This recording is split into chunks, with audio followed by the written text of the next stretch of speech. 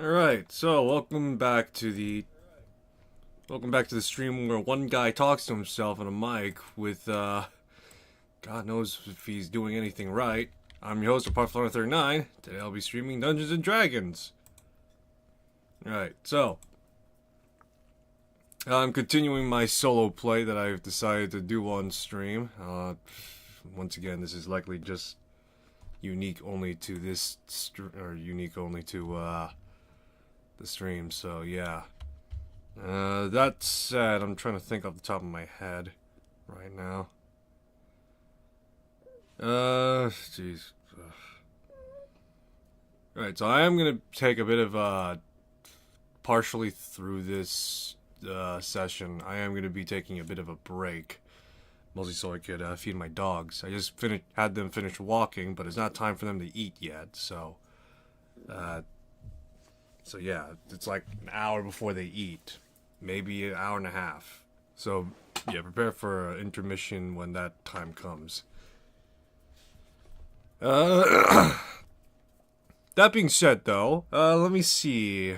So last I left off, I was completing the mission, or the adventure, relating to Shalespire Priory. To which, let me see here. Currently, I'm fleshing out a few more mechanics that I have here, and I gotta finish writing the log at the very least, because I fucking want to sleep afterwards.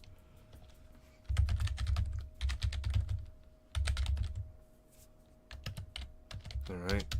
So let me try and recount off memory, for the most part, because this is why note-taking is so important, at least. So, in the final course of combat in Shalespire Priory, ogres had breached the Priory's defenses. Jin was knocked down multiple times and was surrounded by hobgoblins by the time he came to. And Rex previously was knocked down by a bugbear, but thanks to me investing fate points into him, as well as forcing a level up sooner rather than later, he had become level 3 and a blade singer at that. To which, in the final moments of combat, in the round 20 odd, right? The ogre fell, but because the hobgoblins had also managed to breach the defenses, they were pretty much almost effectively brought to heel and captured. Of course, that capture wouldn't last long, as the captain, Lack the Breaker, would pretty much roll on up to the Priory to see and survey the damage, as well as even reap and collect the rewards he oh so desired from Shalespire Priory. Let me write down what I got right now, so.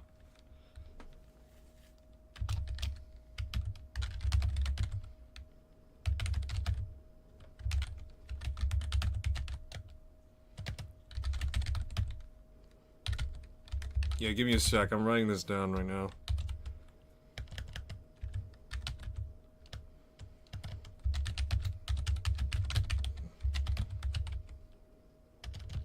So their warband captain, Lack the Breaker. Lack the Breaker was impressed by the amount of members of the warband that were killed in the conflict, and had offered them a place in his warband. But Jin, because he was at the very least arguably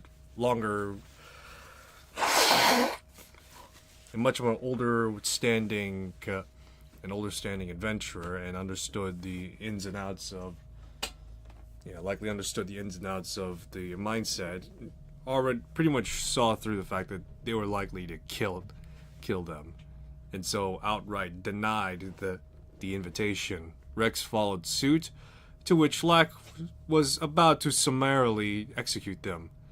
But dawn broke, and with that, the knights from the Order of the Gauntlet, alongside Xander and a priest of Lathander, had arrived just in the nick of time and saved the two.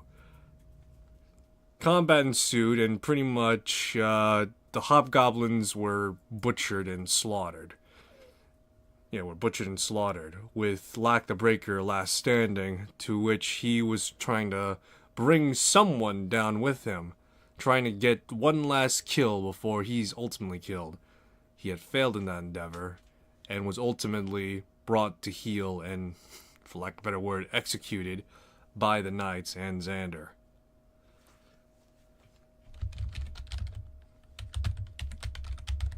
To which afterwards, the priest of Lathander that traveled with the the Order of the Gauntlet Knights would pretty much be impressed as well by the fact that two adventurers had survived the siege of a hobgoblin organized by a hobgoblin, and reward them 200 gold pieces total, effectively. One coming in the form of a golden set of Lathander, a golden set of jewels of Lathander, worth 100 gold pieces, as well as an additional 100 gold pieces as well. They were also given permission to stay in the priory as they rest and recover. To which we are now effectively full brought up to speed. Give me a second, I'm writing down some of the stuff again.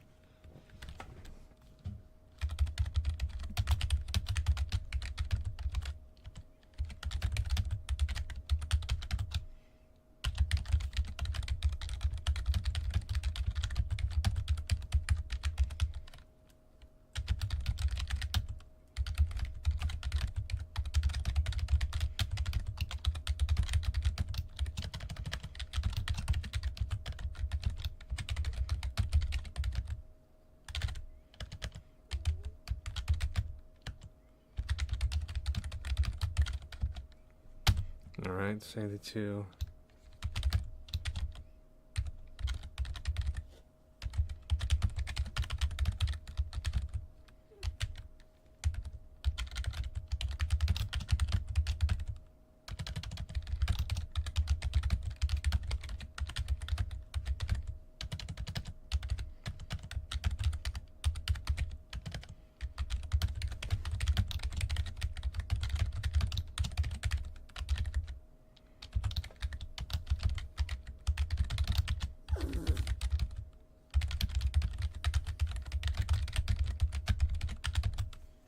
Priest of Lathander, who is traveling with them, what?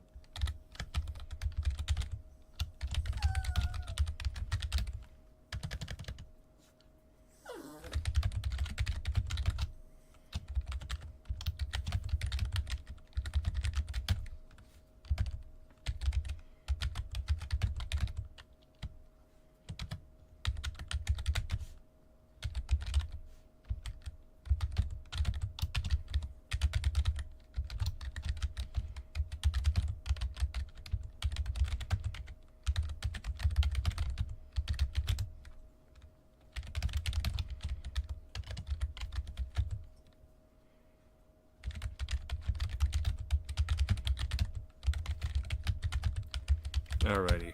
Apologies for the delay, to which this is the end of session 4. Alright. Session 5 now. Alrighty, so now that I got, just give me a sec to quickly make sure I don't have any extra windows up. Okay.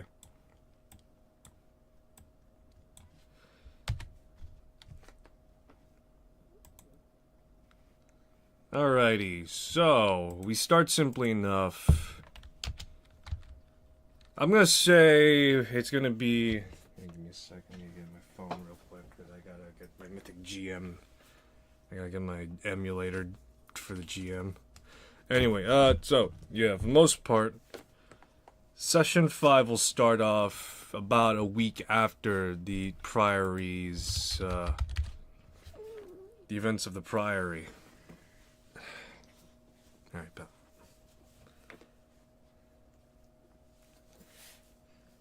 But yeah, it would start a week after the Priory's events.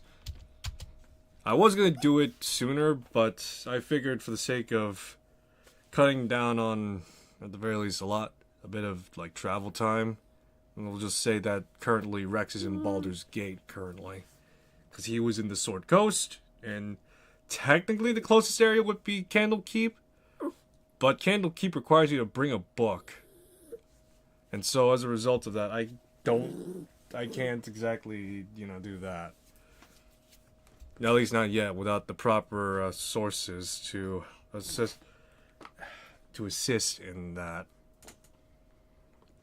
I could ask a few friends to pass off their books, but for the time being, I'm not going to do that. Right. I'm crying out. Come on, you. I got two of my dogs with me right now, so. Just both came from a walk. Again, like I said, it's too early to feed them right now. It's like, it's 5. Usually feed them around close to 6. I'll cut, I'll call that break in sooner, around like 5:30 at least. So that's like 20 minutes from now. Yeah. You wanna?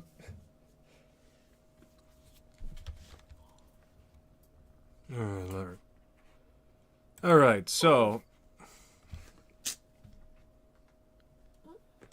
All right. So.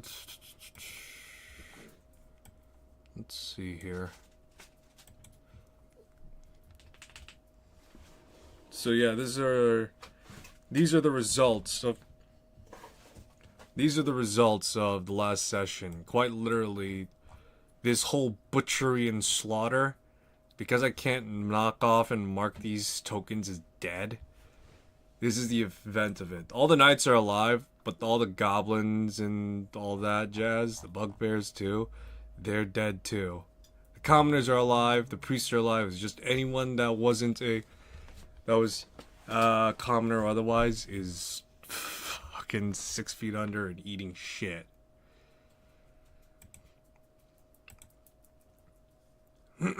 So, let me see here.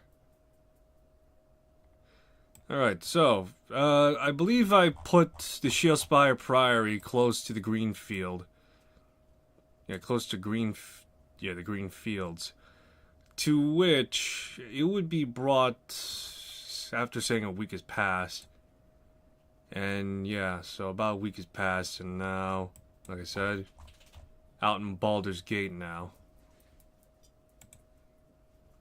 Let me see here. Where's my character? Is he all the way up still in Neverwinter? Alright, yeah, he's all the way up there.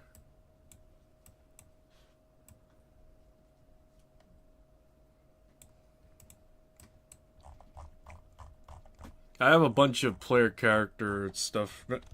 Hey! I have a bunch of player characters ready for, like, literally other stuff to come, assuming that I get to that point. Maybe not. Who knows? But yeah, so...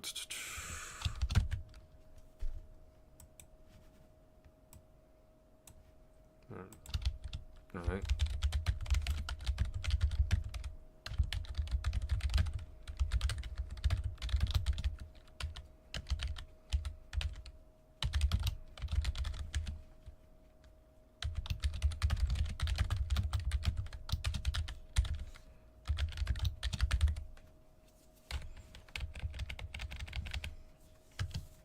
Alright.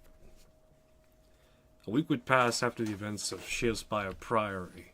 Rex would be in Baldur's Gate. You know.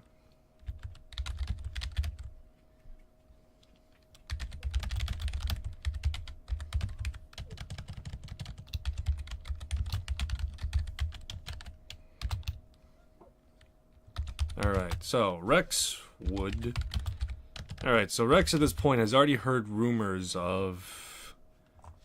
Yeah, with the previous stuff marked down in Session 2 at the very least.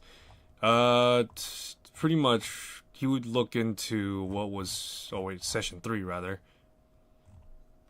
So, pretty much what would happen was that... Would be that the... Where is it? But yeah, that there was rumors of people being, merchants, people being fleeced and robbed, and even to some extent captured in somewhere around the Sword Coast. And so here he would begin to investigate. Fuck's sakes, come on.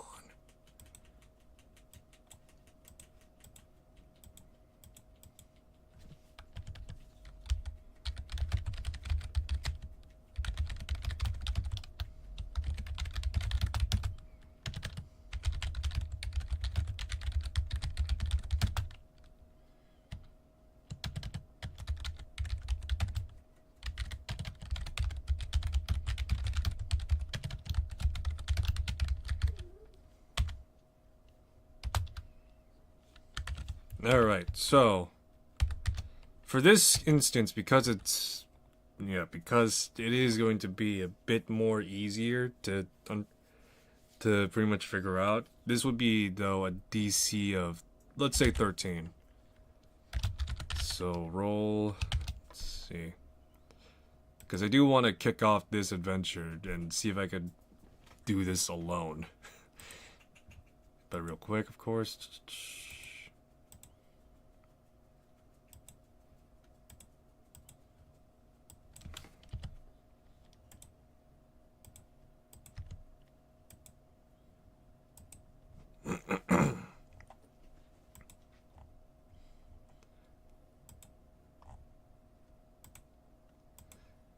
Okay, so now that pretty much that is squared, so DC roll is 13 for investigation.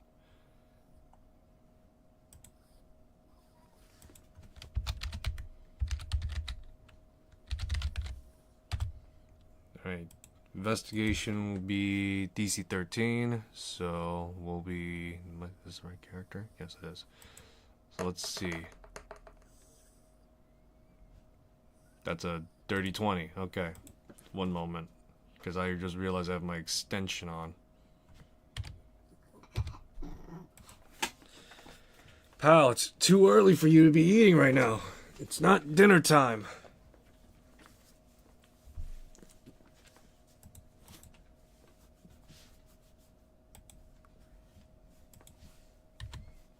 Alright.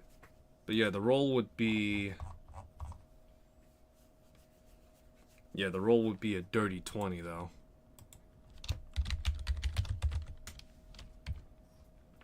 Alright, so, to which Rex would hear more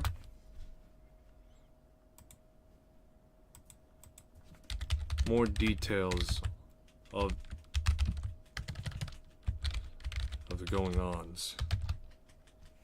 Alright, so this is now going to be straight from what the book says a bit.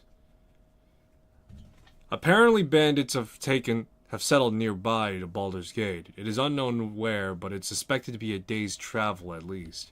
They're stopping and demanding travelers to pay a toll, and to those who don't pay, they'll take prisoners and, of course, rob, and demand ransoms for the prisoners' release. Apparently, a trader named Rolf would know more detail, as apparently his brother has apparently been kidnapped and taken. The bounty has been offered up to 50 GP. Alright.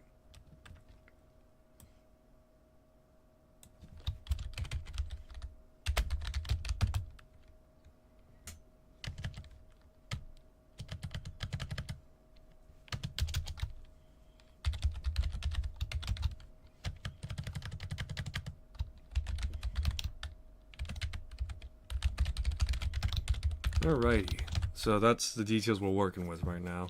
Bandits.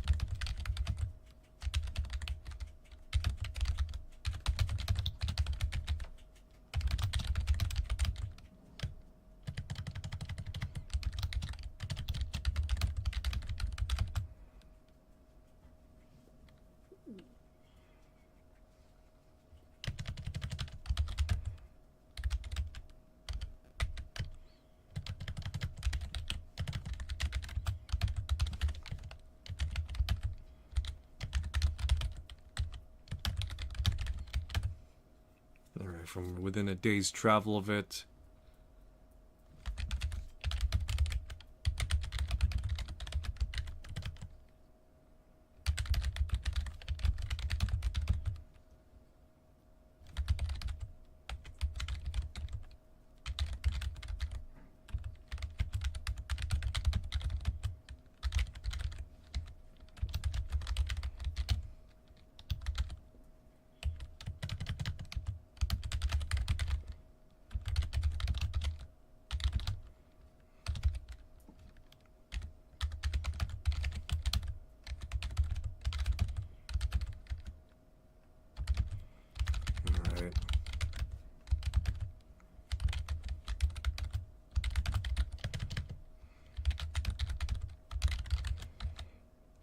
Alrighty. So, there we go.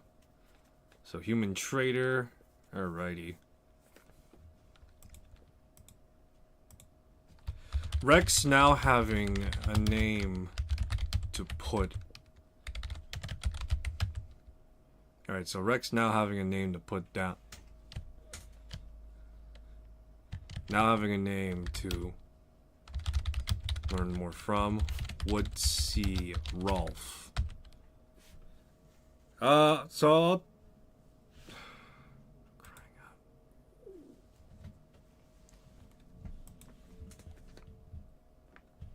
What the crap?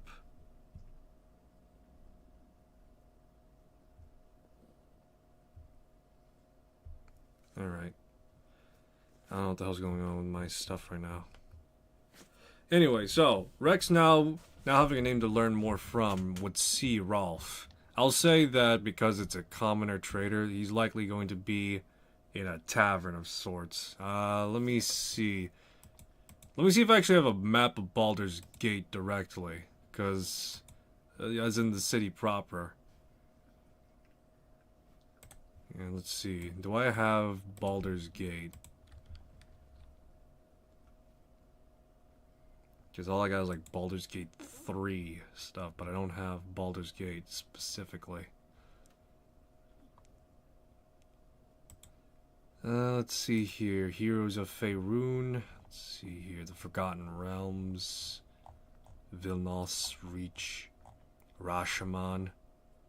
Oh yeah, I get all these other stuff, but I don't get actual Baldur's Gate. Joy. Thank you, game. Oh wait, no, I got this. Maybe this will work. Let's see. This is from Tales of... Yeah, this is from Avernus. It's probably accurate, right? Alright, so let's see here. So, because... yeah.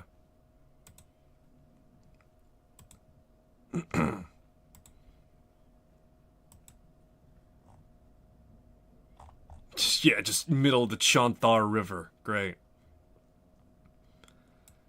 So if this is correct going off of it at the very least, because I'm going off of my knowledge from Baldur's Gate 3 specifically. Yeah, because I'm going off my knowledge of Baldur's Gate 3 specifically.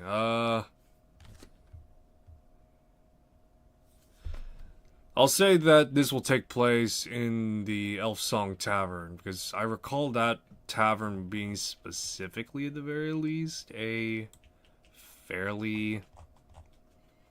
yeah, being fairly at, like, middle of the road, given the fact that it's also in, like, the lower city as well, so...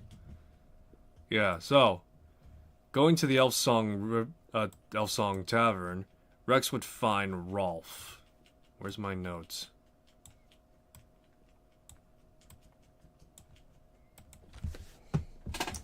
Sec, something's up. I gotta check on something real quick. Come here, you. What's up with you? Let's see. Let's see. What's going on with you?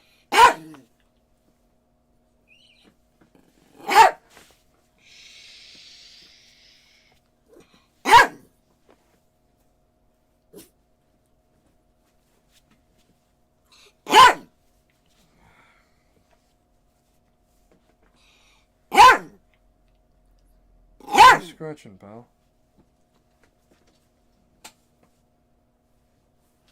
Alrighty.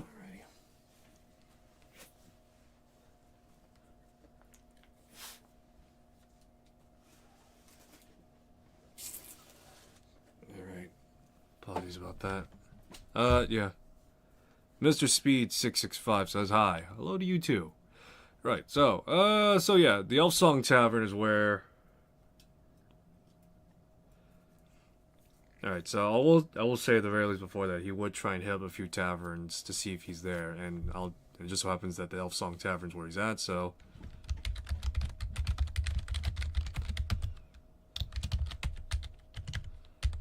Alright, so...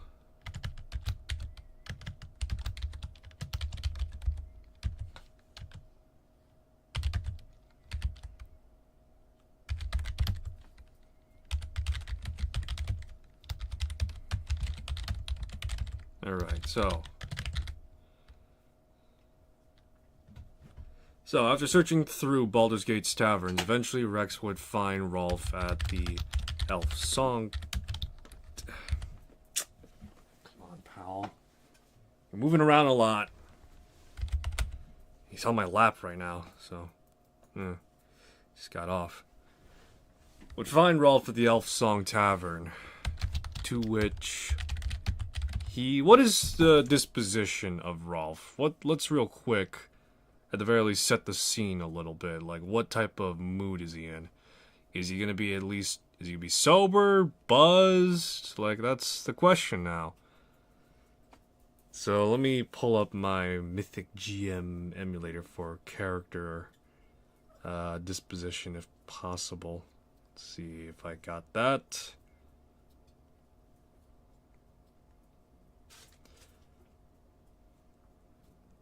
Let me see. Where is the...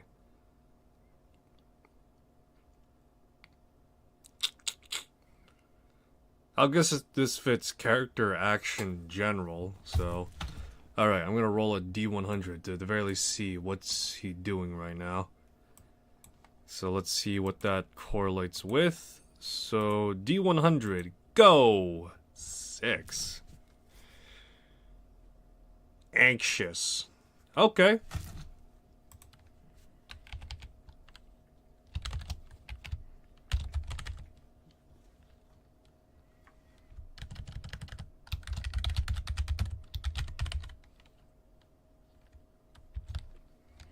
Let's see, what's this?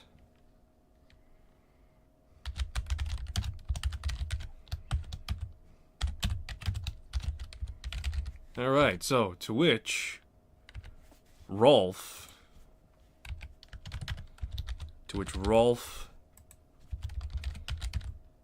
would be... Alright, so character role, general action, 6 anxious.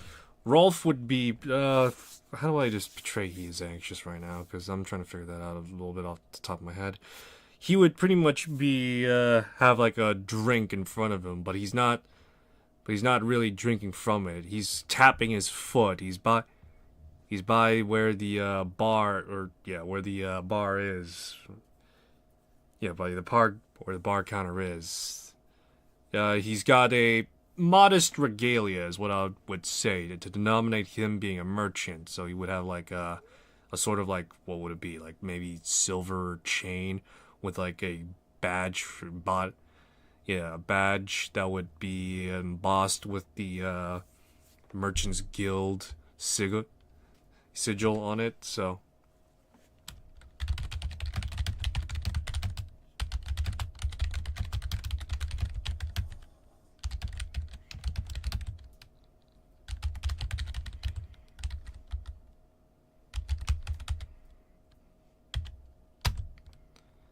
Alright, so Rex would approach him and ask, "Are you Rolf?" Yeah, so pretty much, obviously above game we know, but he's pretty much confirming. "Are you Rolf Tearthrow?" Huh? What? Yes. Who are you? "My name's Rex. I heard from people talking that you were recently you're recently a subject to these bandits ransoming." Yes. Yeah. How much do you know?" "Only a few details. That your brother was taken in capture by bandits, seemingly a days out from Baldur's Gate. Do you happen to know more?" Rolf would look around for a moment and motion for Rex to follow him. At the very least, somewhere that's not as crowded, so it wouldn't be like to a private room or anything. It would probably be like to what would it be, like a corner of the Elf Song Tavern where it's like not as crowded, where you see like the where pretty much you would see like the rogues the rogues and all them edgelords like in the corner, just like mumbling to themselves and monologuing, like, oh, like, it's like my parents were murdered and all that. But yeah, no, it's like pretty much somewhere where it's like a bit more secluded, but like not that much secluded, just so it's away from prying ears. So Rolf, after sitting in a booth with, or you know, choosing settling in a booth with Rex, would pretty much reveal a letter that was written. The letter would pretty much simply convey and say, "We've taken your brother as prisoner. Yes, we've taken your brother as prisoner, and we're holding him for a considerable amount of gold, to which I don't know explicitly the price would be fitting, so I'm going to say upwards to, let's say, 250 gold pieces, a fairly large hoard for a commoner to, you know, a commoner trader to just dish out or something like that. But yeah, so the letter would detail like, is like, bring money on this, at this time, at this day, and yeah, at this time, at this day, to which I'm gonna roll a D8 with a minimum of +1 to it. So let's see what I get. To which the day would be 4 days from today. So 4 days from today, the ransom must be paid off, or something terrible will happen to Tearthroat, or to Tearthroat's brother Andon. Give me a sec. I gotta add 100 GP from the previous session.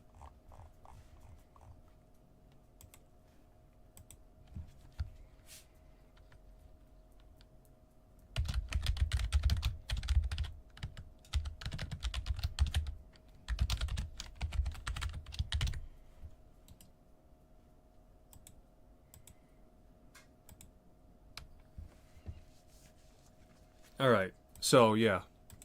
Let me again get my notes and write this down.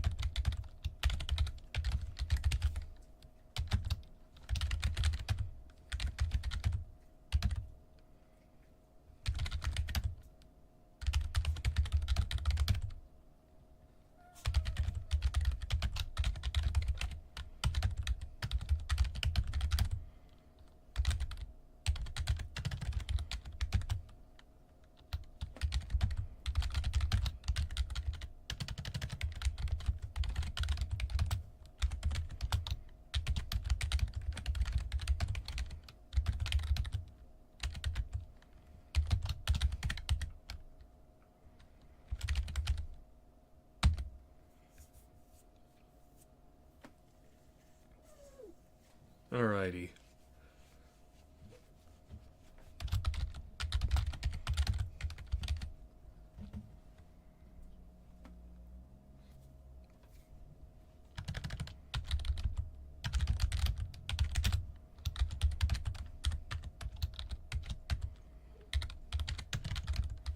You know, I feel like the 250 might be a bit much, so at the very least, I'm gonna go with maybe 150.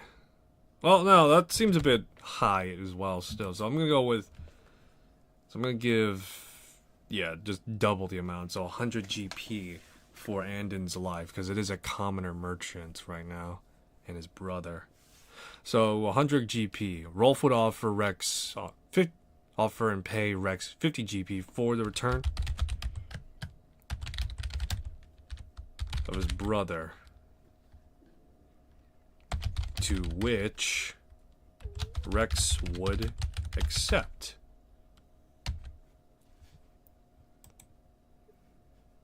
Alright.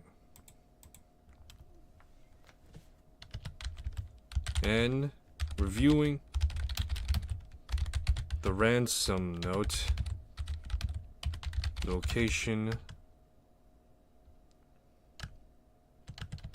Reviewing the ransom note would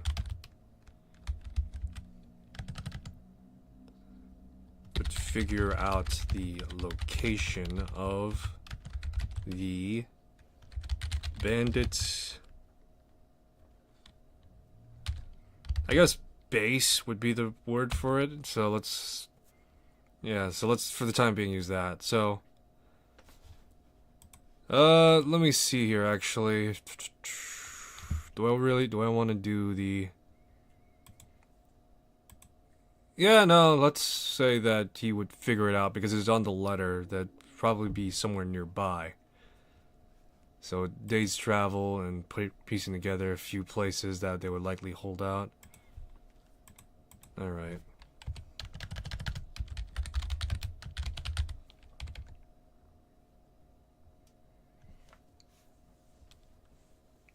Alright. Would figure out the location of the bandit's stronghold. Before setting off, Rex would make preparations and would consider allies if needed. Alright, so this is pretty much my time to now effectively, you know, take the time to learn or pack anything that I would like. So I have 100 gold pieces right now, technically 200, so there's that. I could take up and learn a new spell if I so choose and desire.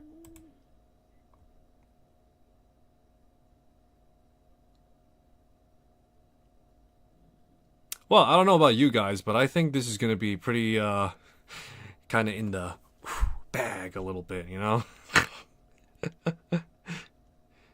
Alright, so...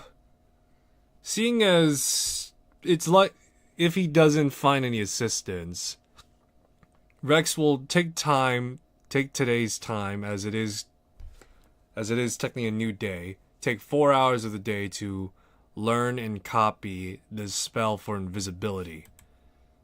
So that would be 100 gold pieces in 4 hours of time. So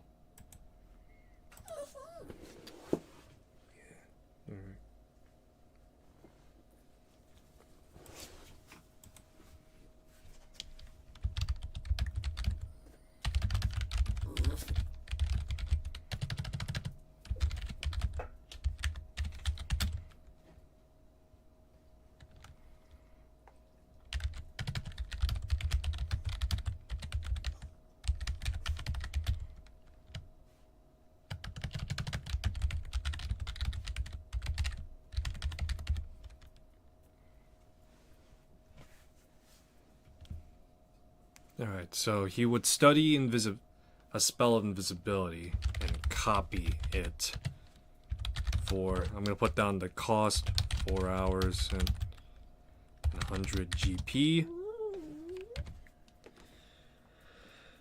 Okay, after I finish taking down these notes, I'm going to call for a bit of a quick break because I need to now go feed my dogs. It is close to that time actually, so real quick, new day, studying visibility. Let me see if I have time to buy... Alright, let me see if I have time to buy a rapier. Or if I have the cost for it to pay for a rapier. So for a... I'm curious, what the hell is this? Sylvan Talon. The hell? So that's 100 GP off rip for my stuff. And then afterwards would be another... Let me see here.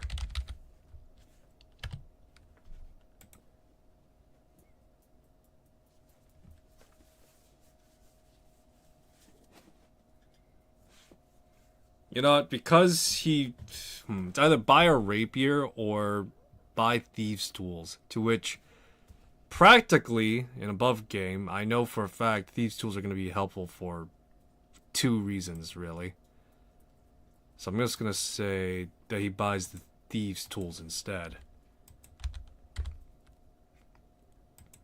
As much as he wants the rapier, he understands that this mission would likely require a more defter hand. So he would buy the thieves' tool because of locks. Currently, normally, wizards would, spend time getting knock. But he doesn't have knock. He has... So he's need to rely on lockpicks that he's not exactly fully familiar with.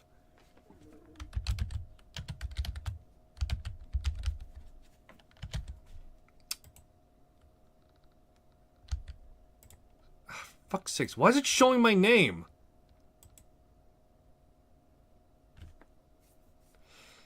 Alright.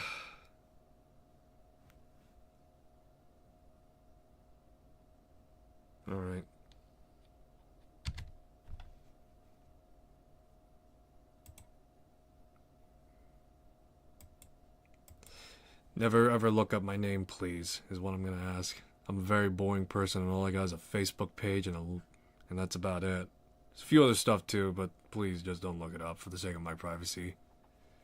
Okay. So, fuck's sakes, give me a sec. Right now I'm now dealing with a dozen fucking fires right now, apparently. Because my fucking Google Docs decided to dox me!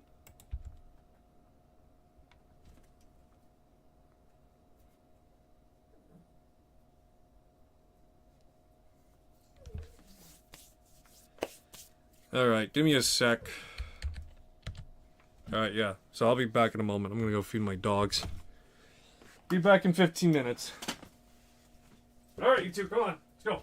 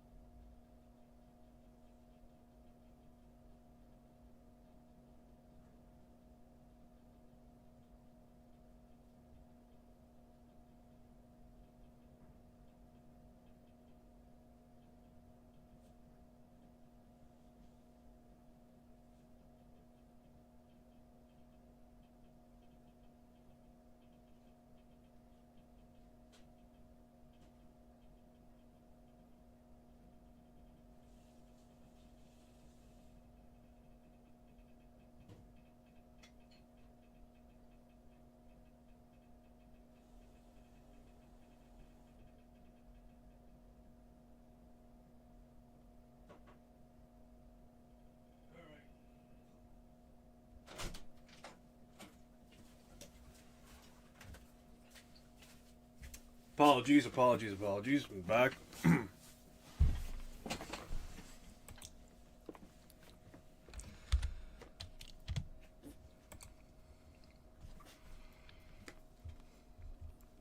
Alright, so.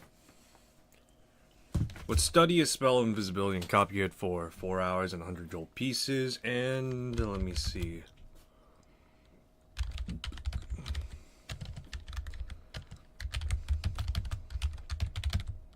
We'll purchase a set of thieves.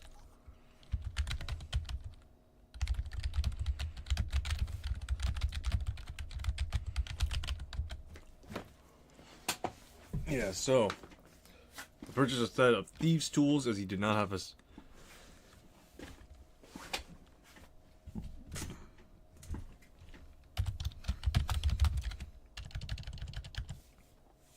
Alright.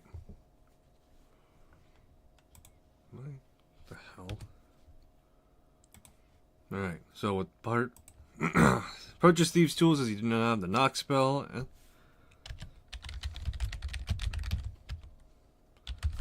Possibly look for help.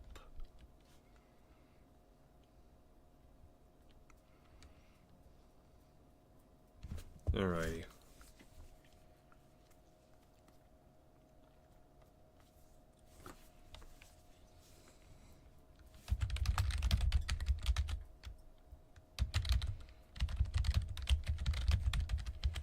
Alright, let's see here. Who would be made available? Let me pull out my Mythic GM emulator again. See who do we get. So, we're going to go off appearance, background, and descriptors. So that's 3 D100s to dictate who this character is. We've already, for the sake of brevity, I will already have, yeah, for the sake of brevity, I actually do already have like a set of characters already made. Let me just...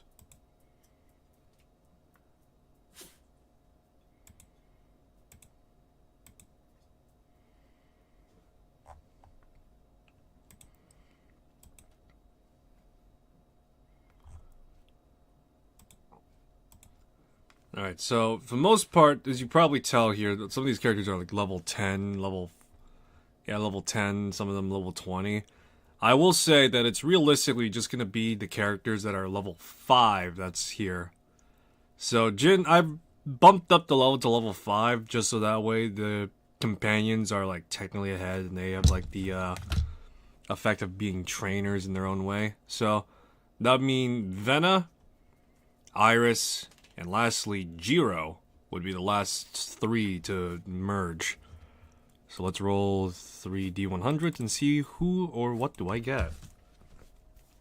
59, 10, 5. Let's see here.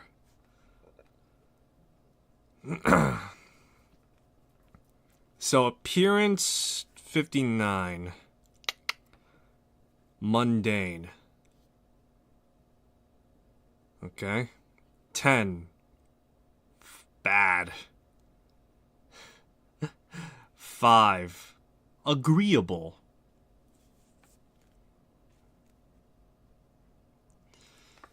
The only one that would fit this descriptor, in my opinion, is the Goliath Barbarian, Vena.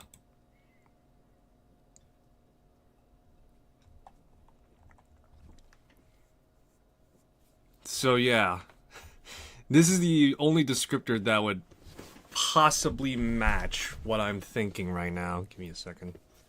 But yeah, this is the only other character that I can think off the top of my head that would fit the description and descriptor as to what I was given.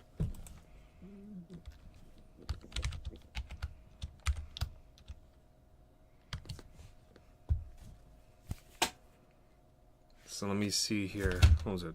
59, 10, 3.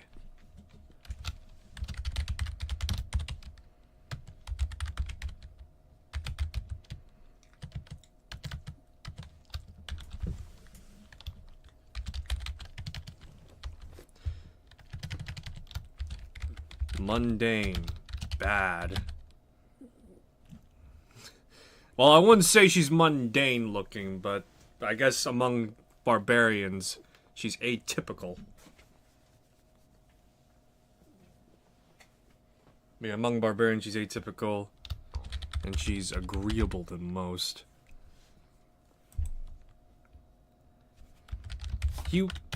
Rex would spot a tall, muscular woman whose appearance,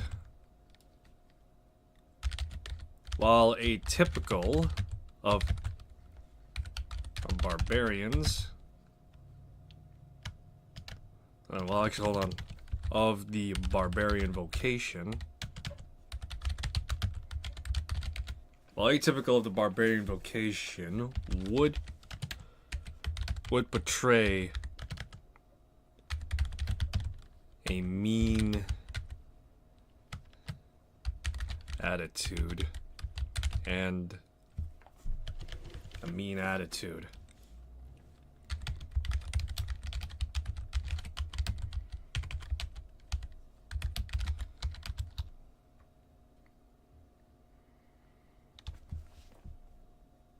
Alrighty.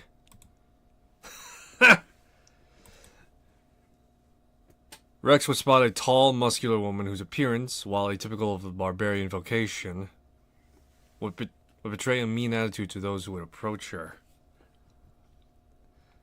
Alright, now give me a second to real quick run through my portrait catalog, see what I got.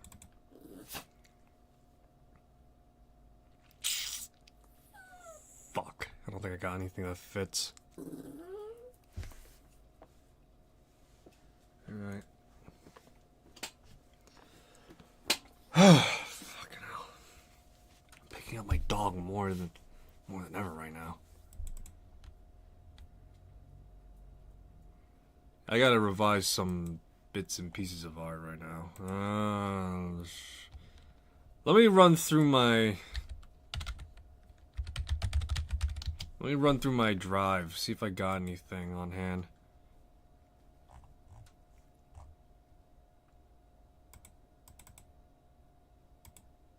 No, I don't. At least I don't think so.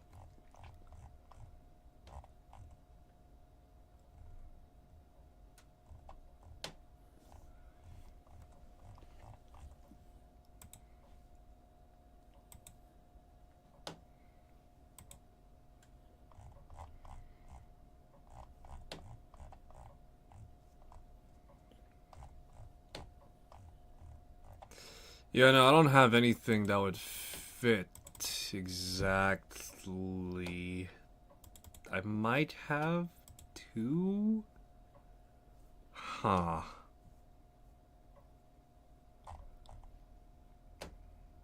Thing is I do have one that would technically fit. Problem is that it's meant for a tiefling specifically. You know, actually, I think I got something that would be suitable as a placeholder for the time being.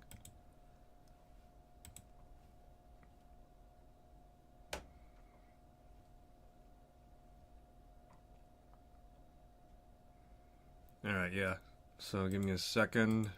Let me just shoot it up to where I got it.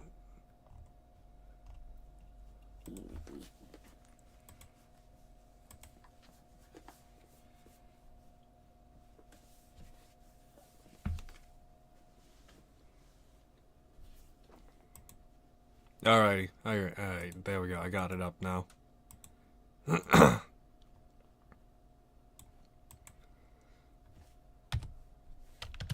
Okay, so spot a tall, muscular woman whose appearance, while typical of a barbarian vocation, would betray a mean attitude toward those who would approach her. Rex, let me see, would he... Let's make this interesting, shall we? Let's see if she's got the chops to spot him, at least. Although this is going to be one-sided, I will say.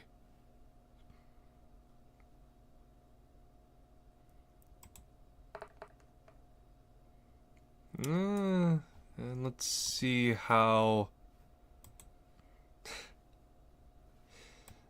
Give me a sec. Where's my... There it is.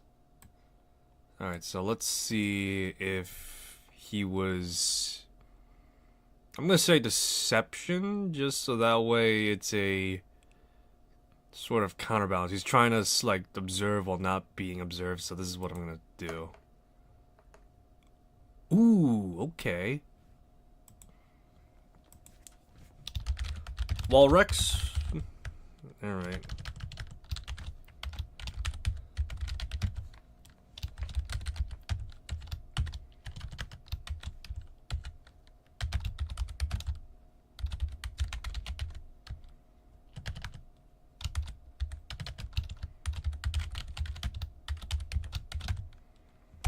Okay.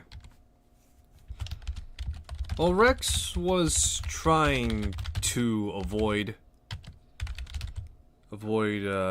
drawing her attention quite clearly. She spotted him first and approaches him.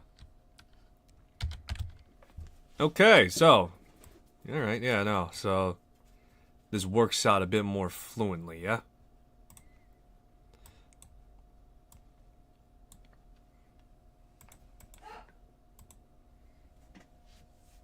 Alright, so yeah, this works out a bit more fluently, a bit, yeah? So, yes, I was saying, Venna approaches Rex, and quite clearly, Rex is...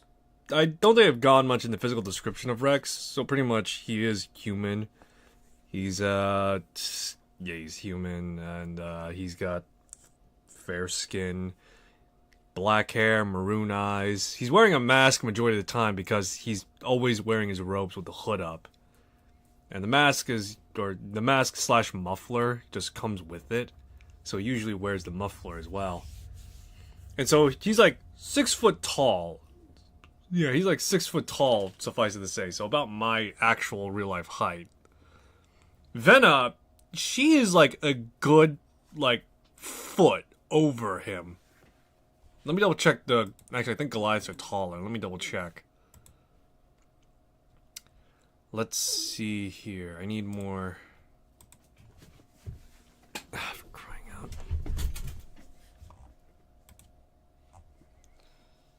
Alright, I need more details. There, alright, there we go. So, she's about... I'm gonna go with the absolute max of her height, then. For her racial height. She is, like, a good... Like, 1.5. She's, like, good 1.5 feet taller than him. And so, it's pretty much just, like... He's looking up, she's looking down at him, and he's like, well, now, what have we here? What does a robed man like you have to look at as someone like me?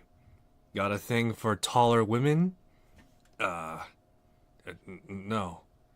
I was just looking for help with something. Possibly. Right. Help with something.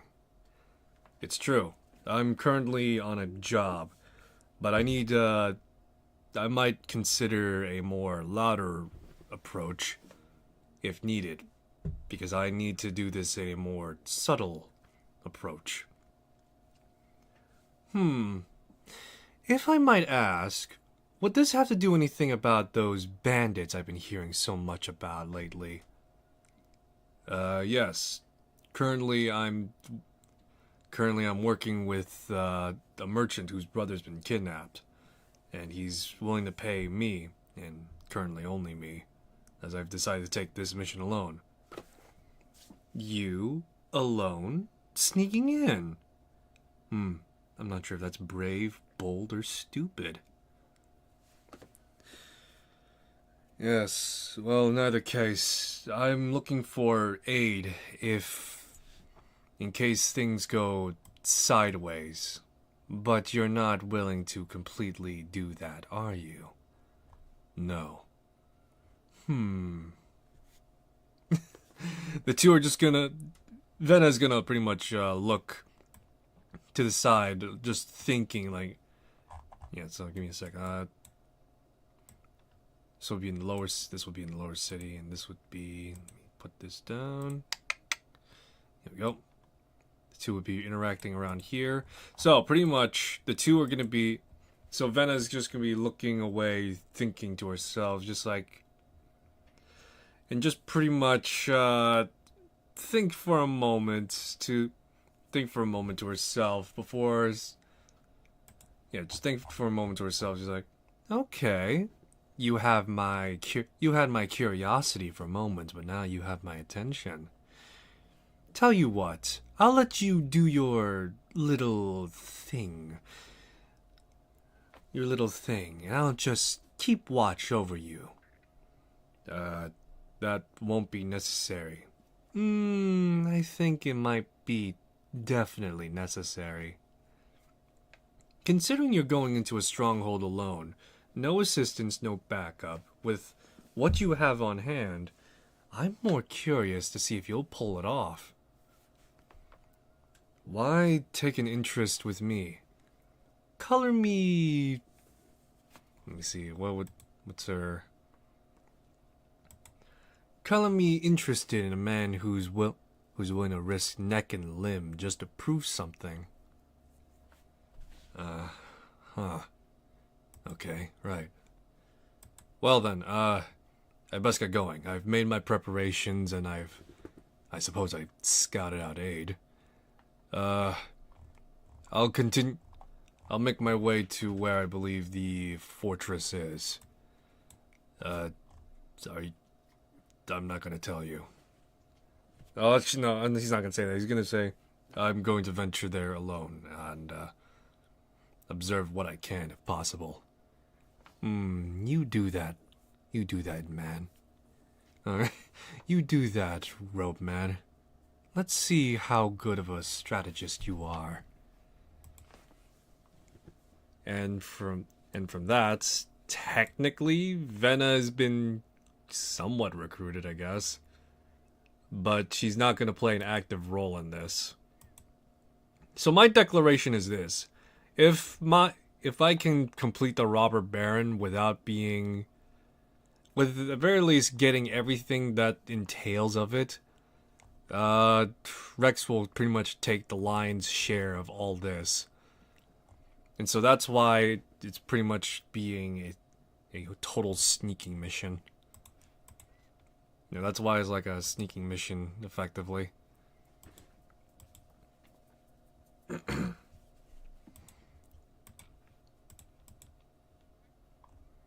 Alright, let's see here.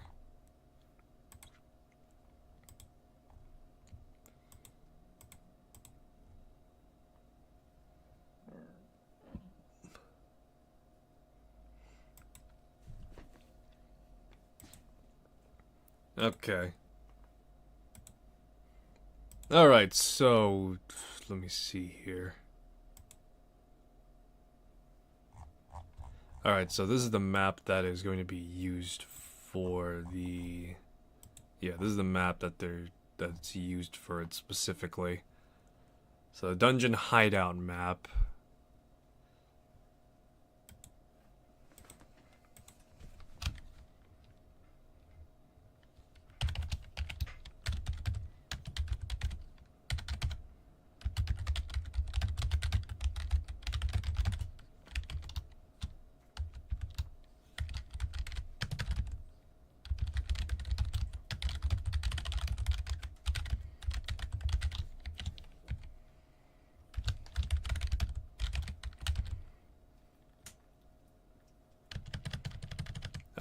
I need to, yeah.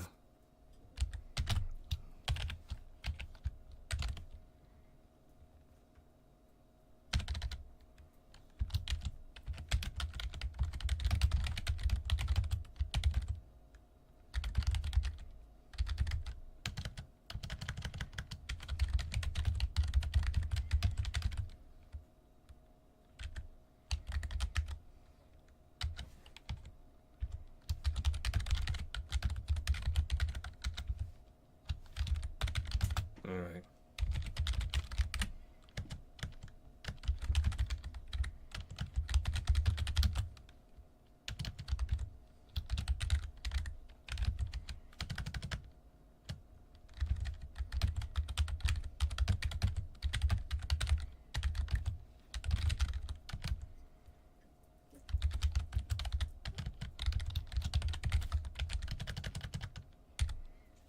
Alright.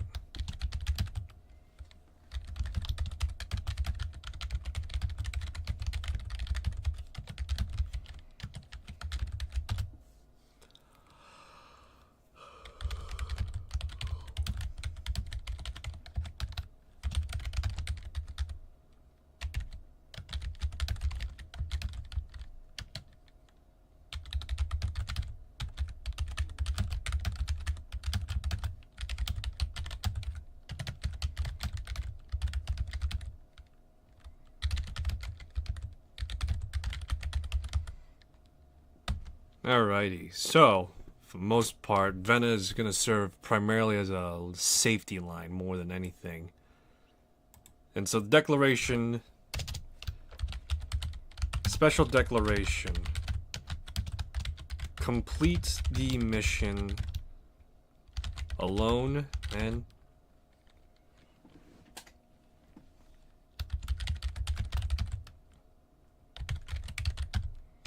achieve the optimal way of complete the mission alone.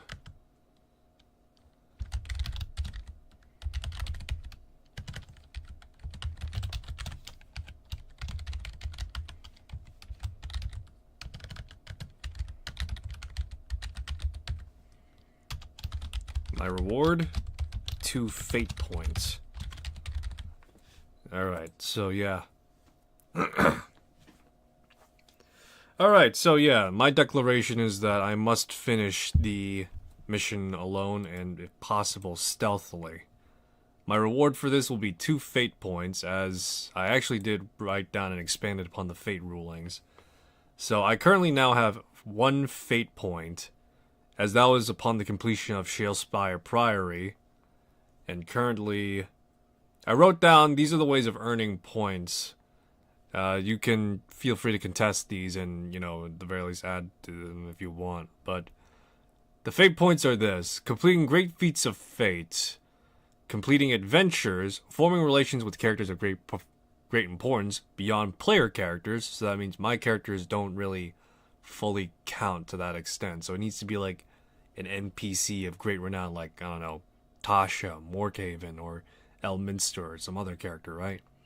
Discovering threads and understanding them. So there's going to be times where I'm going to roll for Arcana as sort of premonition and foreshadow as to what will happen later in the future, and most commonly is achieving a new tier of level. So specifically, by the time I reach tier 5 by the time I reach tier 2, 3 fate points will be awarded, and then after that is going to be 4, and then after that is going to be 5. So this is the escalation of the tiers, as it were. At least as far as Adventure League is concerned. I might be incorrect on that assessment, but at the same time, I think this is, like, accurate to what the tiers are. Again, I could be wrong. I gotta check up on AL rules. Alright, but yeah. And I also made some revisions and additions to the table here. So currently the table is this: says that 2 roles I can change a role, which is a bit vague, which I'm gonna do that, change later. 2 is to defy death. I'll say this outright: Rex dying is not likely to happen, but in cases where it does, it will and kind of would be subjected to it, is going to happen on that front. So this role is for that. Force level up twice is specifically for tier 2, and I did not state this prior, but the force level ups are only 1 time. So, like I said, if I use these, unless it's stated otherwise, I cannot use them again. The others I can use an infinite amount of time. But in other cases, I cannot. In other cases, for the level up, I cannot, because they're so limited as is. For 3 is to defy a minor fate, so change the outcome of an encounter within reason, and then define an ultimate fate, which is to change an outcome of a of an adventure within reason.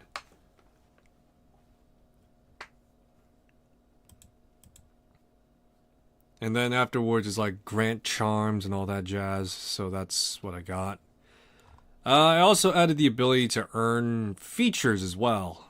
So currently these are the ones I'm interested in, but I would look into expanding this a bit further. This won't be viable until level 4 though, so this is just me like prepping it up. So minor feats of fate, unlockable after level 4, complete tasks and objectives that would otherwise be unlocked by progression. Some feats can be taught or augmented by trainers. And I put down gain features that define the legend. Because I guess you could say this is kind of sort of myth and legend writing instead of actual like story writing. Because I'm interacting with, like, for lack of a better word, I imagine canonical events with D&D lore. So this is going to be less like, oh, my character is the definitive main character and he's John D&D. No, it's more like, it's pretty much, think of it like rumors, myths, and legends of some guy that was there once upon a time. It's not sure if he really was there, or perhaps it was just a tall tale, but the tale exists, sort of thing.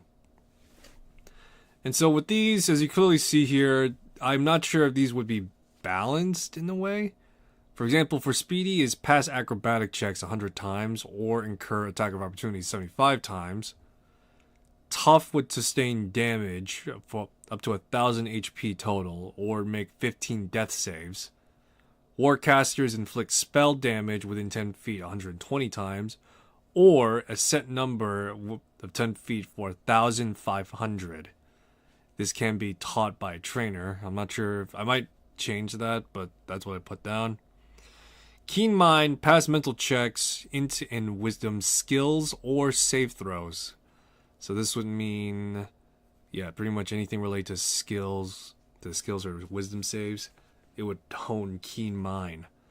Weapon Master, duel a number of NPCs 1v1 or learn from a trainer. Fighting Style, learn a weapon use a weapon a particular way 250 times, observe a person with a particular fighting style 100 times, or learn from a trainer. Some of these, yeah, these are mostly native towards Rex so far, but yeah. Okay, so let's get back to the whole thing though. I also put down the reputation, the basics of the renown reputation system, so there's that. Complete mission alone. That's my special declaration. So, Rex, after making his preparations, would embark toward the fortress, toward the bandit stronghold.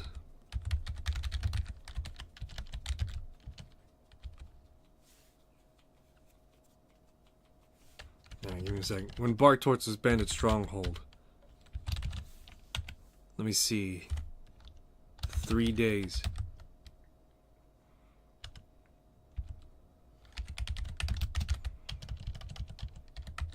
Alright, 3 days until ransom.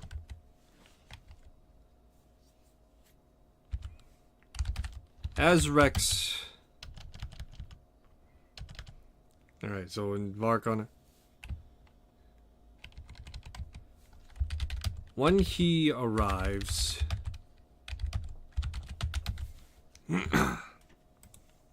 alright, so when he arrives, he would observe fortress for a day to see what is going on. Alright, so this is going to be a double roll. So obviously, in this case, it would be perception.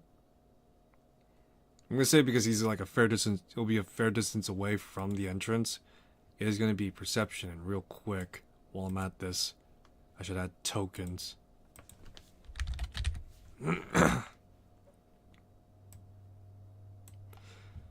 Okay, so what do we have?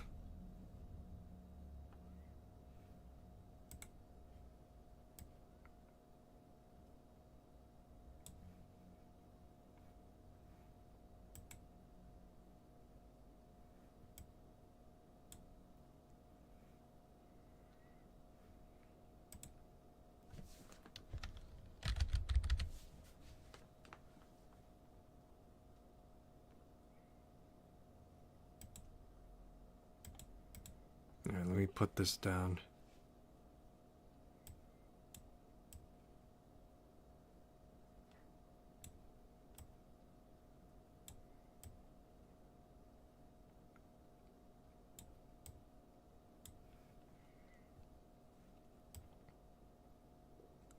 Doesn't say which one is the...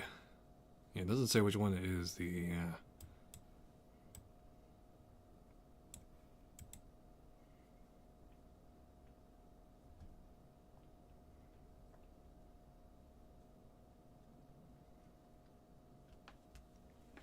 Okay. So if I'm reading... Yeah, so this I'm reading correctly. The fallen archway...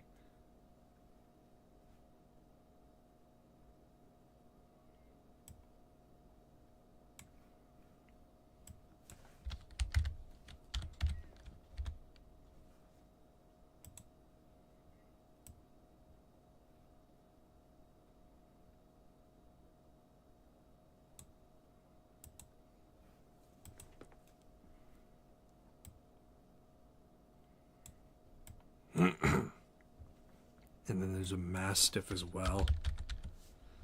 Yeah, this is just gonna be a lot of like...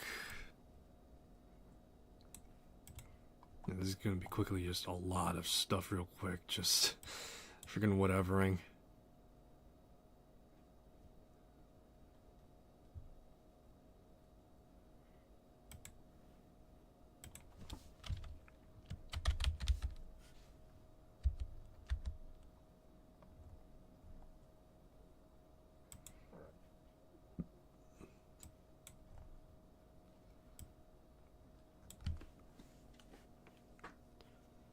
I'm trying to figure this out right now. So, East Tower.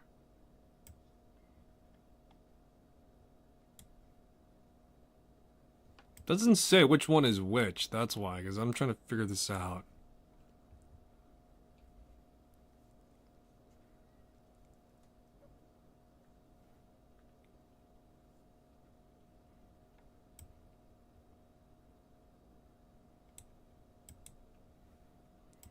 Alright, so East Tower.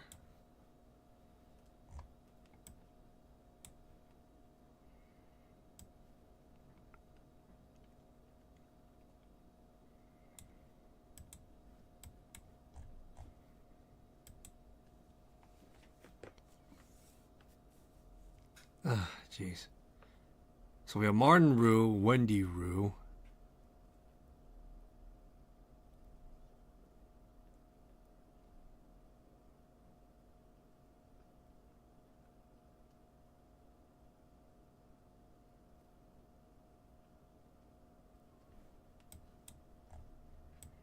Alright, okay, there we go. Alright, now I got a better descriptor as to what it is. So in the West Tower, there are three. Alright, there are three bandits observing.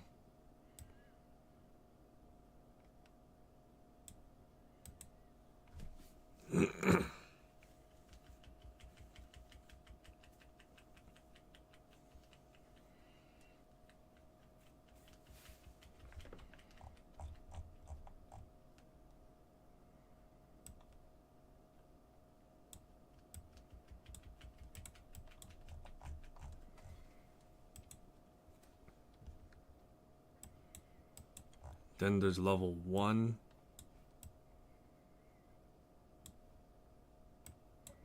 Alright, sorry, I'm doing, like I said, I'm doing a lot of prep right now.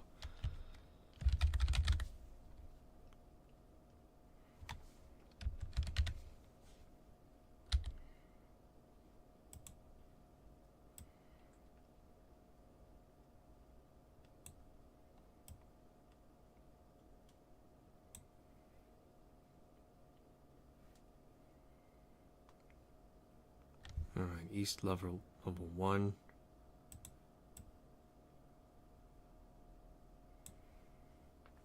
Okay, so in the East Tower, Martin lives up in a rough office. Rough office set up in the tower, northeastern barracks.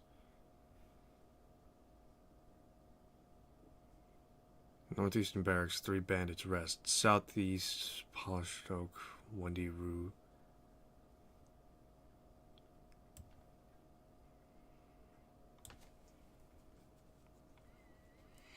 Yeah, where Wendy Rue resides.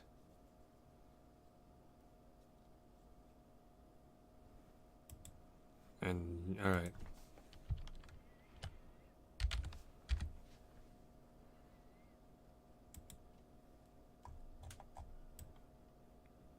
So I guess this is what it's supposed to look like?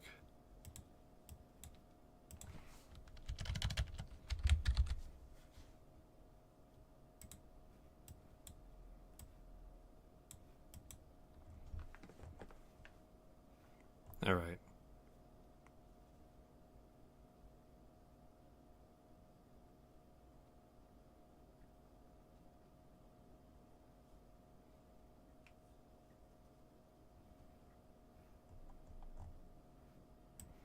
Oh, here we go. Okay, so we got more people.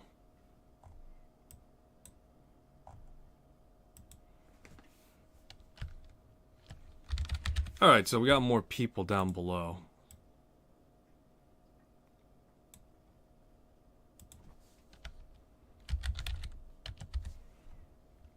Okay, so more people down below. A scout, a mastiff, and 3 bandits.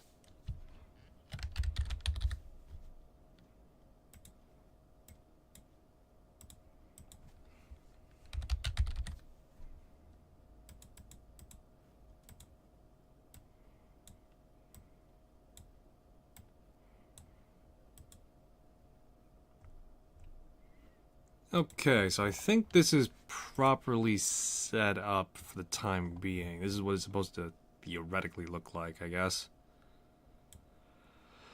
Alright, so, okay, we can now begin the rolls now. So, let's see here. He's gonna keep a fair distance away so the DC will be lower.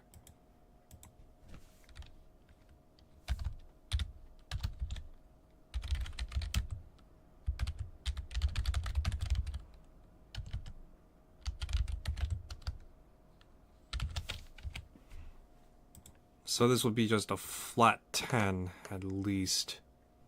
22, so yeah.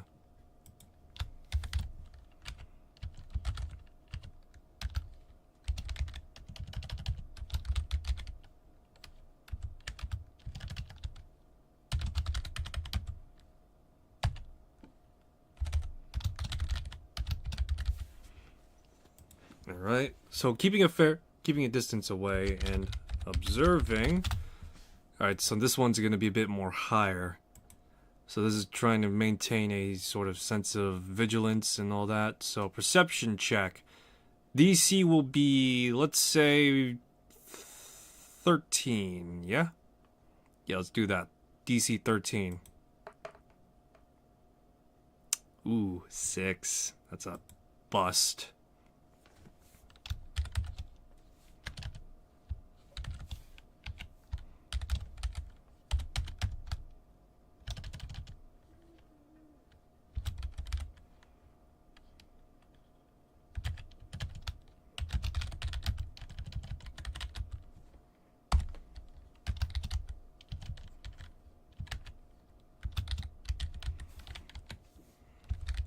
Alright, observing the...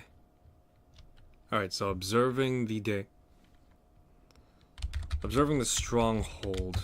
Rex is unable to get a proper beat as to a patrol or sense of... Yeah, or sense of...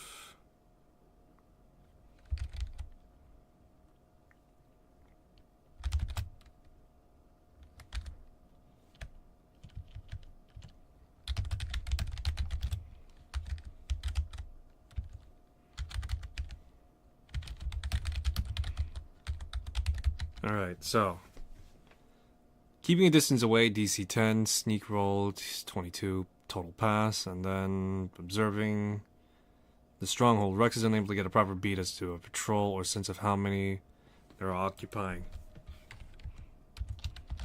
It would seem that to Rex, the same set of people.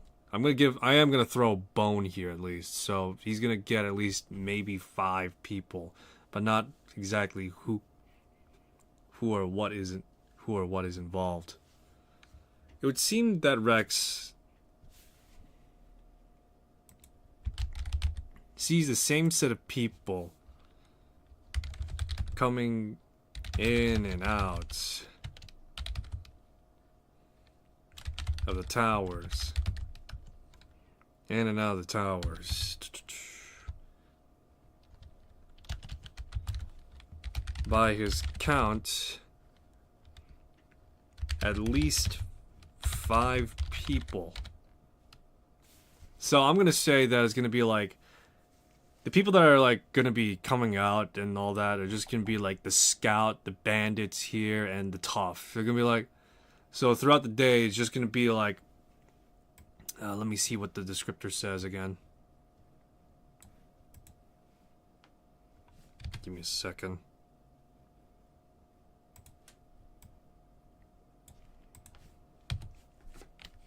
So it says here that, according to the Fallen Archway, Cat Caldwell and his pet mastiff are keeping a watch on the road. There are 3 bandits lurking in the ruined guardhouses of either the other side. It says here there's supposed to be towers. I'm not sure. Not sure where the towers are. Are these the towers? I guess. Oh, I guess these are the guard houses then, so, okay.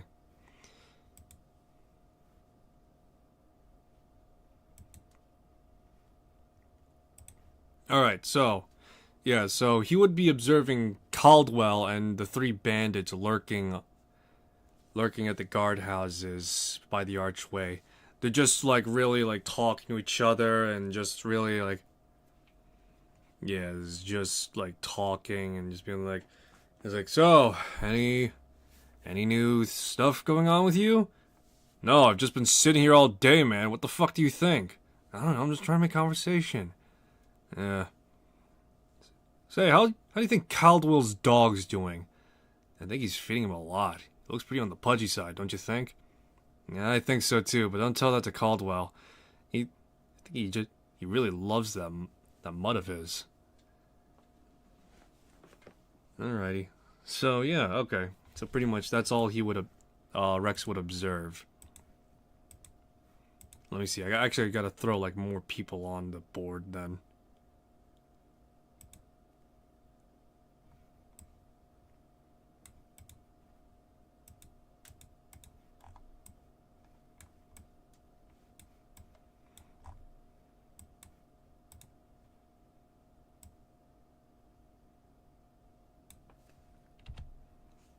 Alright, so there's gonna be... It's gonna be scouts, bandits here. So they're gonna be coming... I'm gonna say that they're like coming out, in and out, and all that jazz. They're like regularly swapping positions and all that jazz. And just like watching Caldwell and talking to each other. Alright.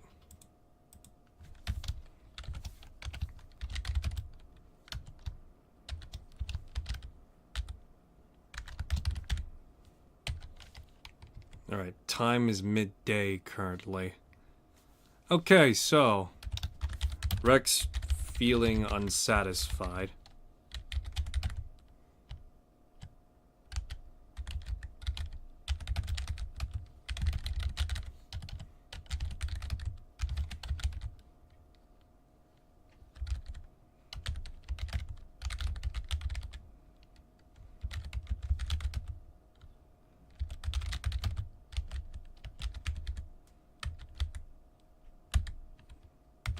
Alright, so time is gonna pass and he's gonna wait. Rex is gonna wait until midday, to which, before making his approach, let me see here. So I need to...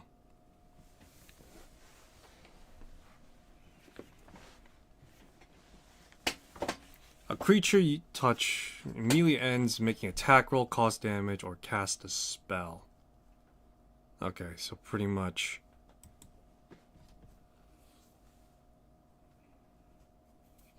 Okay, so pretty much it says here just if you're touching a... Alright, so if the target makes attack, roll damage, or casts a spell. So it ends if I cast invisibility again.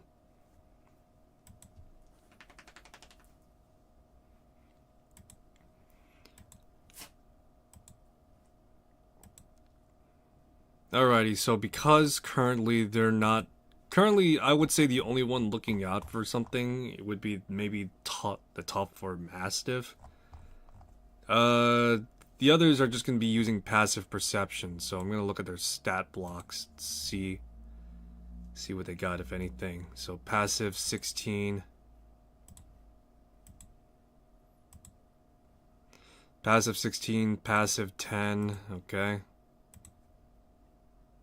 Passive, what's his... Just a skills... Oh, there we go. Passive 15. And then the bandits, what do they got? Passive 10, and then...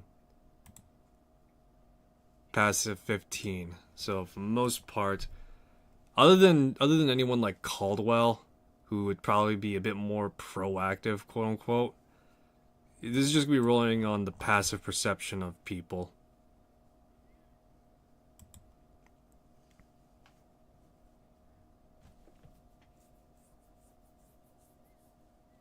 Alrighty, so let me see here. So as evening settled in, before venturing in, Rex would cast on himself invisibility. There we go.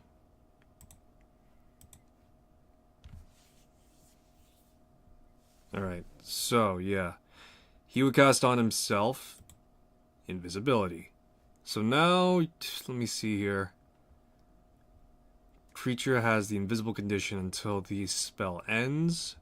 Early if it makes an attack roll or casts a spell. So currently there's an hour worth of invisibility on Rex. So I'm going to make the stealth check.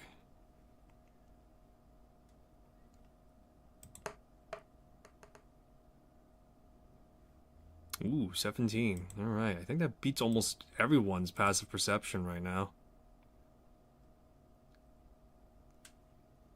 Yeah, pretty much. Just barely as well. Jeez.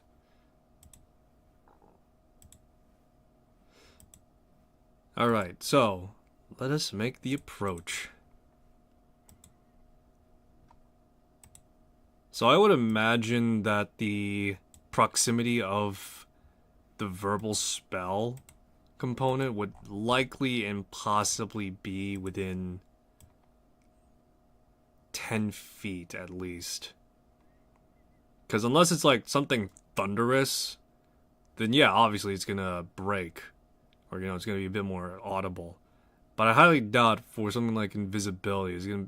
For some, like, spells, like... Yeah, for some spells, it would be, like, audible directly. Like, oh my god, there's someone casting invisibility on themselves, guys. Keep an eye out, So, realistically, maybe, like, 10 feet to 5 feet, maybe? Yeah, maybe 10 to 5 feet out. Maybe, and if we're going to be talking, like, corridors and all that, we're going to be counting for maybe echoes, maybe 20 feet. But yeah, no, with him out, so... Alright, so yeah, with Rex now effectively invisible and sneaking into the camp, he's gonna pass on by and just, like, pretty much see Caldwell, just like, just another boring day. I should have taken up being a Houndmaster. My buddy here is clearly a sign that I'm capable of taking care of pets, right, pal? Roof. Yeah. Knew you'd agree. He would, so Rex would see the door be blatantly opened, a scout and bandit, just like doing rock, paper, scissors, and just being like, fuck, best out of 50. It's like, come on, you suck at this. Fuck you. Alright.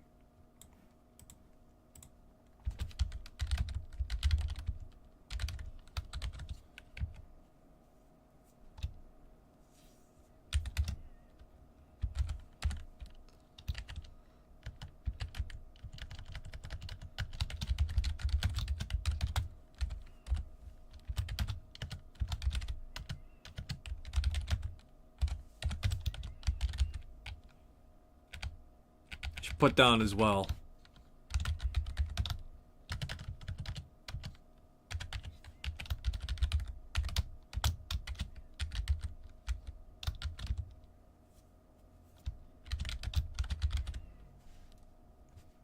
Alert phase, no alarm.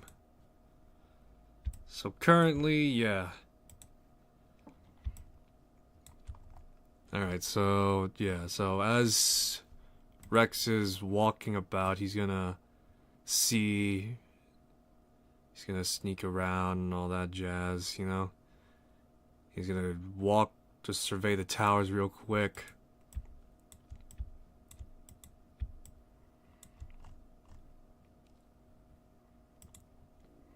He's gonna see the bandits here and the boarded up stairway right there, and just like see these bandits, like they're all congregating around like a campfire, I think the descriptor says. Yeah, so in the west tower, relax around a campfire in this tower, much worse condition than the eastern one. So that means these guys are just like, it's like, man, why the hell do we gotta stay here under this rickety ass roof? Boss says to watch the staircase. God knows if that prisoner's got anything on him that could possibly let him out. Yeah, but that seems like a bit of a stretch, don't it? A bit overkill and all that jazz. Yeah, well, better safe than sorry. Boss wants to get that ransom for whatever reason. And so, yeah. I'm gonna say, like, Rex moving around and observing all these things is gonna take within a span of... let's see, I would say it's gonna take, like, maybe, like, 5 minutes or so. Assuming that he's listening in and, doing more stuff up here. So this here, the doors would be unlocked, but that, it's like open slowly and all that. So as Rex is moving slowly and, keeping out of sight, I will say, suddenly, because they're not, obviously there's no alert, but let me see if I can squeeze out these.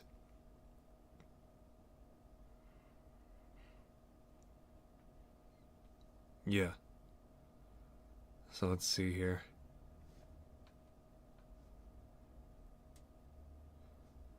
Yeah, so I'm gonna see if I could squeeze out some, like, story beats.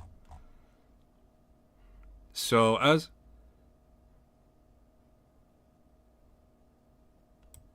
me see if I can get a good read. Roof.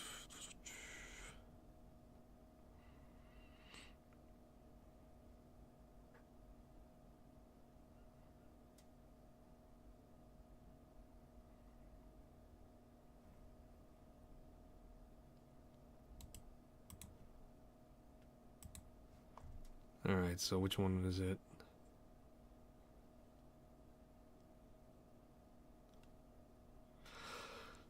What was the quest in question? I know specifically that was that Baldur's Gate quest.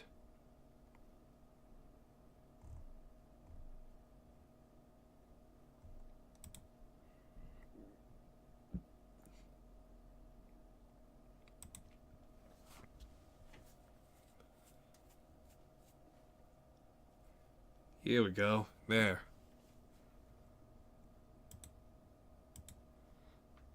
So, let me see. As pretty much Rex is sneaking by, suddenly he would hear a door open. Freezing and stopping, he would see passing by him is Martin Rue. He's, despite the fact that I'll say that he actually does have like a sort of like cracked masquerade mask on his face, as well as like dressed in like a sort of kinda like ruiny but fancy, sort of like quasi fancy, that was, or once upon a time fancy armor and attire on him, and he's just like, and he's like coming out right now. are coming out of his office. And let me see here.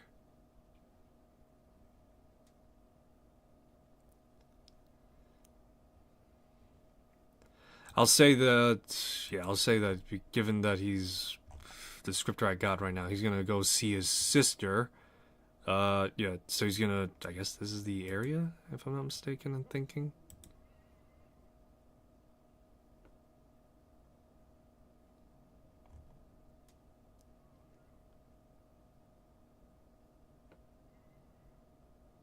In the southeast corner. Which way is north then?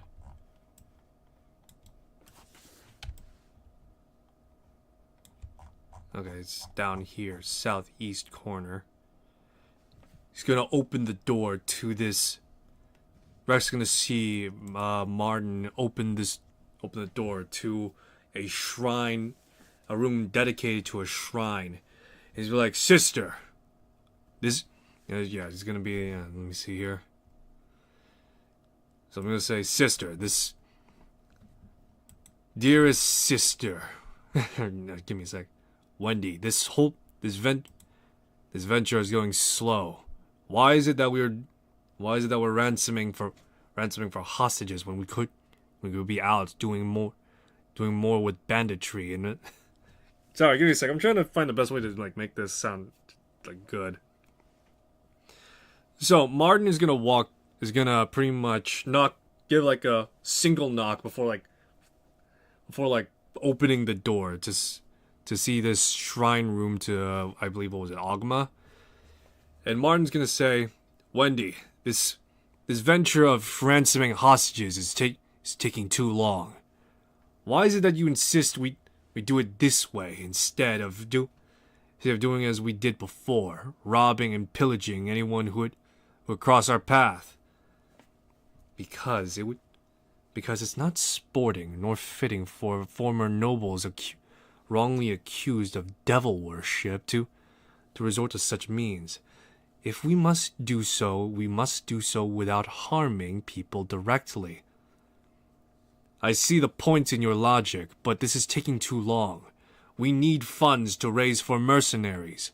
Mercenaries that we can then use to take vengeance on the, let me see, what was it? What was her name?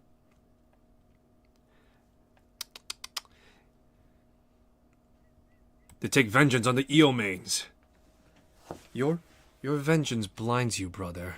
Despite everything that's happened, we must remain true to who we are. Noble and above the savages. Alright, let me see. Let me double check the belief of Ogma real quick, because I know Ogma is like...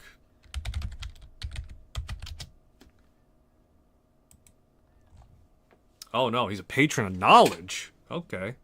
Unless, let me double check. Let me double check if that's the right one.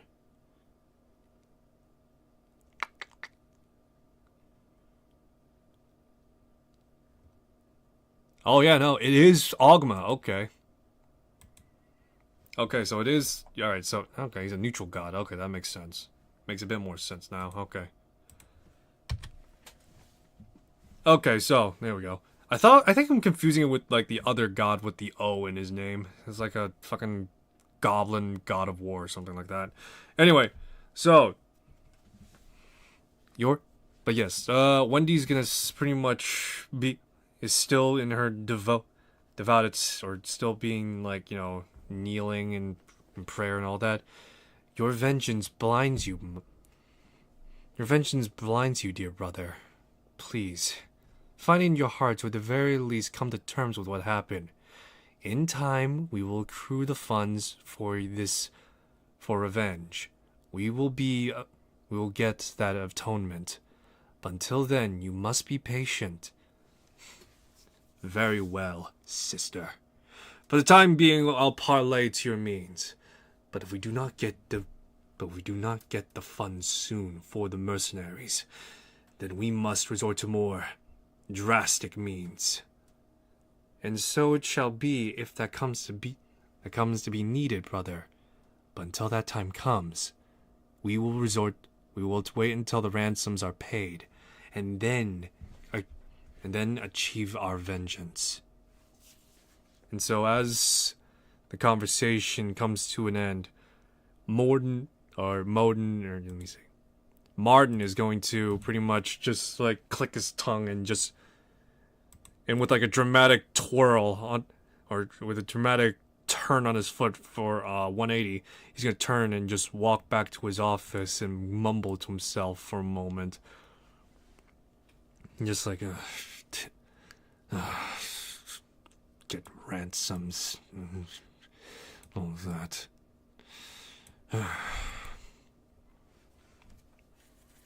And Wendy's gonna continue praying, so let me see here. Alright. So the East Tower.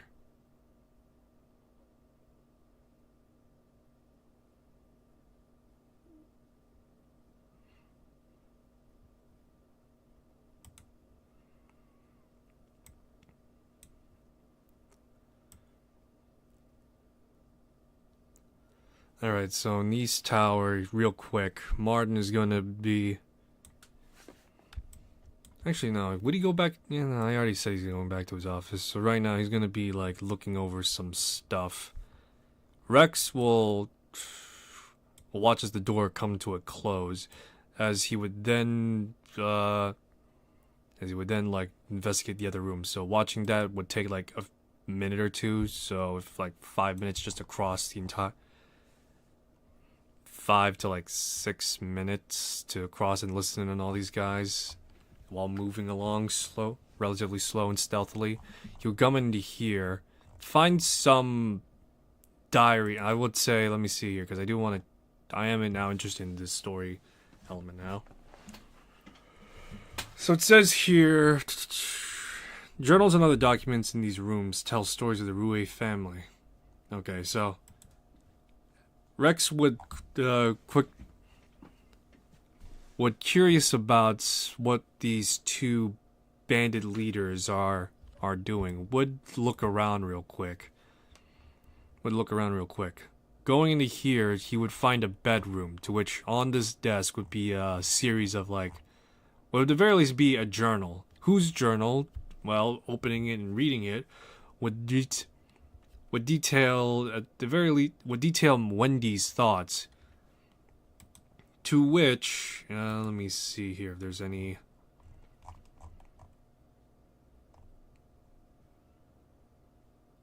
Okay. Yes, to which specifically, he...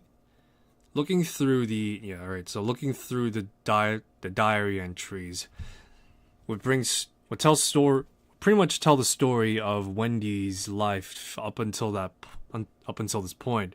Details how she lived a fairly lavish lifestyle and how her day-to-days would go on. This being clearly one of many entries. But with the later entries, especially within, let's say, about maybe 2 months, I would say, because there's no time frame as to when these people were ousted. I'll say 2 to 3 months ago. So around 2 to 3 months ago, Wendy recounts how a rival family had accused him of devil worship and making pacts with fiends. This had drawn the attention and ire of the Order of the Gauntlet, as well as the various paladins, priests, and the like, who had conversed with city officials to pretty much oust the Rue family.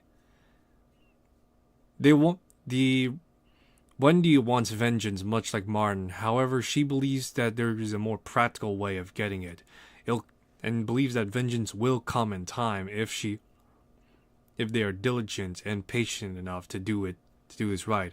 As while Martin may be more willing to resort to banditry, Wendy is a bit more reluctant to, at the very least, openly partake in it and harm people. While she understands they need to accrue funds and they're desperate, she would not go so far as to say that they would kill anyone involved. They just want the goods. They don't want anyone hurt. And so that much detail is revealed about Wendy's thoughts. There's a few other tabloids and newspapers about the Rue family and how they were ousted as people that made pacts and worship demons, or rather worship devils. And so there's things like that also here too. So with that in mind, that would have taken about, I'll say, 12 minutes total. So 6 minutes, yeah, so 6 minutes for surveying, 2 minutes for listening in, and then like reading all this. So Rex will now continue moving on. Moving slowly, and then he would descend down into, would find this, let me see, is there any like locked doors here? Let me see.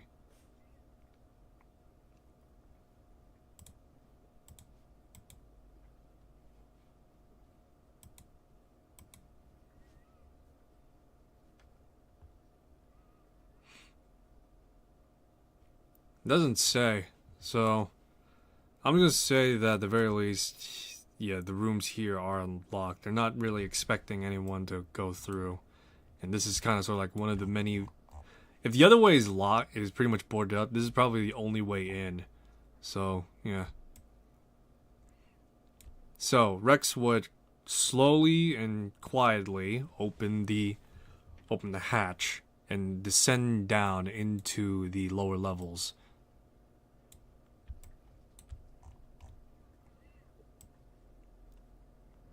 So, as Rex descends down, he's going to pretty much see just pretty much a sight, and that's it.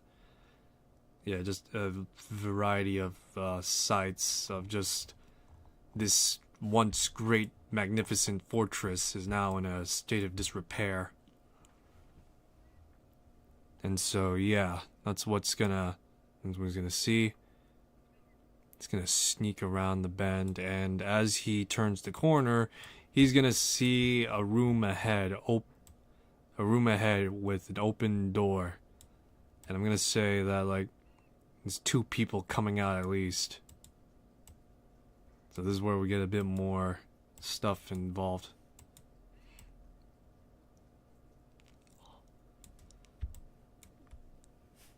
Rex is gonna quickly but quietly cross the threshold real quick, as these 2 are also now walking down and just like talking to each other fairly loudly, and just like pretty much the 2 are just like, man, what? There's like, jeez, what? Jeez, all this effort over one prisoner. We don't even have anyone else here. The bosses want to make sure that at the very least he's being looked after.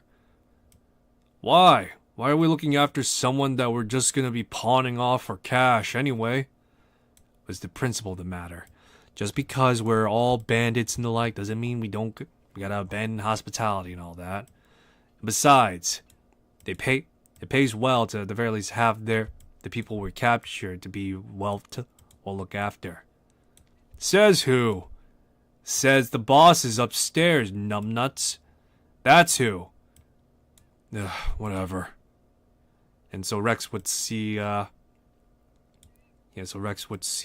the tough at the very least is gonna be out here. And the tough is gonna be out here, just like what? Just like watching pretty much from the inside as the scouts just like walks in.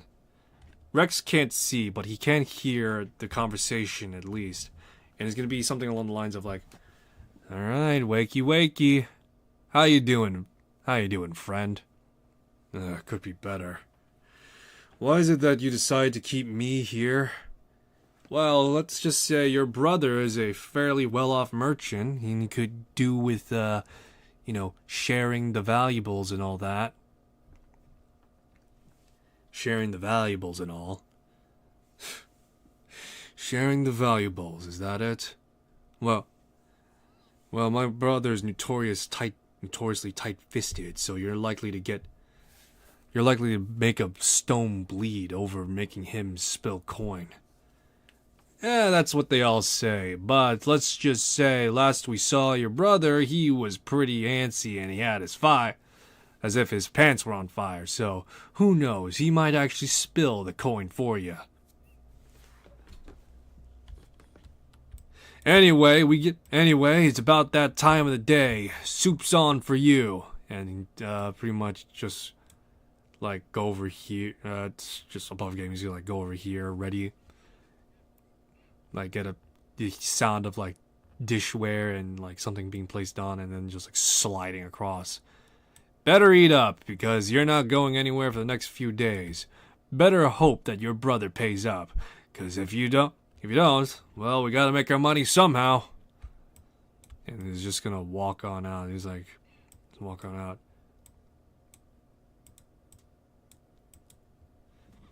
I thought you said we were supposed to be friendly. I am being friendly.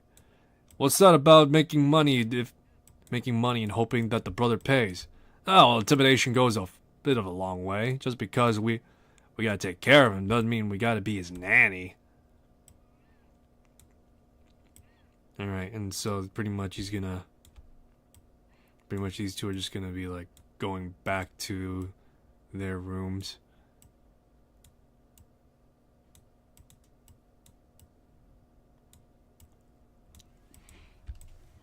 Alright, so that observation would have taken about maybe 7 minutes, so we're almost clocking to 20 minutes total.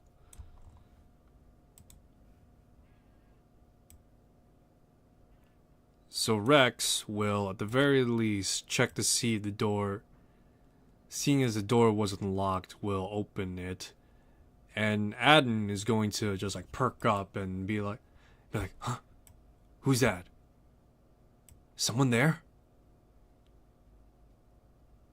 And Rex is going to just speak to him, despite being invisible. Just like, don't worry, don't react. Don't worry and don't react. I'm your rescue. God, am I going insane? No. No. My name is Rex. You're Adden, I take it? Yes, I'm Adden. Who are you? Where are you? I'm here. Somewhere near, at least. Your brother sent me to get you out of here. But it's going to be a bit more complicated and hard to do that. I can imagine. When I was taken capture of, it was a fairly large contingent of bandits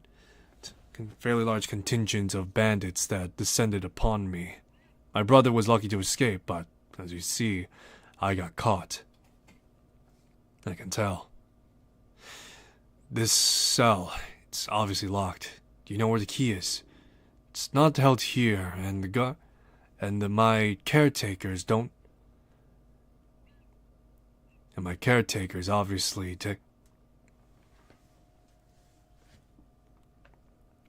Yes, and my caretakers obviously would obviously be a bit more.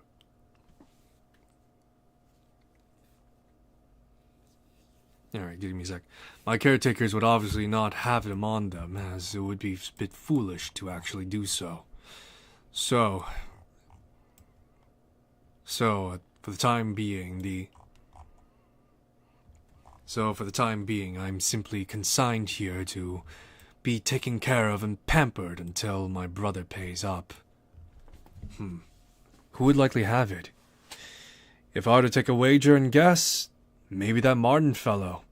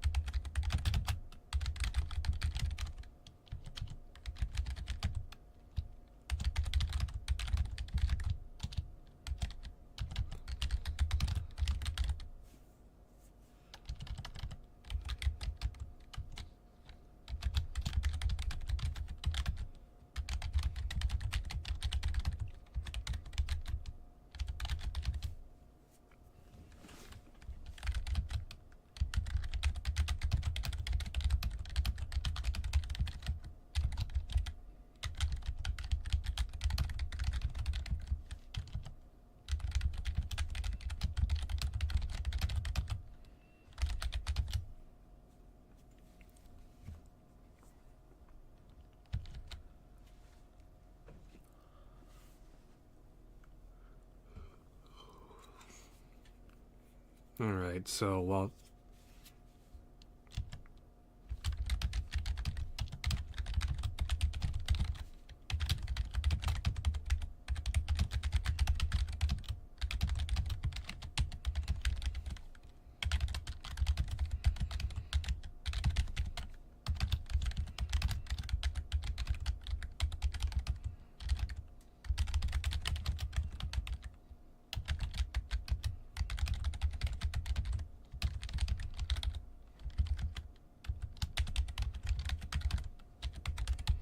Alright, Rex would investigate.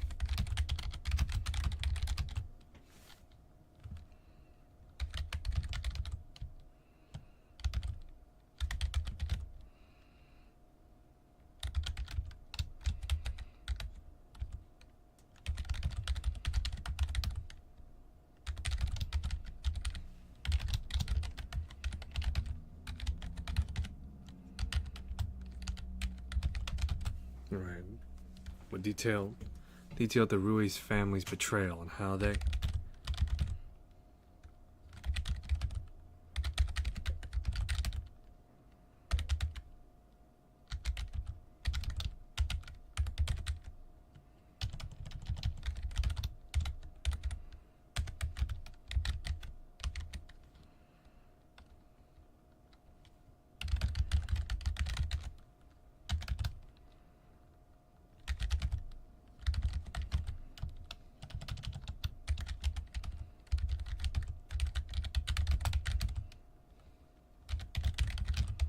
Alright, so... Apologies if this is fairly quiet and lackluster. You know, give me a second. Let me see if I could play some, like... What would it be? Like, some sneaking music. Let me see if there's anything like that. Because me sitting here in silence and typing is probably not that exciting, you know? And currently, I'm not being bombastic, Mr. Fantastic and all that, you know?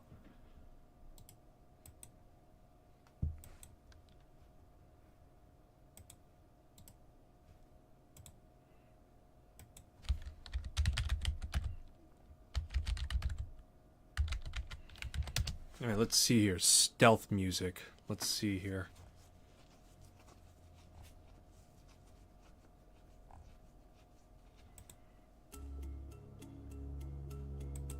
There we go. I think that works.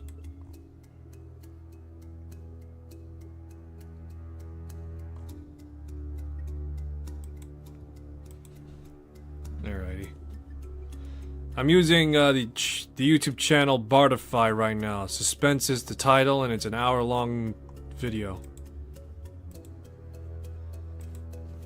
Alright, here we go.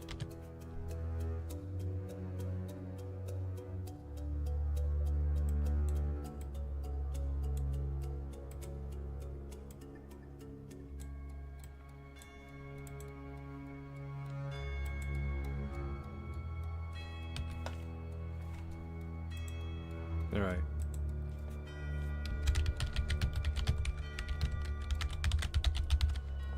The Ruiz want vengeance, and by that by amassing wealth to buy mercenaries.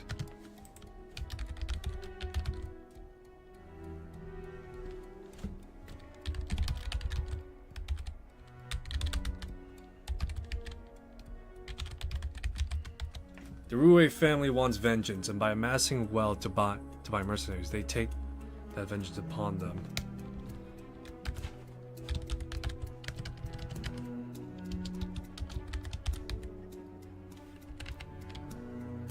Let me see here. I gotta put down the total time allotment.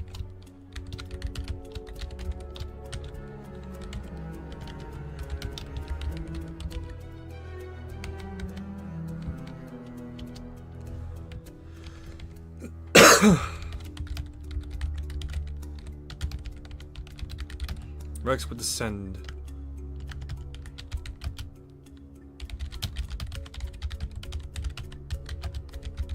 Rex would descend down into lower levels. There he would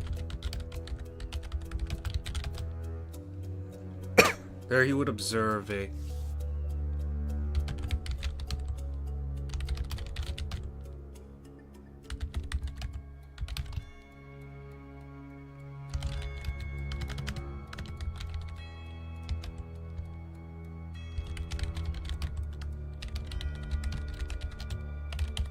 sneaking in after they left. Sneaking in after they left, Rex would speak to Adam.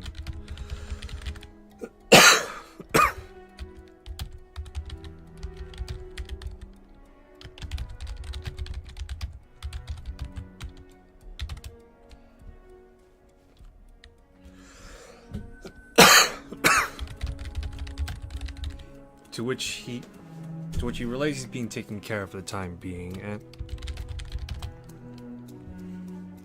sneaking in after they left, Rex would speak to Adam, to which he would relay he's being taken care of for the time being, and that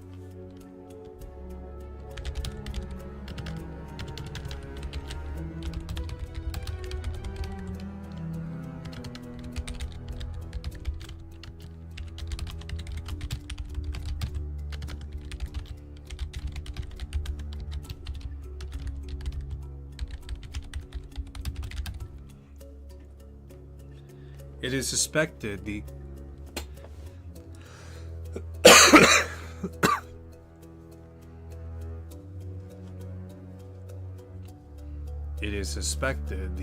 let me see here.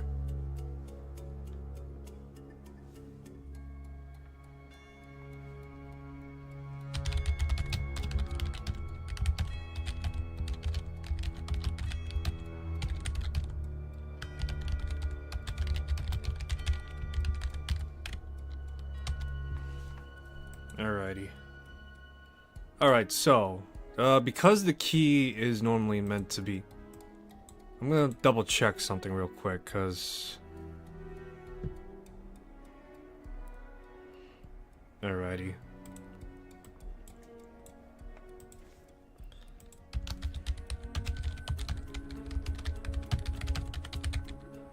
Alright, so Rex is gonna quickly observe the lock right now.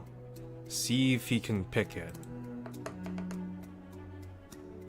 Alright, well, the DC was gonna be like 13 to, 13, so.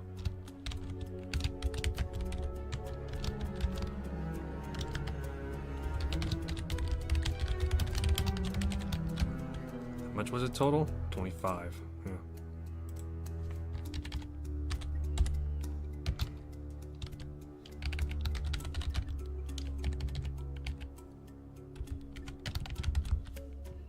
DC to investigate the lock. Roll 25, pass.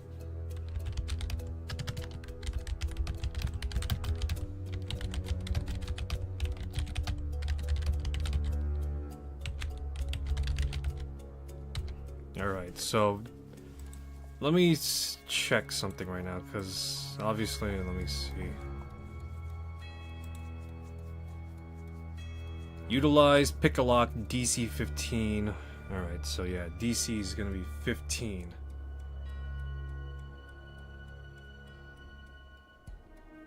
You have proficiency with the tool. Add your proficiency bonus to the ability check to use that tool. If you have proficiency in a skill that uses that check, you have advantage on the check too. Okay, so pretty much, for the most part, this is a fairly standard lock for tier 1.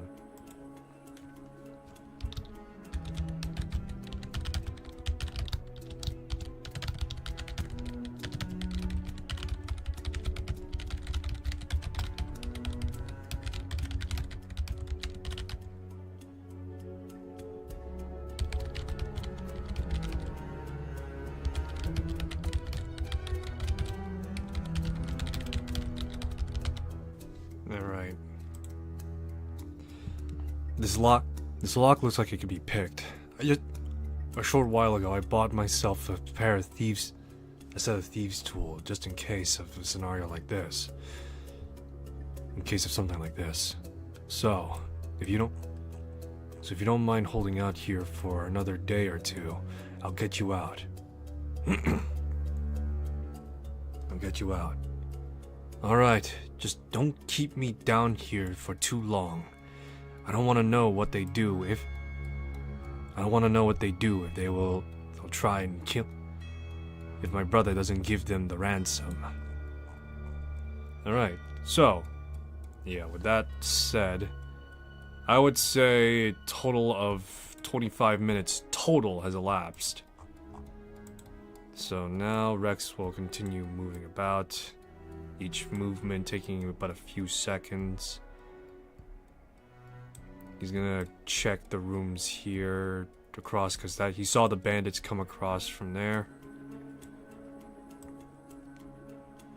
So the door is gonna be, I'm gonna say, slightly ajar. There's gonna be like kind of sort of an effort to, there's just like kind of sort of effort to close it, but it's not really like full on closed. It's just like ajarred. So Rex would see the Tough, the Scout, and a Mastiff in there. Scout and Tough are kind of just like, Tough is just like taking a nap right now, while the Scout is like reading a book. The Mastiff is like laying on the bed, just like lounging about. And so Rex is gonna keep on moving. To which he's gonna see the stairwell where the other bandits are gonna be. We're at right now. Yeah, we're here and out right now, and see, like, as he looks up, boards just covering the stairwell. This is likely where those bandits were guarding. To which I am gonna say with his passive perception, because it is 14, he is gonna hear, like, from here, from this side where all the bandits are, or 3 bandits are, just gonna be like, just like one of them, like, letting out a gawful laugh, just like, oh, that's a terrible joke. It's like, ah, well, what can you do, you know? Bob's your uncle and all that, and potato, potato. And so, yeah.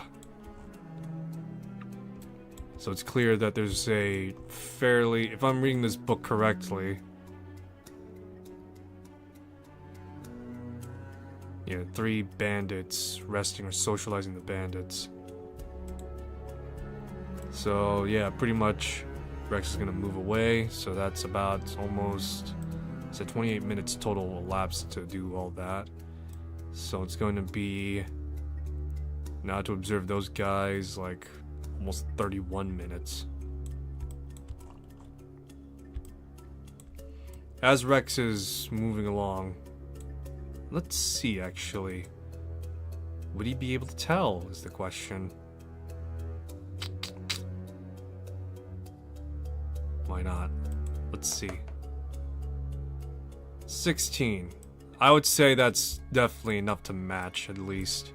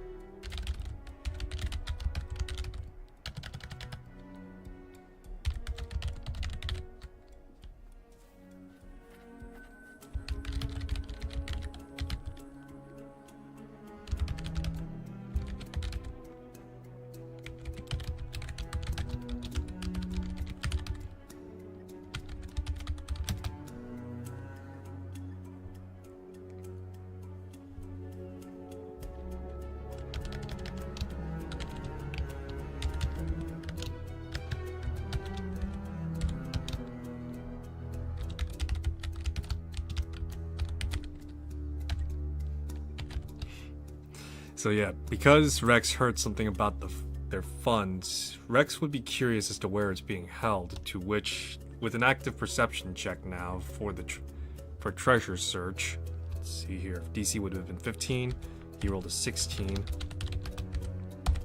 So just passed. Yeah. So just pretty much passed above. Rex would see at the center a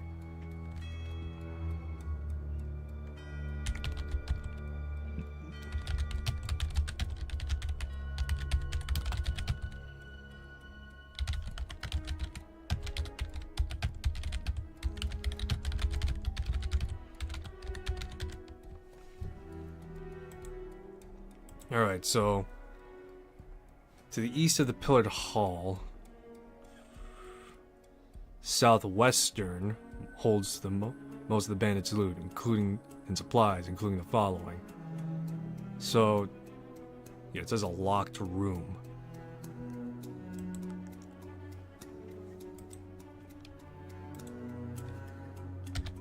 So with Rex now actively looking for it here because he was curious about it, and most of the doors have been unlocked up to this point, besides the cells. He would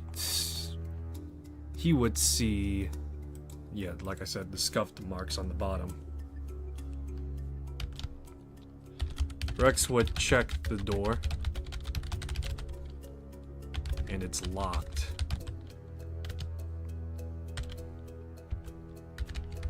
Curiosity and greed, and partially greed, would fill.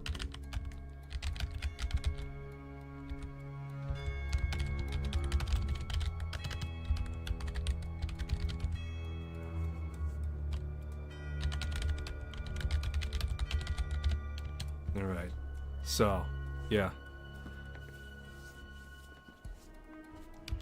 Alright, so the DC for this one is going to be more clear cut and dry, so it's like DC 15. That's what it says with the Thieves tool, so I'm just going to go off of that. So pick a lock, DC 15, so I don't have proficiency with the tools, so it's just going to be a dexterity check.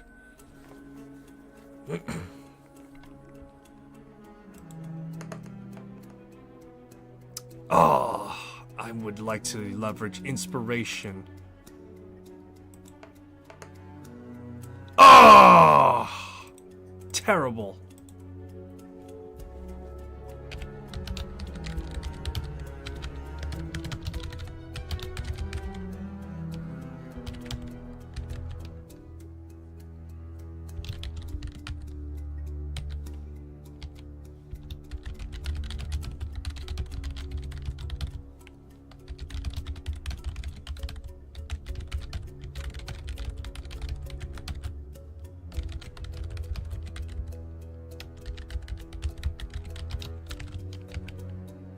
Let's see, for that failure.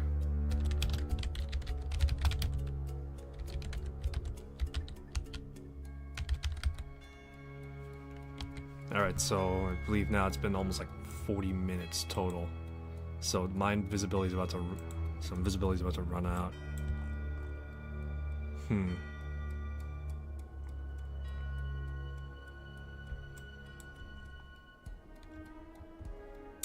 I do want to get to this door.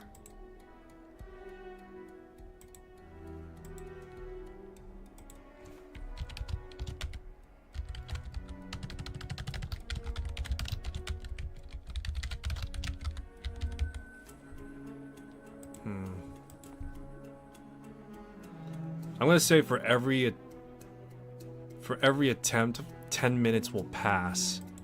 So, one more try.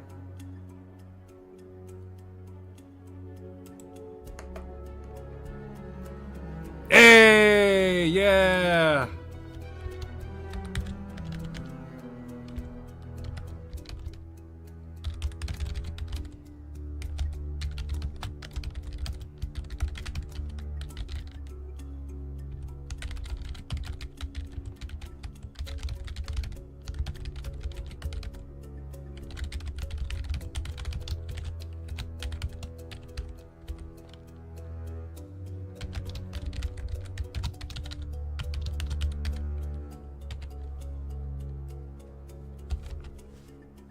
Let me see, how much was that? 17. So, yeah!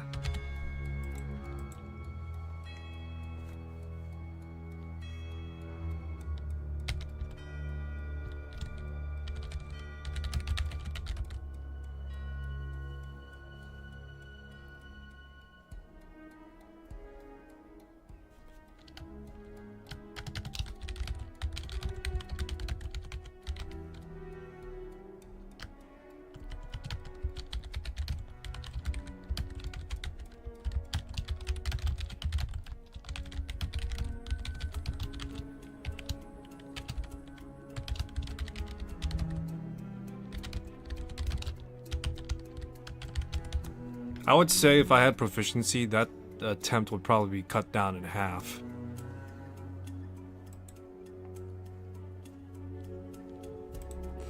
Alright, so as Rex gets the door open, he would pretty much be beholden to all this loot. 380 copper pieces, 630 silver pieces, 120 gold pieces, and 26 platinum pieces. There are 6 tiger-eye gems, each of them worth 10 gold pieces, a potion of climbing, and a spell scroll of seeing invisibility.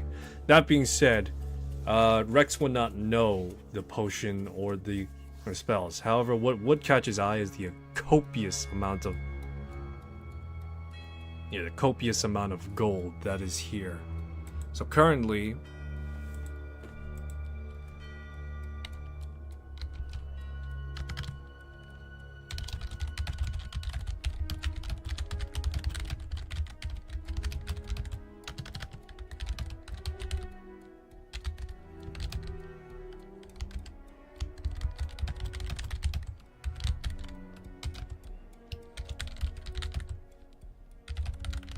alright, so no, he doesn't. Knowing he doesn't have.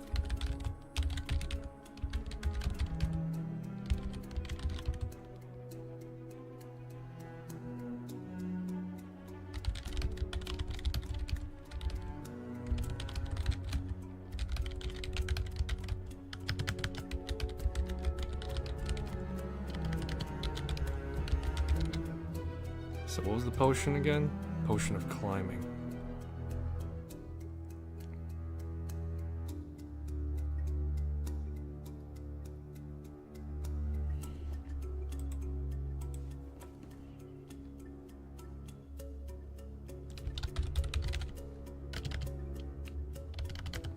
Alrighty.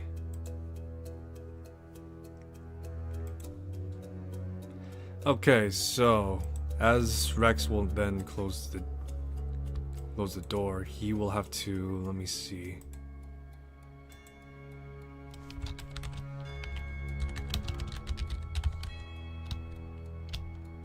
I'm gonna say 53 minutes.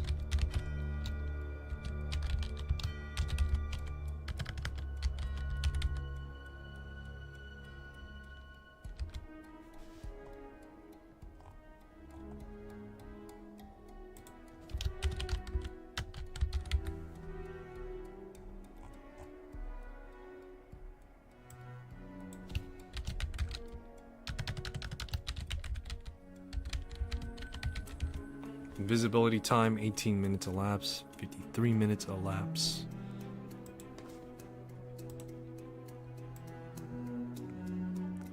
Alright, so like I said, there's going to be a verbal component to it, but because we're in closer proximity, it's going to travel a bit, maybe a bit more.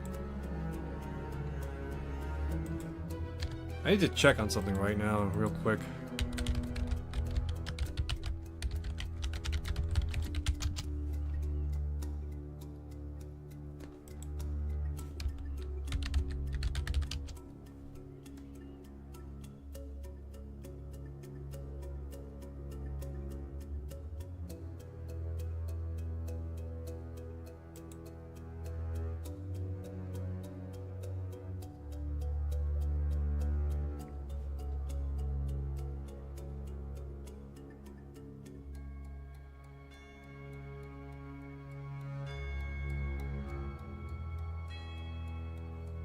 Okay, so apparently there's no rules as written, but a common ruling in the DM screen says 70 feet, quiet casting.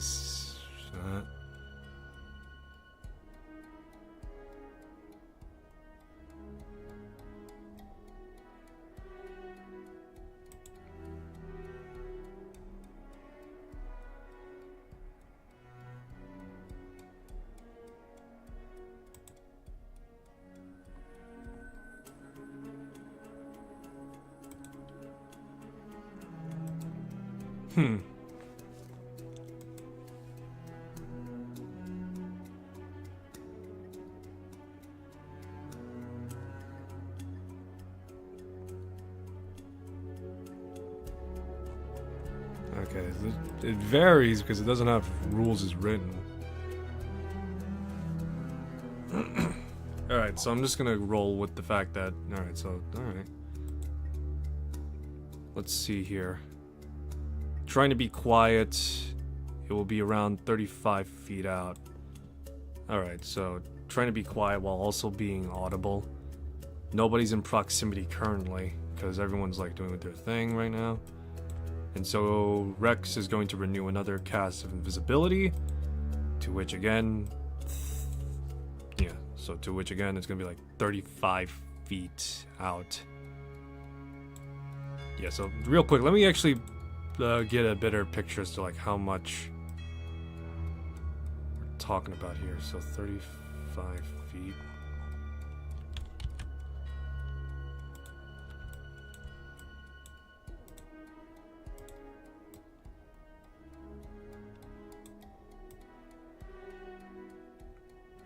Yeah, with him as the center, this is pretty much what we're looking at right now.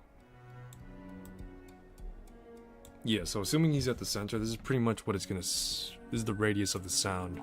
Pretty much trying to be quiet. Okay, so... alright, so... yeah, no, he's gonna do that. So, yeah, nobody in this proximity is gonna hear him. The previous stealth check hasn't been broken yet, so now it's just pretty much been renewed. Timer's been reset for the...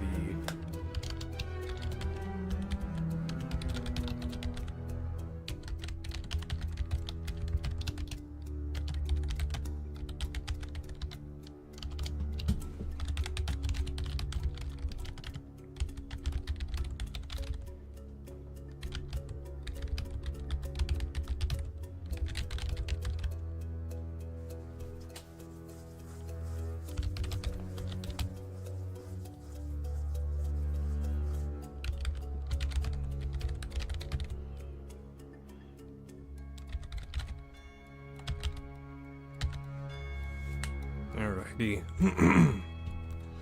Okay, so now that we got that squared away, so...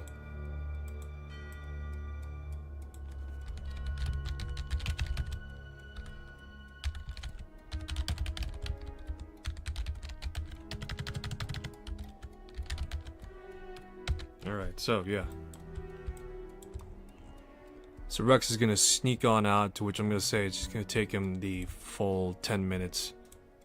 Full 10 minutes. I would say that there is a bit of a change, at the very least, in that time. To which now... let me think. Yeah, the bandits have just mostly... some of the bandits have just pretty much just swapped positions, and that's it. Calden has changed where he's standing, but still by the archway pretty much. And now the... yeah, now you got like these two. I'll say that these two are in their room, friggin' whatevering, talking to each other. Rex can pass by, he's gonna hear them just like talk more about like their family, and you know, that's like, it's like, I miss our old home. So do I, brother, so do I. And, you know, he's just gonna sneak out pretty much. Nowhere, no one to be seen.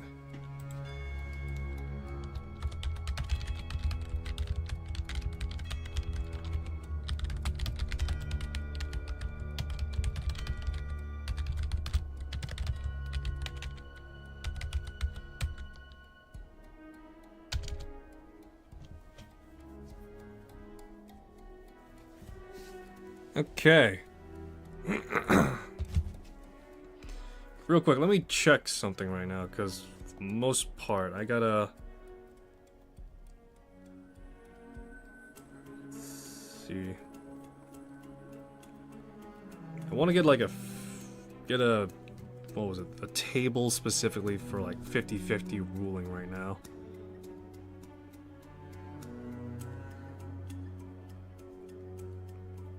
Because I'm trying to figure out like what...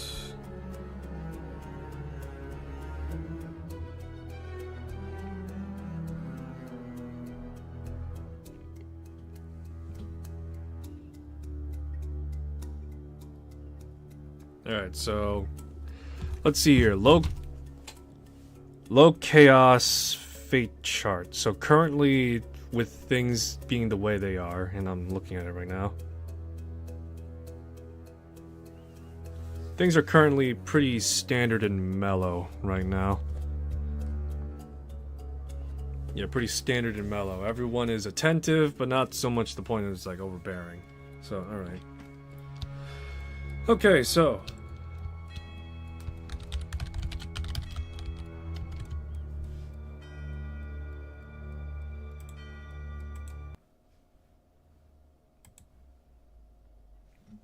alright, so Rex would return to his camp, not too far away.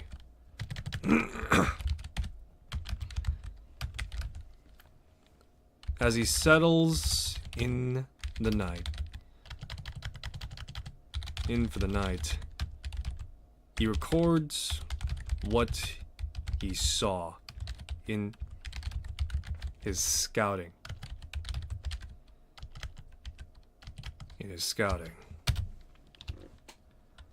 The bandits have taken up a... Alright, so... Pretty much he's gonna write down... So as Rex returns back to his camp, he's gonna pretty much write down what it is he observed. So he's gonna recount, like, at the very least, a rough number of bandits that he found, which was about a dozen. That the fact that the leader of these bandits are a pair of exiled nobles, as well as all sorts of like, all sorts of like stuffs and defenses and such. So for most part, it seems as though the bandits, because this is their stronghold and they're not expecting anyone to find them out here other than maybe Caldwell, that's really about it, and that's all that he's able to discern.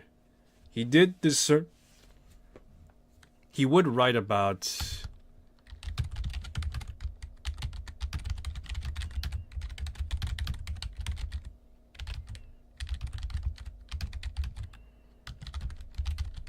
their wealth.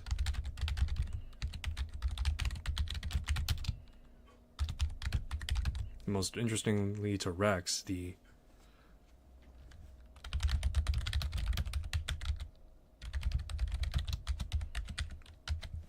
Ryus, the Ryas. So Rex would write about the Ryas and their plight, and how that apparently the Edmonds that the noble house Edmund had somehow ousted them for devil pact to worshipping devils and having a pact with them. Reviewing at the very least Wendy's log, Wendy's journal entries, she mostly details how she worships Ogma, and with it she also and the fallout and feeling of after what happened. So yeah,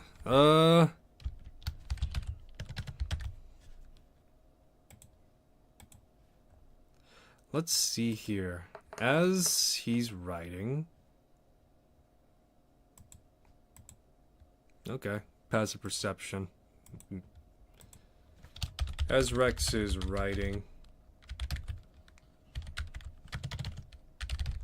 his findings, he would hear a snap in the woods. Rex ready his short sword as he soon sees Venna emerge from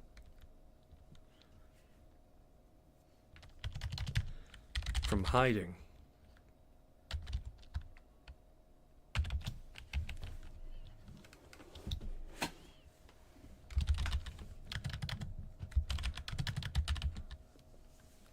Well, darn.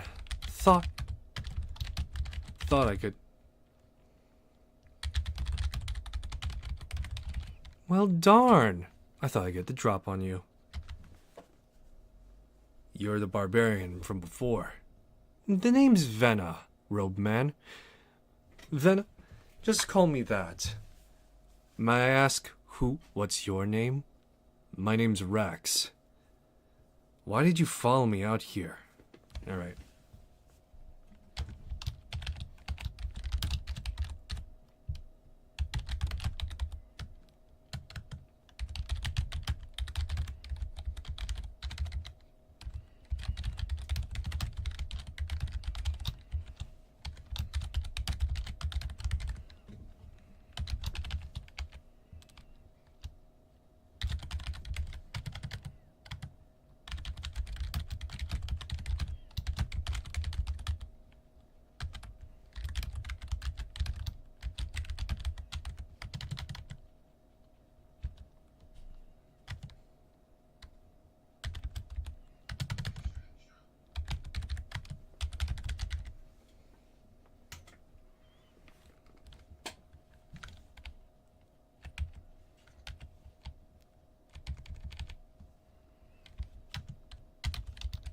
Alright. Following you like I promised. The name is Vena, Road Man. What's yours? Rex. Alright.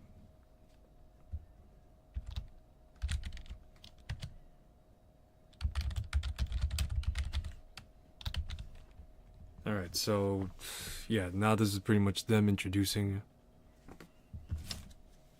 Yeah, give me a sec, I'm getting some stuff.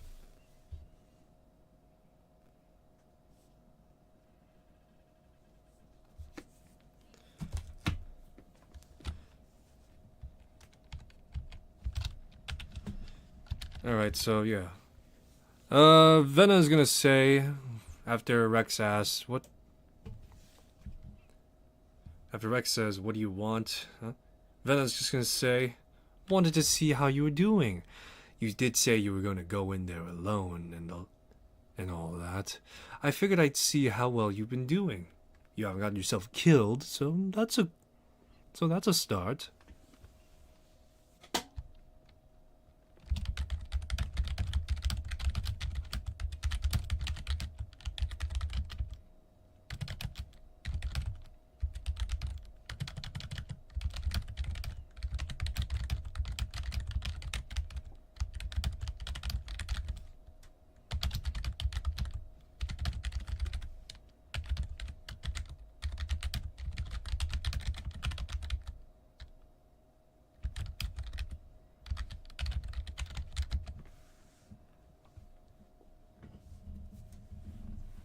Alrighty, so...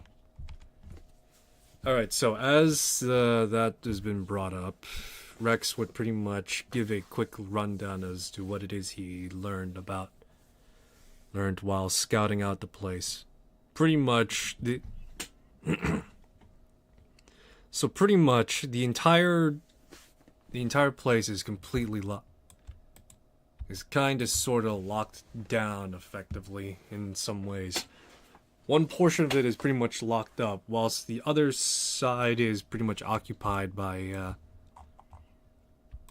it's pretty much occupied by, this whole endeavor. So, as this is going on, pretty much, Vena is just gonna listen on and just have a kind smile, just like, type of thing. So, yeah. Rex's plan at this point is to hopefully get them while these guys are gonna be still asleep. Yeah, so or get in while these people are likely going to be asleep and the like.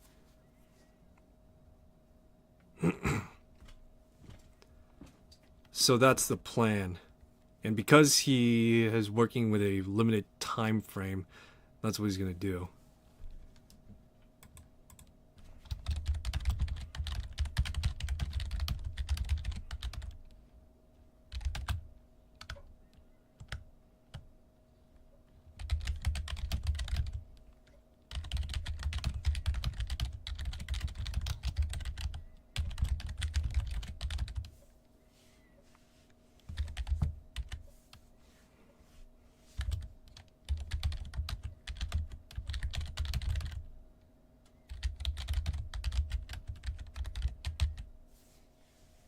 as he would go, then detail him going in before.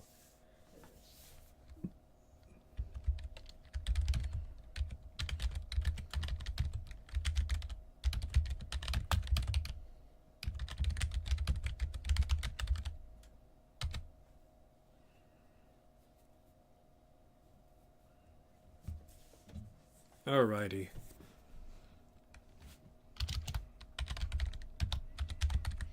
Alright, so I would say that because he is going to sleep. Alright.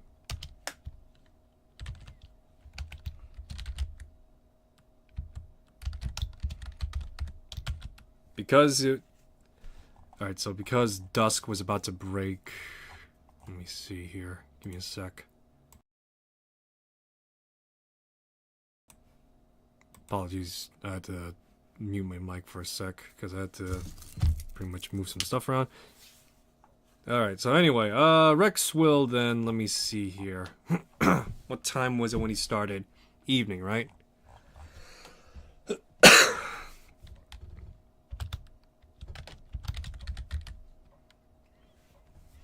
Alright, so by time it's the start of dusk.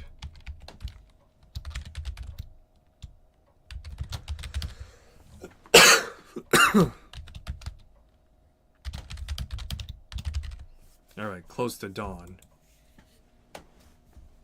So for most part, Rex is gonna sleep the night, and he's gonna sleep the night, to which, because Vena's here, she'll take watch, effectively. She'll pretty much take watch and watch over him, and by the time morning comes, yeah.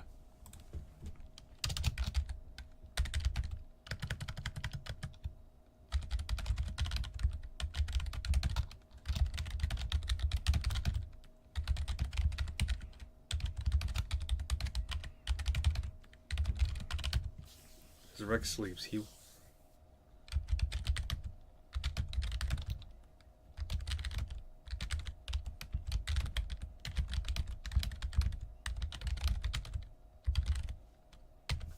Alright, so it is close to dawn.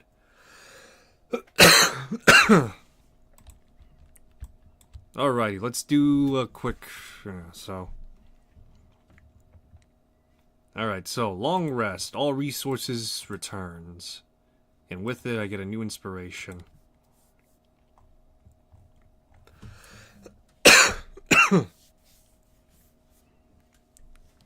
Alright, I'm gonna do a quick I'm gonna do some quick randomization right now. So let's see here. I'm gonna do some quick selecting right now as to what I know about these characters or what I build up these characters to be. So with a devotee of Ogma, it's likely that the priest is gonna be awake. Caldwell is likely still likely through the night has slept, but is really back on there.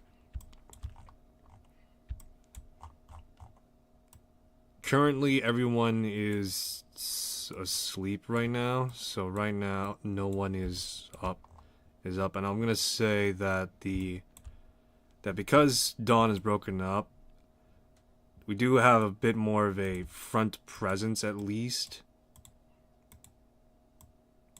So a front presence at least in case something is up, to which the scout is gonna be the one that's gonna be more observing. Martin is likely still going to be asleep, however, it won't be for too long, at least. So, this gives us a bit of leeway, but not that much, as we still have to deal with a frontal presence.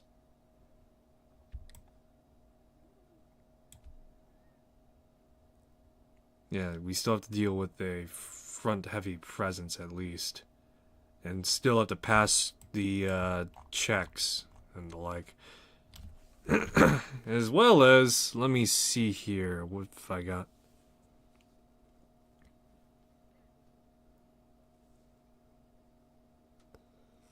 Let me see, what is this?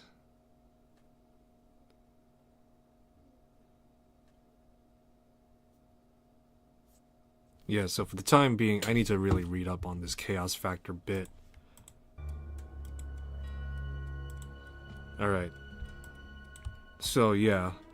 Right now, dawn is about to break. We're about maybe 30... Well, about an hour before dawn is fully broken out.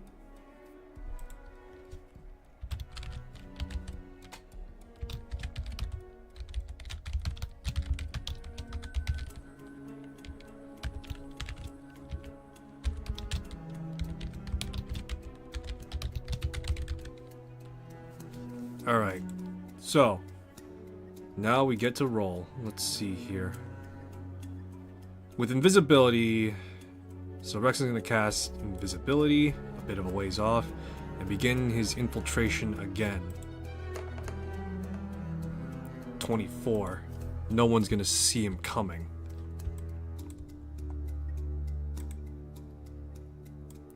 Alright, so as Rex is invisible and is sneaking by, let me double check on something right now, actually. I'm curious.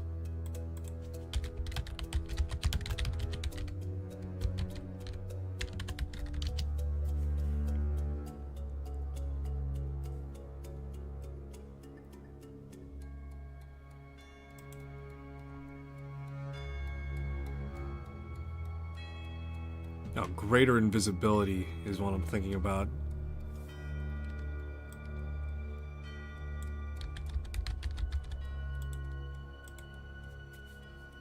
Alright, so greater invisibility. It's a level 4. A level 4 illusion spell. Okay, so I won't be able to get that. And,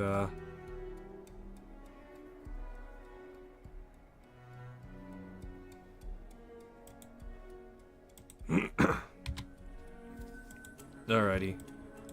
So, yeah. Okay, so, regardless of which, Rex is now invisible.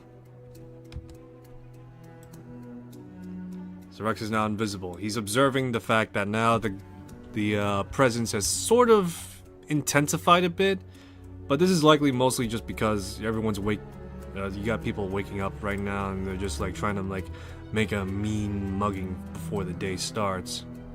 Right now Caldwell is like playing with his mastiff, just like, you ready for the day today, boy? Woof. Oh man, here's hoping that we get some action today. Never say never. We might get something.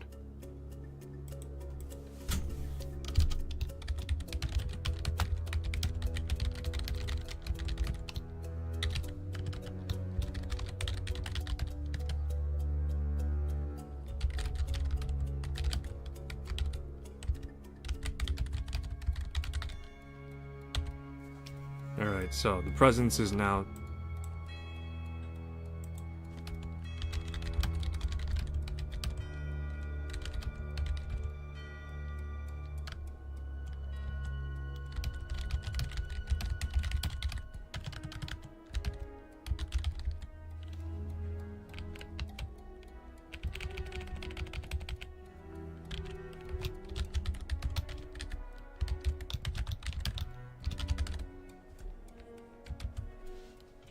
Alright, so alert phase, no alarm right now. So right now everyone is currently doing whatever. Rex, knowing where he needs to go, will pretty much, in a fairly short amount of time, travel from one point to another point rather easily. He's gonna hear the prayers of to Ogma be a bit more verbal and obvious. And is gonna descend down into the base, into the lower levels, to which he's gonna keep going. And because it's pretty early in dawn, yeah, because it's pretty early on in the day, the guards have yet to actually serve Adden his meal for the night.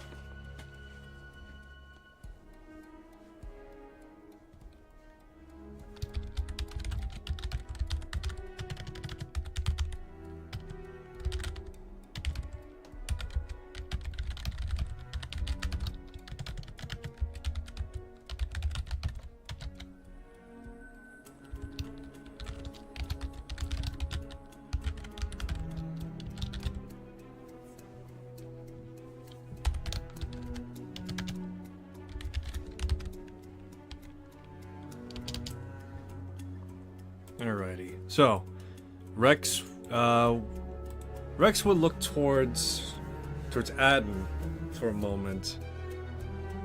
Would look towards Adden for a moment. And would, let me see, actually, would the door have been locked? Let me see. No, it doesn't say anything about being locked. It just says he's eager to leave. So I'm just gonna say that the door has been opened. Or the door has been unlocked, but just closed. Alright. But yeah.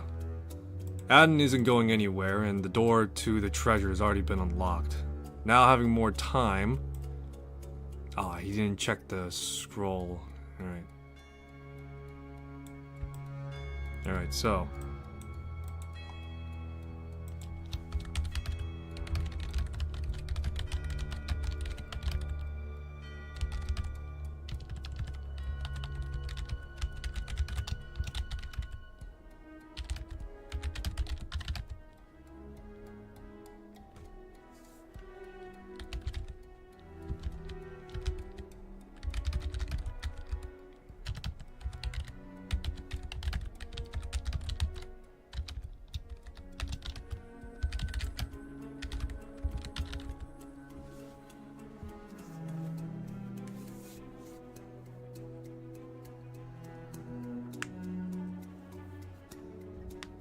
Alrighty.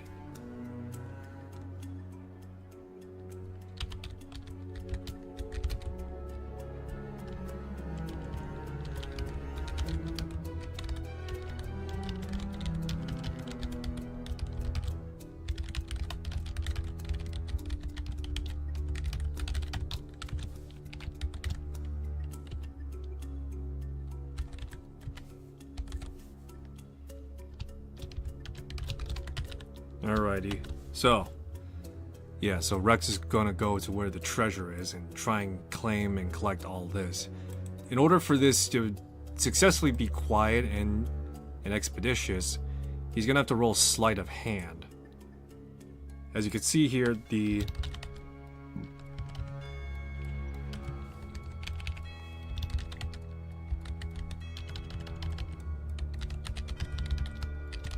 There we go. So sleight of hand, as you can see here, I have the DC to 10 to 15, so anything within that mark or above is going to be a pass. So let's see here. Okay, so well, I guess it just takes no more than usual, I guess then. So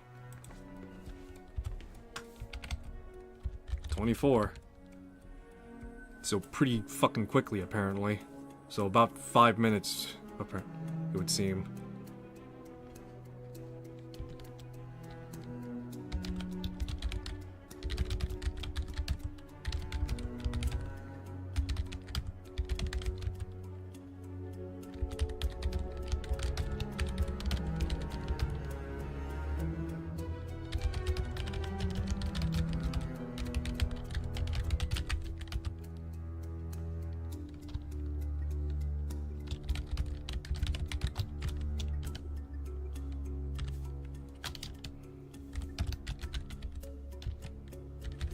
Alright, so I should break down how I am gonna be, like, how I at the very least anticipate this. So if it was gonna be 10 minutes, it would have just, or if it was gonna be DC 10, or just met like 10 to like 14, it would have been like around 15 minutes. It would have been like 15 or above, you know, it would have been like 10 minutes.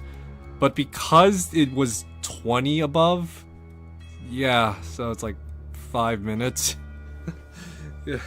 So that's the value I'm going off. If it was any higher, it would have just been fucking... If it was going to be any higher for ungodly reason, it would have just been straight up, he took it all in like a minute. Somehow. He just like channeled the inner goblin within him or something.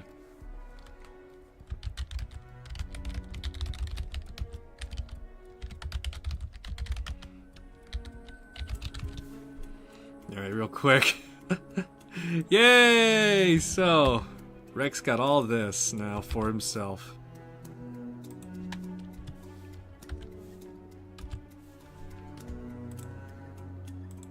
Let me just add that as well to himself.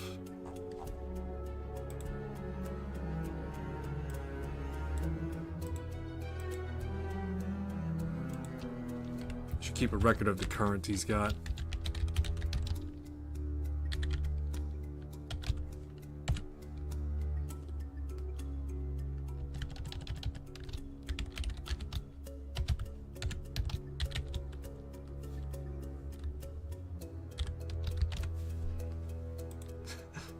Yay! No one's gonna believe that I stole an assload of cash for myself like this.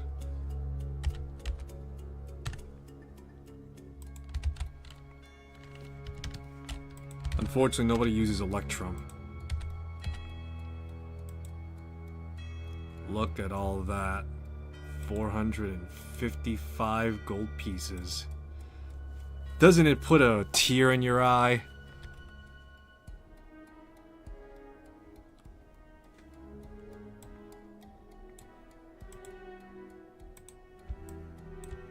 Alright, so as Rex gets all the cash,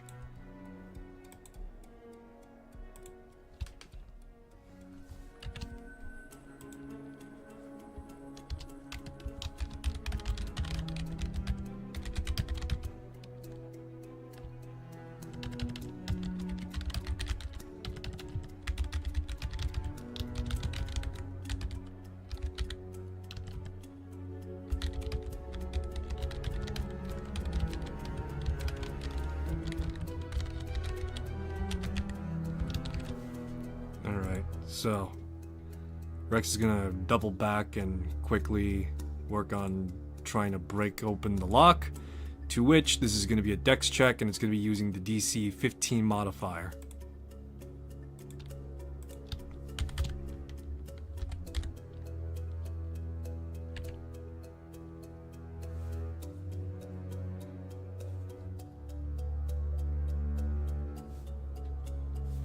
Alright, let's do this. So...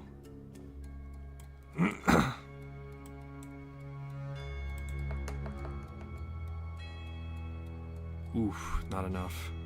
I'm gonna use an inspiration and try and see if I get one better. 17. Okay.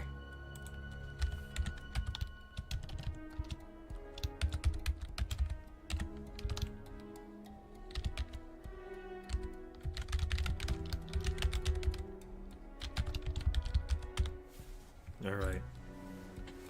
Alright. Alright, so as Rex locks picked the door.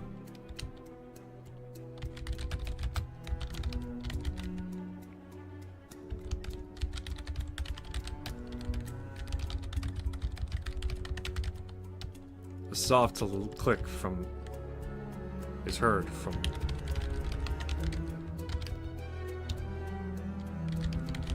it opens and Rex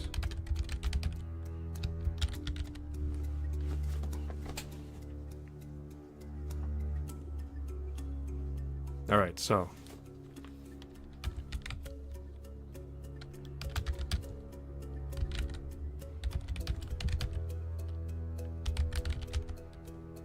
Alright, so Adden wakes up. Let's see here.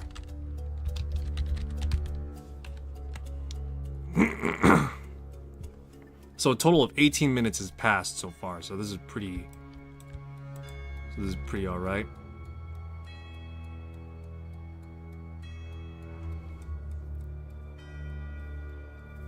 Okay, so far only 18 minutes have passed. Currently, dusk has yet to fully break out right now. So we still got a fair amount of time. Follow... I'm trying to think right now.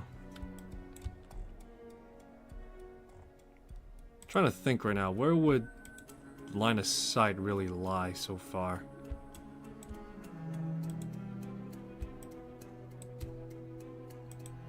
But in either case, let me see here.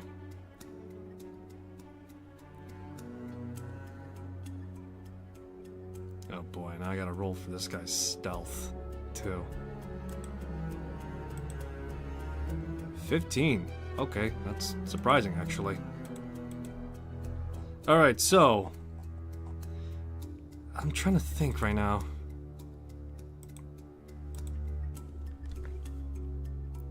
Rex's invisibility only breaks when he's attacking someone. So I guess if he's interacting with someone, it doesn't break.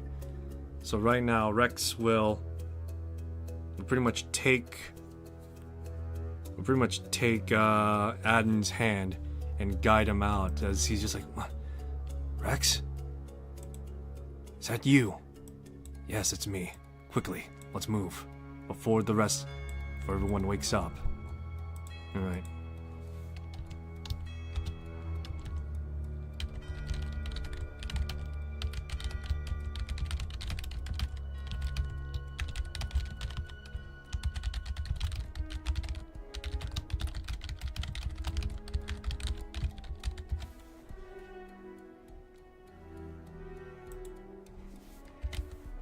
Alright, so because Aden rolled pretty high on his dexterity / stealth check, because he doesn't have that, it is going to be 15, and so that's pretty much because nobody's aware of the fact that this is going on.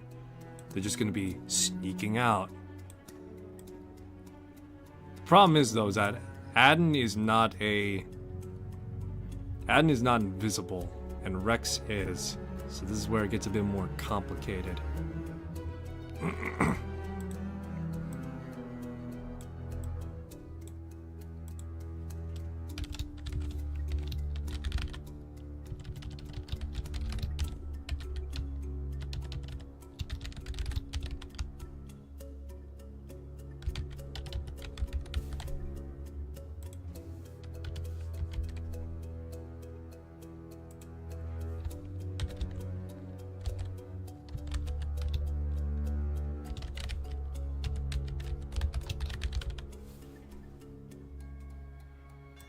Alrighty.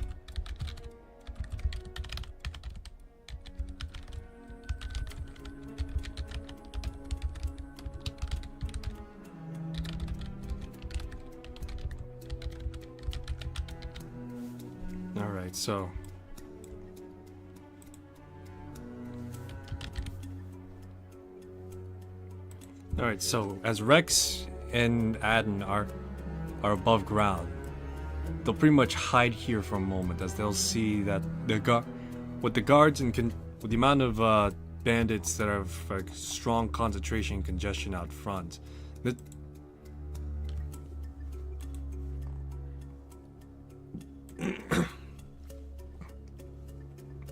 This is where they're at right now. And so, for the most part, Aden and Rex are gotta now figure out what it is that they can do. Because for the most part, I imagine it's, in theory, possible to, like, maybe walk around them. But let's see.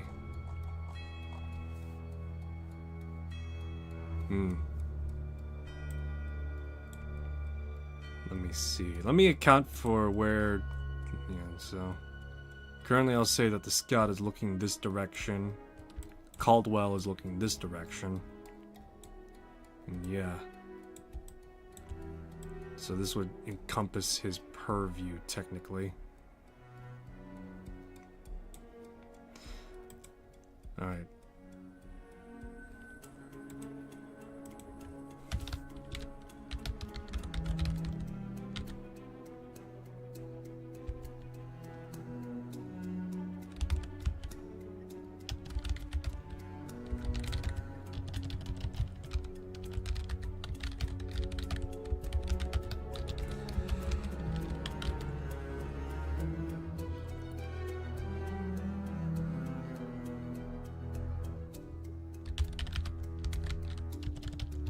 Alright, this is where we'll get a bit more interesting now.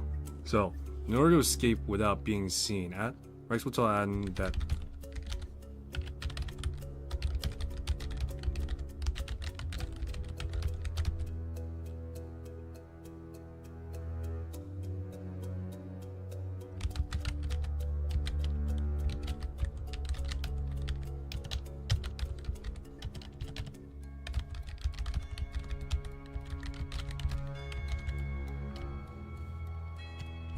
Alright.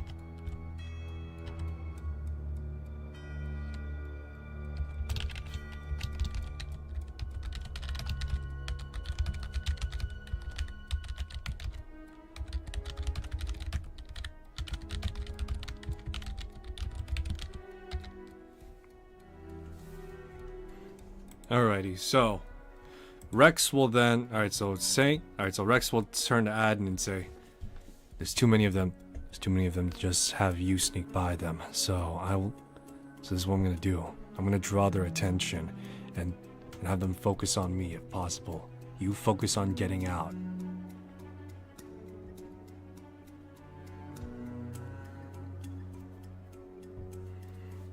And Adden will acquiesce to that idea, and Rex will, with the remainder of his time, quickly move across and, go back to the top of the road. He'll break his invisibility and pretty much walk up to the archway, and we'll walk up to the archway. Before then, he'll break his invisibility and then like a good distance away, so that way it doesn't seem like he was in there. And we'll then walk up to the archway and pretty much like as if he's like minding his own business until then Caldwell, if I'm reading this correctly. Caldwell with his pet mastiff.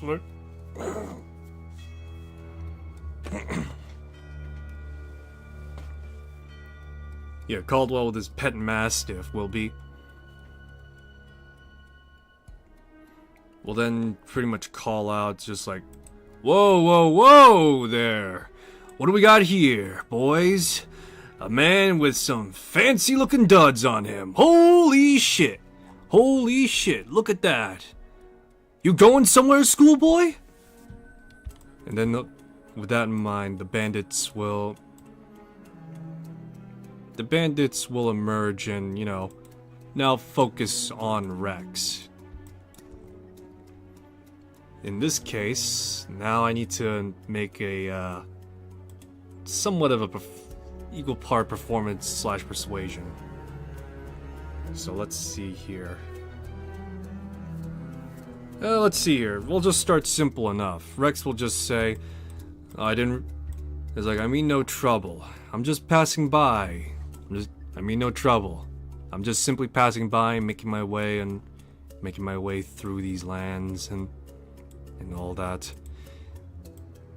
I figured this road was the safest way to go. You're right about that. You're right about that, my friend. This is a safe road to trek and walk across, but you gotta pay a toll right now if you want to cross that road, You want to be safe and all that? That's the price. Alright. Rex will say, pretty much, let me see, because this is a pretty low stakes right now. I'm going to say that the DC is going to be about a 12, maybe? Yeah, DC 12 to try and, keep his attention. Let's see here. Well, actually, no, keeping his attention will be a DC 11. But if we're going to try to avoid paying the toll or otherwise, we're going to have to, and to avoid violence and escalation. Yeah, so let's just say, that's a dirty 20. So, in either case, this is just to keep his attention right now. So that would be 11, I'd say. So it's more than double that, so it really doesn't matter. Alright, so yeah. It's like, well, look, if I gotta pay a toll, I didn't bring cash with me. I mean, all I got with me is my books and just some common stuff, I'm afraid. And of course, a dagger and my quarterstaff to try and protect me from self-defense, and for self-defense means and all that. You know how the roads are sometimes, and wild animals and wild animals come down and attack you and the like. Yeah, I hear that, but you still gotta pay a toll and all that. You still gotta pay a bit of a toll if you want to pass through here. Alright, so Adden is going to be making his way. So now this is to break away from the conversation and, try and convince Caldwell that I won't. They'll come back with cash. They'll come back with cash now. Alright, so this one is going to be a bit higher, so a 13. 18. Okay. Well, look. If this is... Seeing this is the only path I need to take to try and reach where I need to go safely, tell you what. I'll turn back around, get the money, and I'll get the money, get the coin and all that, get you the money, and you let me pass. How's that sound? Alright, seeing how ratty and broke you look, and how you're just, what was the term, hedge wizard. Yeah, seeing as you're a hedge wizard and all that, I suppose it doesn't hurt the fact that you're not crossing, and you're just turning around and, getting the money to cross here eventually. So, why not? I'm feeling kind-hearted today. Turn around and just get the money next time you're here. 'Cause next time you come here without the money, well, we're gonna have some problems, Yeah, no, I hear you. I'll go on my way. And Rex and Adden are gonna walk on out.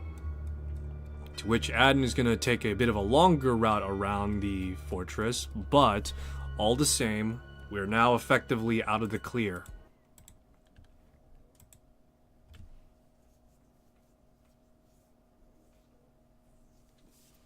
Okay.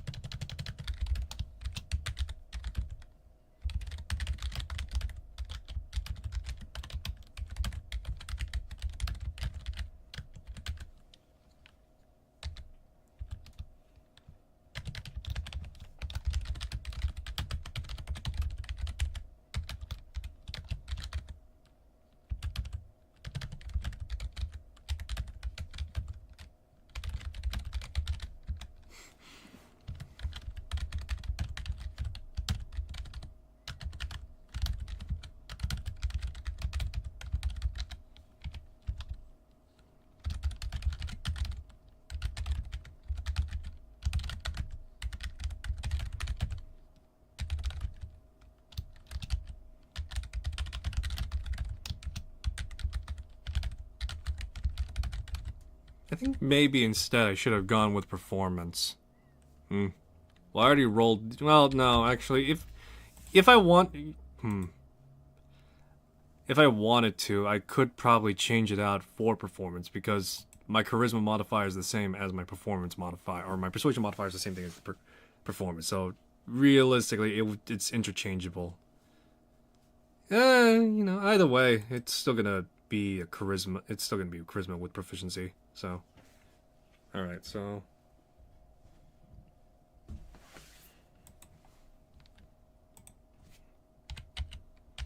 I'll just put this down.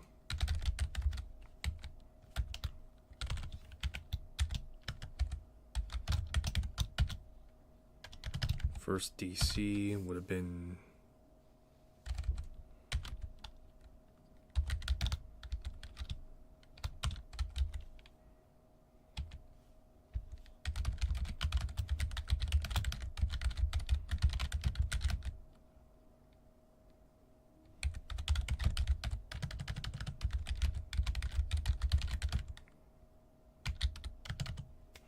You would engage in conversation, break the conversation.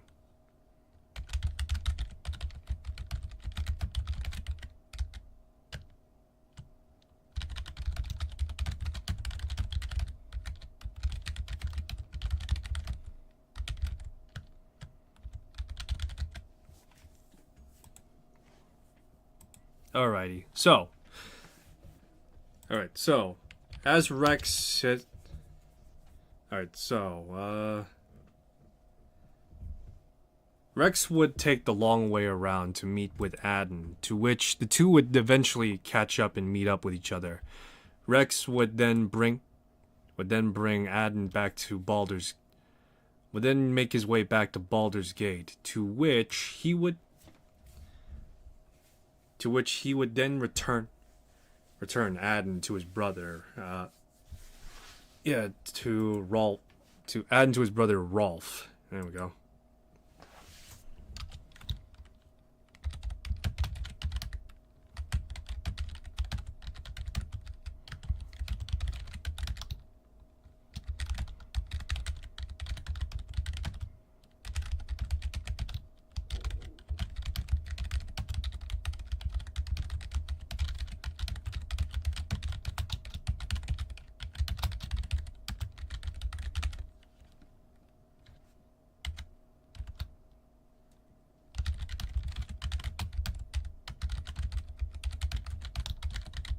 Adden would be delivered to Rolf.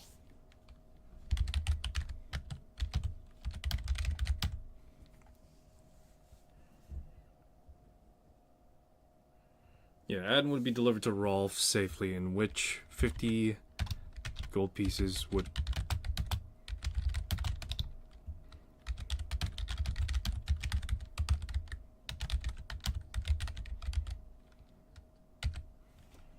Alrighty. So, yeah. As Adden is returned to Rolf back in the Elf Song Tavern, the two would be like, Brother! Oh, it's good to see you. Are you well? I'm well. The bandits took care of me despite... Give me a sec. The bandits took well enough care of me while I was in their captivity. It was surprising, to say the least. As long as you're safe, brother, that's all that matters. Mage, I believe I have you to thank for the return of my brother. Please, as per the agreement, the payments that you are owed. And Rex would take the 50 gold pieces, in which he would pretty much pocket and, add to the already copious amounts of gold that he has in his back pocket now. It was of no consequence, and it was a very fruitful adventure. I can imagine tackling a stronghold alone must not have been easy. No, but there was a lot of sneaking and observing to say the least. So there was that. Not a single... He did this without drawing a single bit of attention to himself, other than in the end, to which he drew attention, to which he would talk to the bandits so that I would be able to escape. Really? Remarkable. Quite impressive to take on the bandits' stronghold alone in such a way. Unusual, too. What are you exactly, if I might ask? Just a hedge wizard with a very unorthodox means of doing things. I see. Very well, in either case, my brother has been returned to me. Come now, Adden. Let's bring you back home. Let's bring you back home. Let's get you properly fed. Oh, please. So the two will leave. So Adden and... Alright.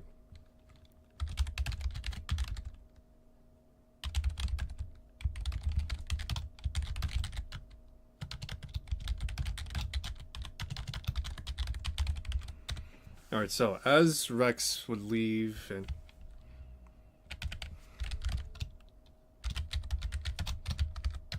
Alright, so as Rex would leave the Elf Song Tavern and watch Adden and Rolf leave, Venna would appear again. On her face, a smirk, impressed.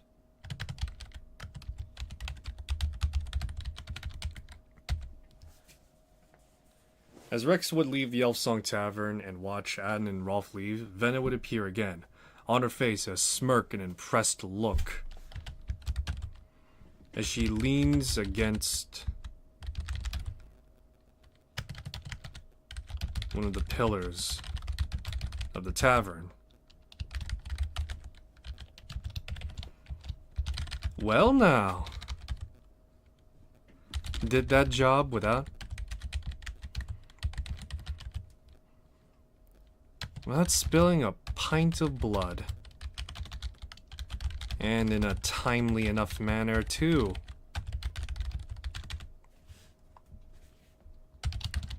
Color me impressed. Alright, so yeah. Venna will say, well now, did that job without spilling a pint of blood. In a timely manner, too. Color me impressed. Yes, well, I couldn't have done that without taking proper preparation and taking a risk myself. All around, I'm at the very least pleased with how it panned out. I'll say, it's not often that one could say they sneaked into a bandit stronghold, helped someone they were holding captive, and had them escape without them knowing. This time, they probably know that their captor is gone too, along with whatever treasures they may have hoarded during their time as well. My. So that's why you wanted to do it alone? For all that riches and glory? Was it worth it? Who can say? Let's just say I'm now a fairly more richer person than I was before. So, let's just leave it at that. Quite the attitude you have on you, wizard. I must admit, you are certainly interesting. Not as interesting as what I'm going to be doing next. Oh? Pray tell, what may that be? Apparently, the bandits that were occupying that stronghold were...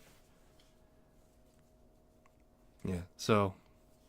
Apparently, the bandits that were occupying that stronghold were ousted nobles.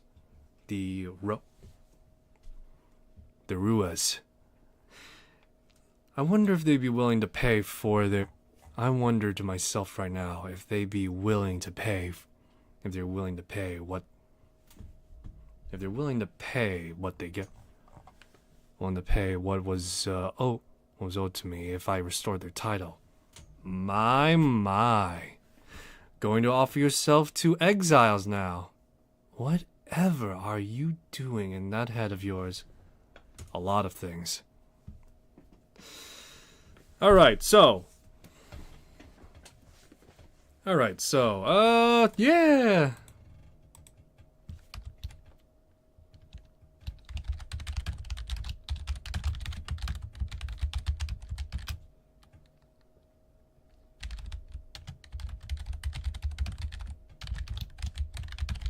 Alright. Well, I could certainly tell this next one you're definitely going to need some help. So Venna's gonna, after hearing Rex saying he's gonna go after the Eomans, she's gonna say, well now, taking on one thing after another. This one, though, you're definitely going to need help with. I'm afraid. I highly doubt if you're going to go after such a noble and prestigious house that'll be going over so simply and basically. So, why don't I come with you, and we'll talk about payment after the fact, if at all. Perhaps. But first, we'll be paying a visit back to that fortress soon. You must love tempting fate and danger. Very well, if that's your choice.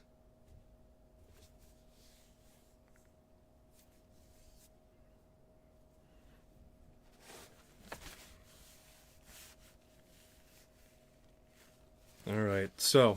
Sorry, I'm right now dealing with something.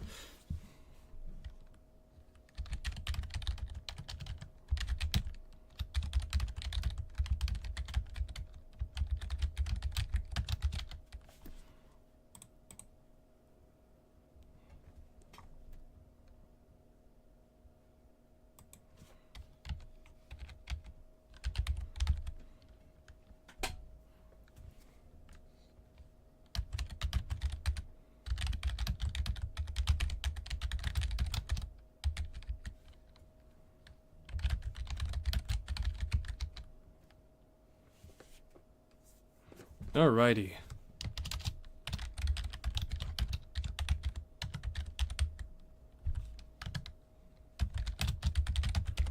Yay! Okay, so now Rex is level 4, guys. My goodness, level 4! Ah! Okay, so let's see here. I had my eyes on something particular right now, and now I can play around and dick around with some of the minor feat stuff that I tackled. So I'm gonna get telekinetic, to which I'm gonna raise my intelligence modifier. I now have learned Mage Hand, and can cast it without verbal or somatic components to make an invisible spectral hand effectively in range. I can do a telekinetic shove as well, and they must make a DC strength as well as proficiency modifier, as well as whatever I use as my score. So that would be 13, 15 total. Actually, I think, did my bonus go up? Another case. Oh yeah, look at that, boys. Look at that. That is just fantastic. I love it. 5 intelligence, guys. Oh yeah. Alrighty, so I now also get the ability to get new spells. I get new spells because I now have more, so this is now inspiration, or my level. Yeah, it's now my level spells. How many can I... Let me see, how many... I can now add another cantrip, to which I will take on Prestidigitation.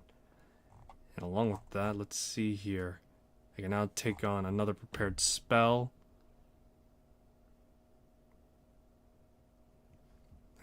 I can now learn another spell, to which, let me see here. What's this? Phantasmal Force.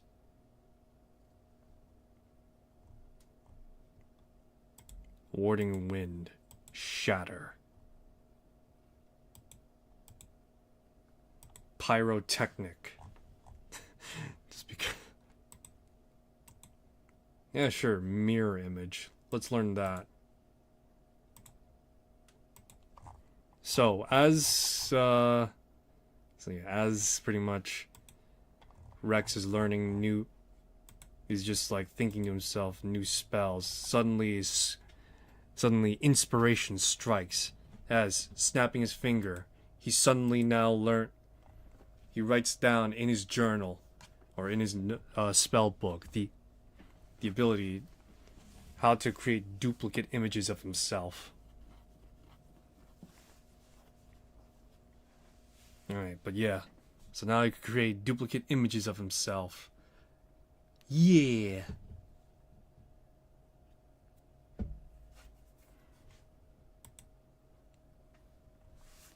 Alrighty, so with that in mind, let me see here. He's got like he's pretty much got a whole slew of stuff right now. So Rex is going to quickly, I guess, let me see here. He's going to spend the 25 GP on a rapier, or in this case, an S-stock.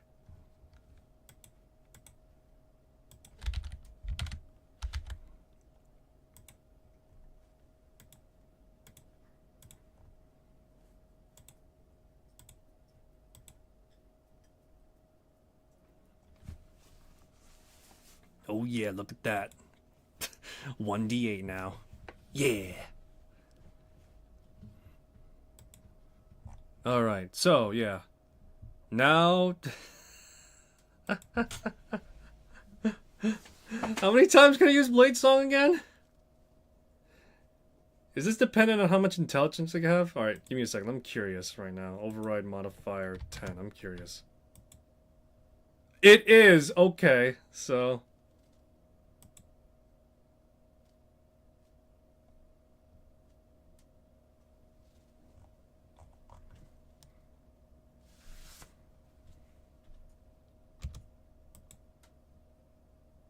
Oh god, and I have none.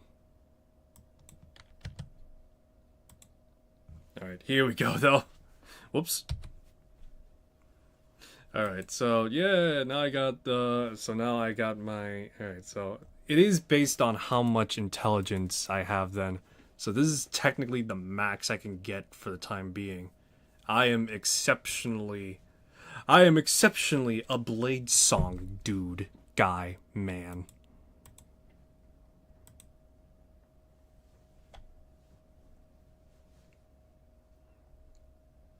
Yeah, as you clearly see, I put his faith as LaRue, but he doesn't know that just yet, because he's got like a few gaps in his memory right now. Alright, so.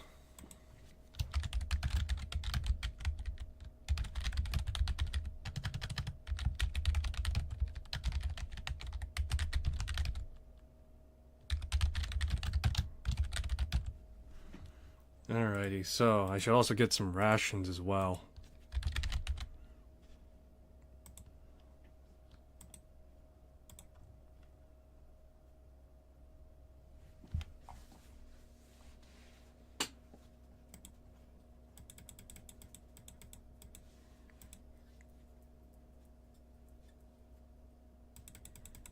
I forgot to track. Yeah, I forgot to track some of the stuff, but let's see here.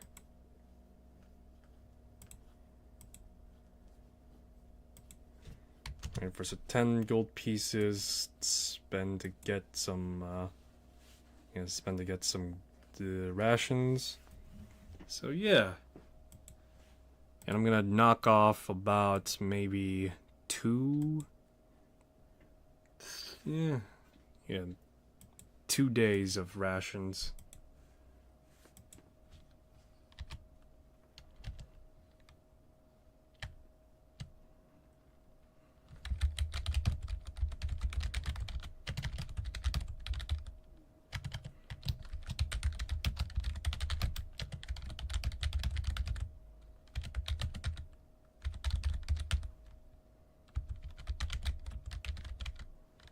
Alright, so before returning to the bandit stronghold he had infiltrated prior into. Let's see here. Let me see. What would the state of the fortress be? I'm gonna say that this has a bit of a chaos factor attached to it.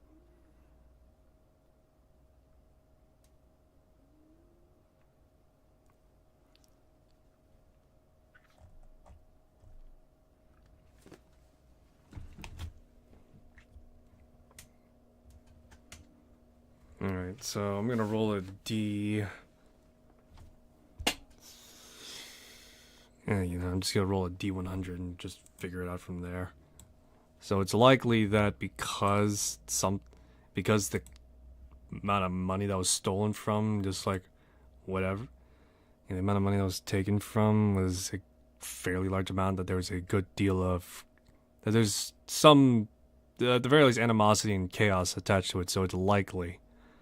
So let's see here. 49.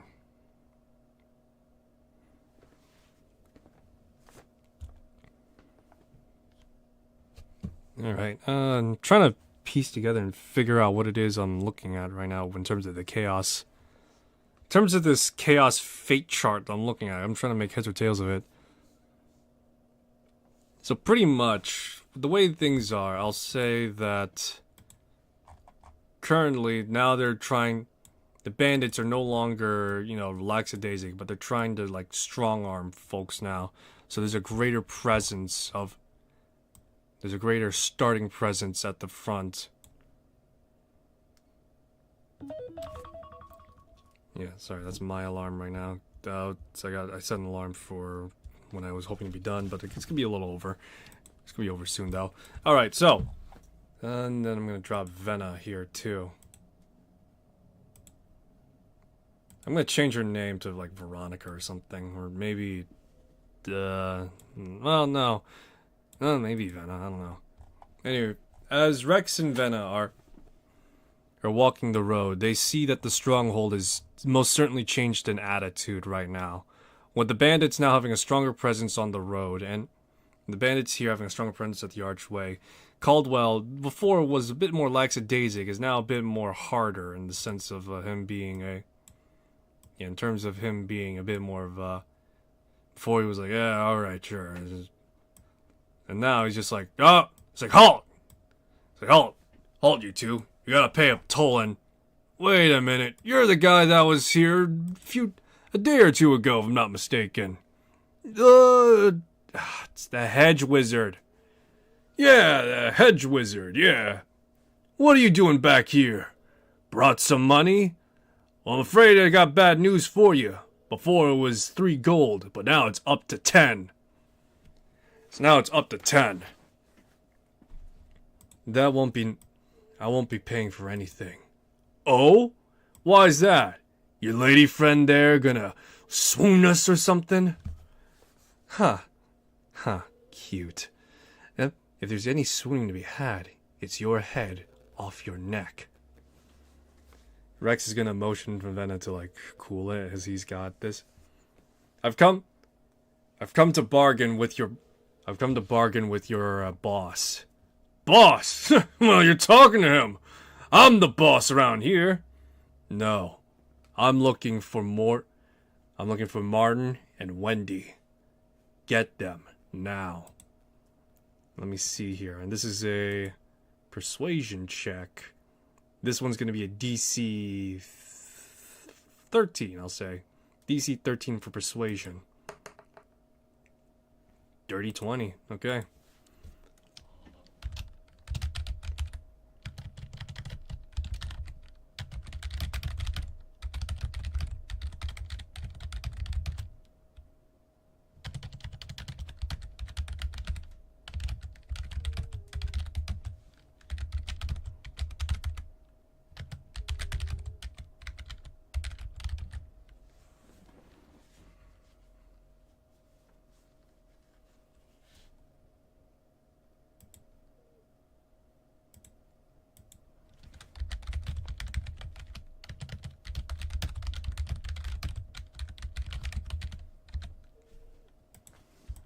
Alright, so.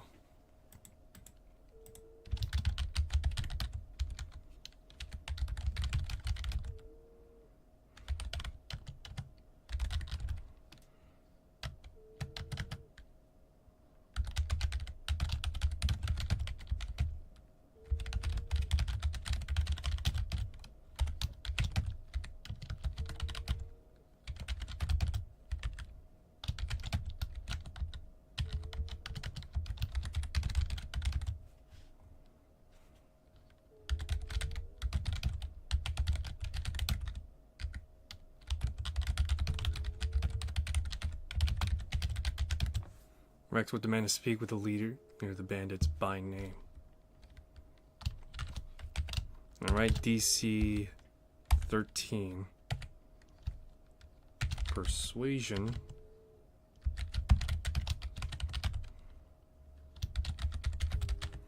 Alright. Alright, so. As Morden's name was dropped, Caldwell's expression goes from cocky to then like suspicion, before to that of like placid suspicion, before then saying to the others, he's like, "Get the boss. Got some visitors for him, it seems." And then one of the scouts are gonna step in the back and get Mordrin and Wendy or Morden. What the fuck's the name? Martin. Alright. Martin and Wendy. So, as Rex and Venna wait, the bandits are all like eager and waiting to like get some action in.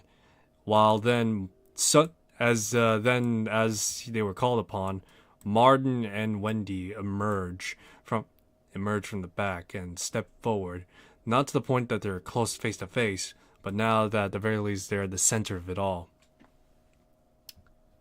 Real quick, did I give long rest? Yeah, technically a long rest happened. Well. This is a surprise. It's not often that I get to be called by my own name. Even less so by a stranger. Tell me, stranger, Who are you? My name is irrelevant at this time right now. As much as you don't want to hear that, I have something that you want to hear.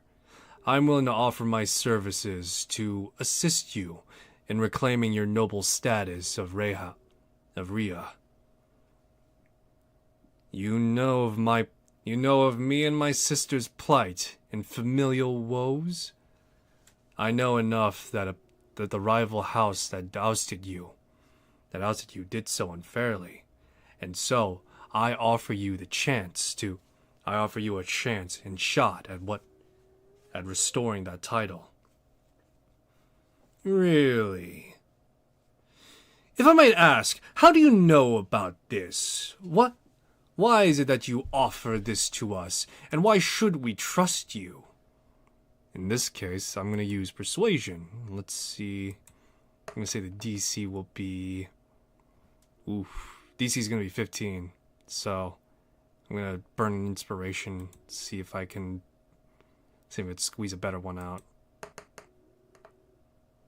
No. Okay.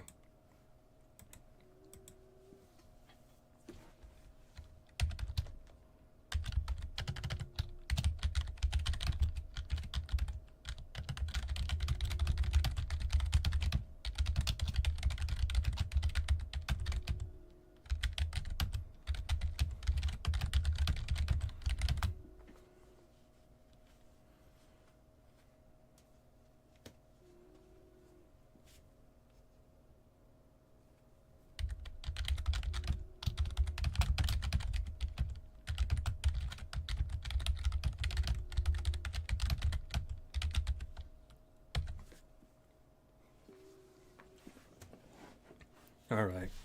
So,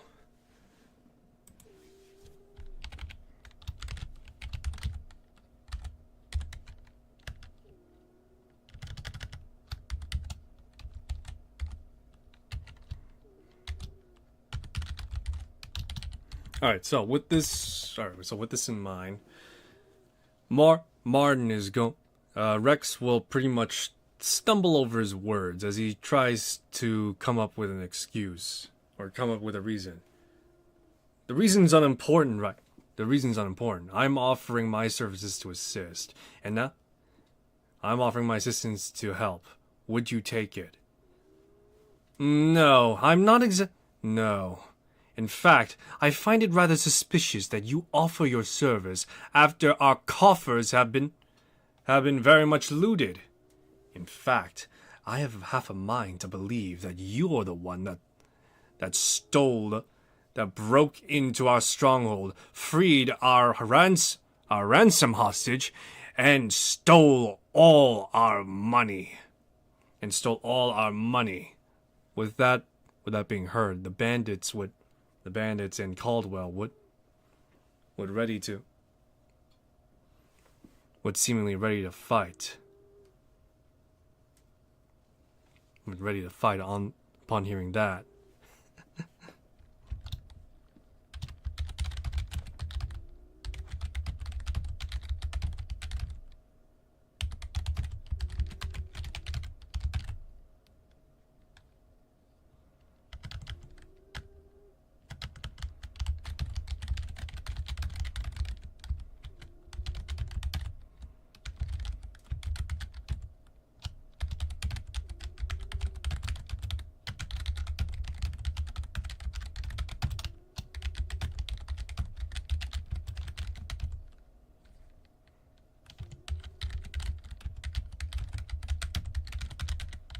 Alright, so let's see here. How do I continue this line of dialogue now?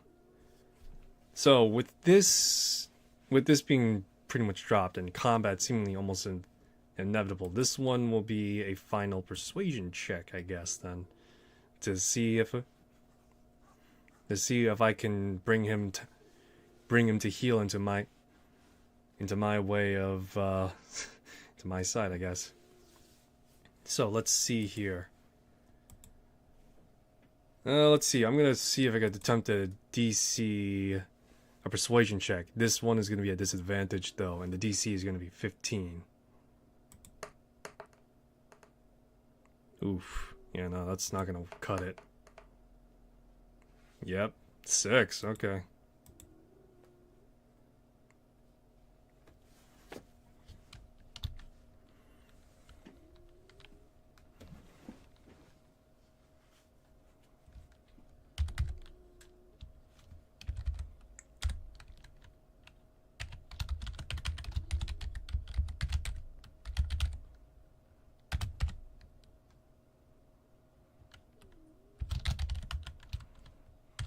Alright.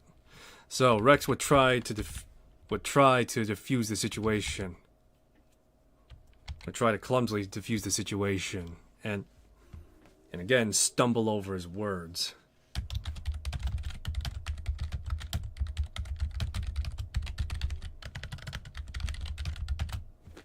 Alright, so we'll try and defuse the situation, however would stumble over his words, and so pretty much what would happen is that... Alright, so... What would he say? Let's not draw suspicion to something that happened. How is it that I would know that your money was stolen? That's exactly the point. Men, deal with this rabble. And then combat would start.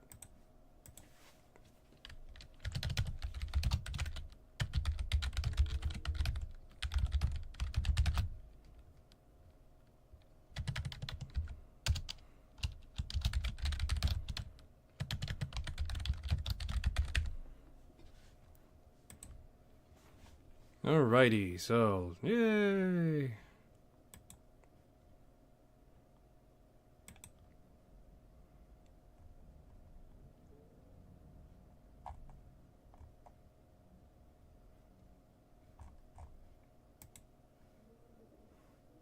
Alright, real quick, I'm gonna see who has the higher dexterity, and currently, Rex actually has the higher dexterity.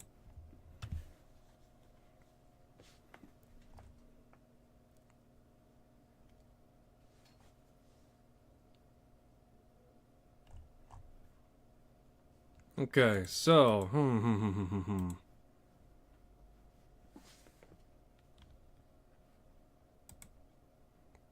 I guess it wouldn't hurt to do combat for... Actually, no, let's do this. See if we can try and crank this out.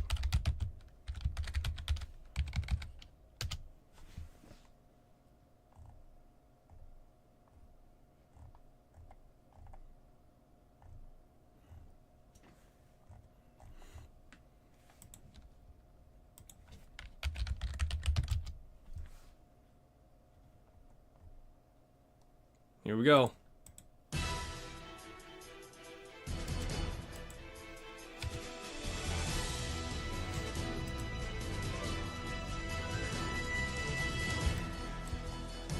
Alright, so I'm going off who has the highest initiative, and right now, Rex has the higher initiative, or has the higher dexterity. Unfortunately, currently, currently does not support that, so yeah. So, Rex will, let's see here. Bonus action, invoke Blade Song.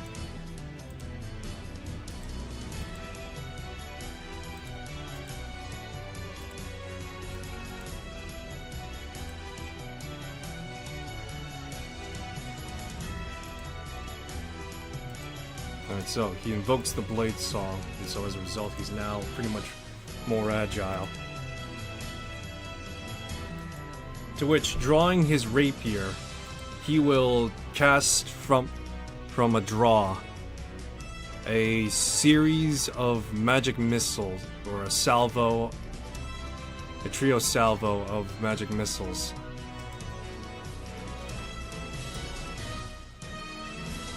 Alright, so yeah.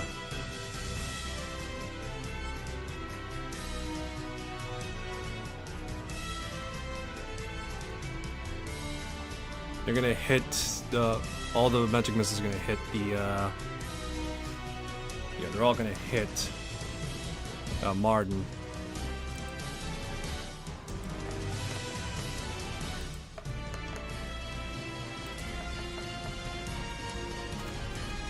9 force damage applied.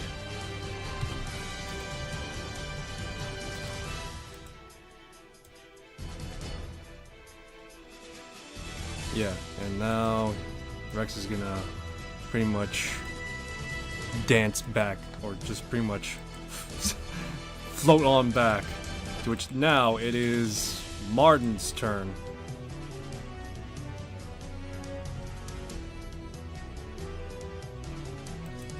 He's going to give chase, but yeah, he's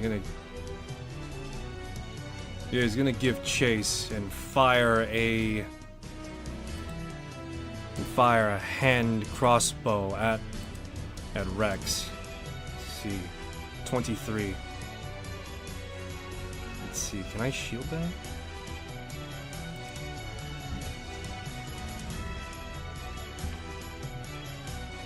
Yeah, why not? Actually, let me see. Yeah, shield. So that's +5, so that's 24, that's 1 over. So with a shield now, yeah, so with a shield, Rex pretty much deflects the bolt, and Martin is closing the distance. Let's see here. The Mastiff here are going to alert and try to bite at Venna. Alright. That one will miss.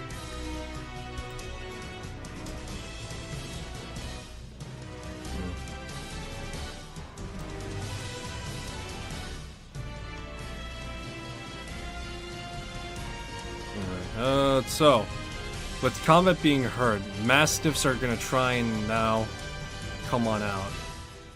So let me see here. We got a bunch of other Mastiffs here.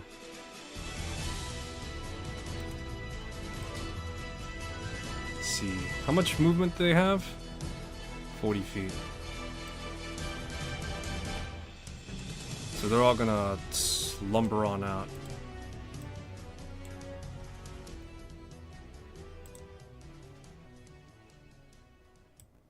Hope you guys don't mind Terra Battle.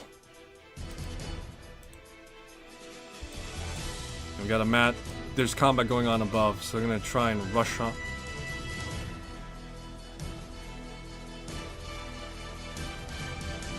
Yeah, so they're gonna try and rush on up, but currently they're gonna wait for the. They're gonna try and wait for the thing to be opened. What does this scout got? Multi-attack. So at this distance, the scout's gonna try and take a shot at both Venna and Rex. So let's see here. First one will be on Rex. That will hit for 3 points of piercing. And the second one's gonna be for Venna, to which that will miss. And then there's another scout down below, to which it's gonna also it's gonna try and pretty much bust open the planks they had over this stairwell. Venna's turn.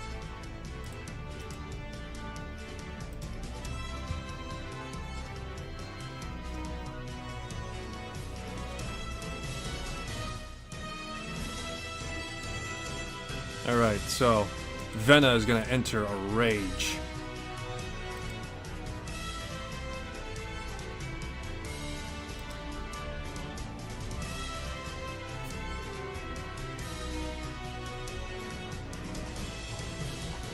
See, what's her dealio?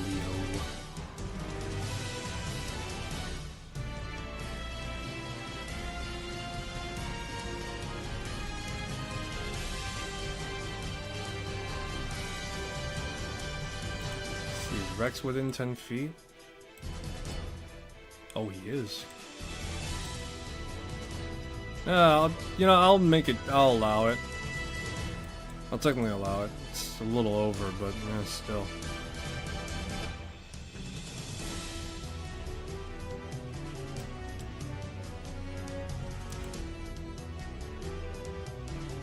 Alright, so class feature, if I'm reading this correctly for Vitality of the Tree, 5 temp HP, At the start of your turn, you can choose another creature with 10 feet to gain.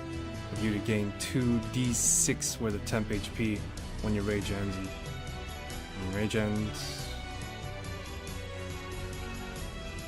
Yeah, so 2d6, huh? All right. 7 HP, or 7 temp HP for Rex. Okay, excellent.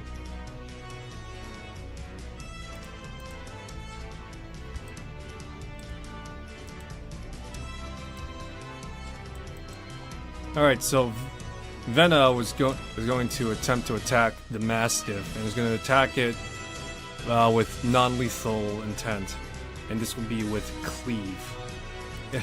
However that works. So, oh jeez. I think, what was it for Rage? It's also add more to it, I think. Give me a sec. It's been a while. I've not touched 2024's Rage.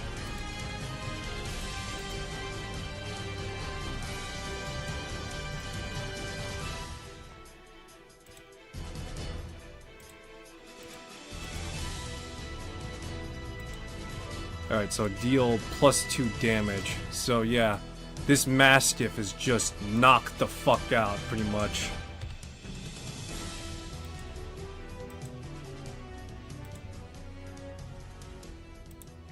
So yeah, the Mastiff is now knocked the fuck out. And let me see here. Caldwell's just like, oh, my dog! You just knocked out my dog!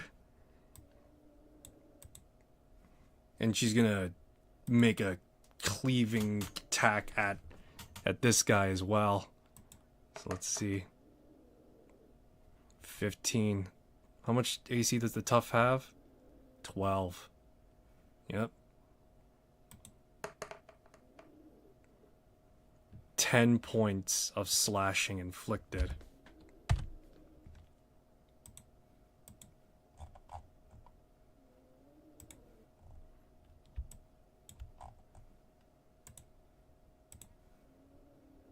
Alright, the bandits are gonna try and, like... They're gonna try and, swarm Vena. And the ones that were here are gonna try and, like, move on out and trying to, you know, get to their buddies and assist. With these guys in the bottom, like, trying to funnel on out as well. But it's like, move it, move it, move it! And it's just, like, freaking, like, all stumbling and shit. It's like a fucking vaudeville act.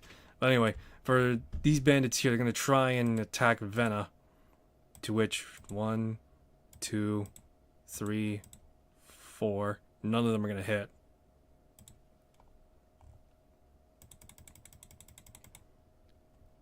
The tough here is going to try and now attack Vena with mace, to which that will hit for 7 bludgeoning damage, but with rage it gets reduced to half, so I think that's like 3 damage. And then this tough is just like also clambering on up, so all these guys are going to be like on up top there. Let me see, what can the priest do?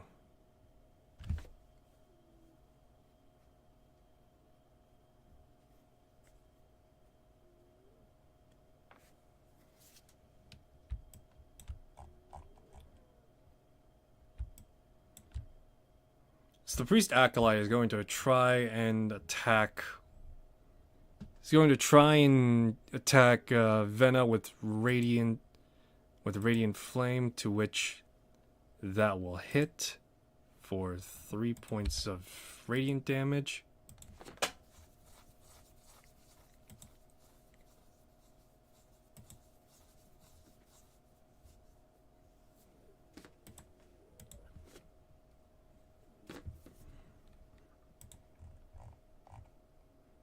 This guy doesn't exist, so... Alright, back at the turn order, it's Rex's turn, despite the fact that it says it's the spy. So, let's see here. Seeing as the spy is close to him, and that he took 3 points of damage, to which I should probably also mark down.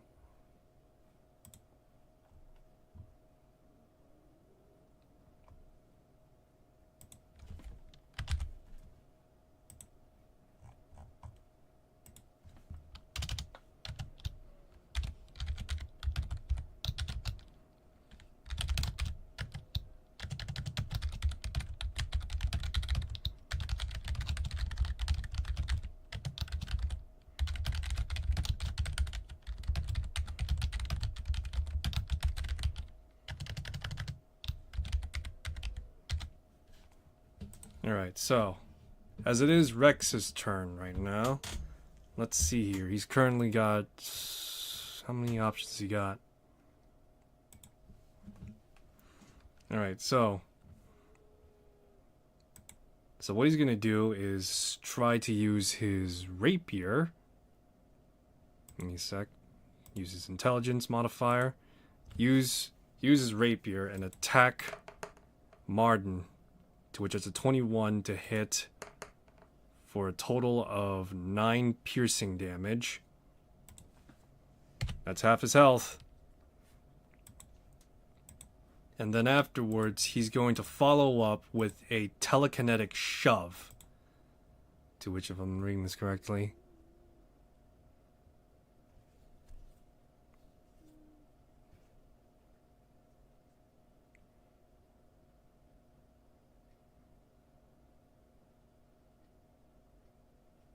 yeah, attempt a telekinetic shove, to which that's a DC 15 save throw.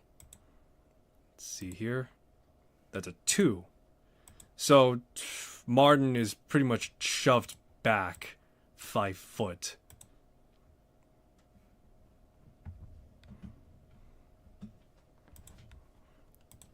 So yeah, Marden is now shoved 5 foot. Solo D&D, huh? Do this myself. I always wanted to see how others doing it. Yeah, most part it's been interesting. A lot of record keeping, but yeah. So currently, yeah, so I'm in the midst of combat in which I gotta get going soon, so let's see. We'll see how this ends out. And so Rex is gonna backpedal away, to which this Mastiff is knocked out. I did not take away its health because I figured it would be too whatevered. Now it's Martin's turn, to which he is going to he's going to give chase again. However, he's going to again take another shot at Rex, to which he misses as Rex barely dodges out of the way.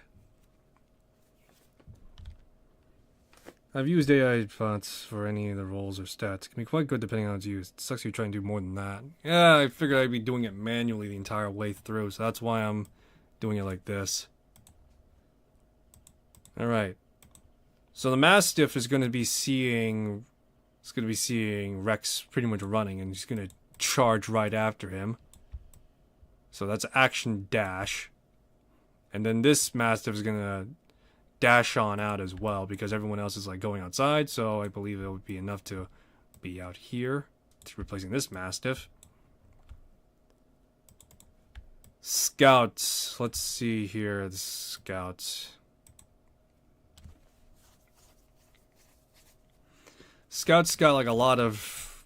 technically got like 2 targets, so they're going to try and take a shot at Rex, to which he's going to take that damage. Let's see. 4 damage. And then afterwards take a shot at Venna, to which that would be 3 points of damage inflicted onto her, as she has resistance currently. The other scout's going to be charging up. Yeah, action dash to be up here, and then it's Venna's turn, to which I gotta reread some of her stats again, because I think... Alright. So she's got a shitload of bandits in front of her right now. It's great. Well, it's terrible, really. But, yeah.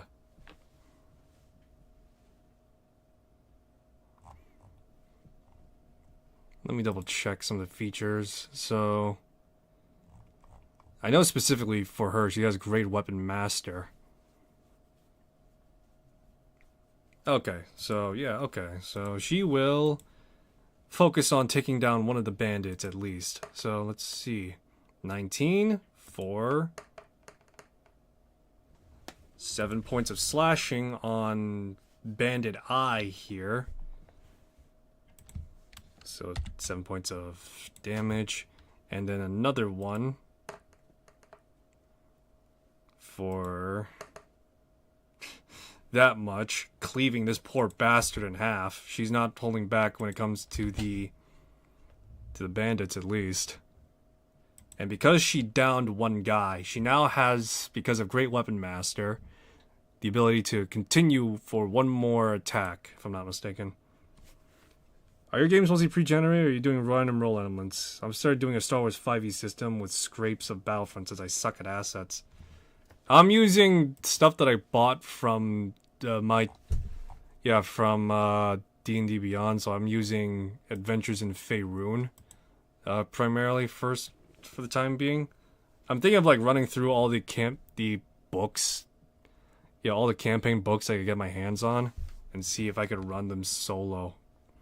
Because for time being, I've been doing like 2-player characters at a time, and I'm thinking of upping it a short while. So yeah, okay, so yeah, so did I make a roll already? Let me see here. No, I did not. Okay, so yeah, so with Great Weapon Master, Vena's able to utilize her bonus action, which she hasn't burned yet, to cleave her way through, to which it will be on another bandit, in which, let's see, 7 slashing on Bandit G. She is just wrecking shit up. Holy crap. Alright, so bandits' turns. I'm gonna roll for the ones that are here right now, so that's like 3. 1. Okay, that one hits. Oh, sorry. So that gets reduced down to 1 damage. Let's see here. I'll add the damage if the next one hits. So that one will be 3 points of slashing. Alright. And then the other bandits are going to be...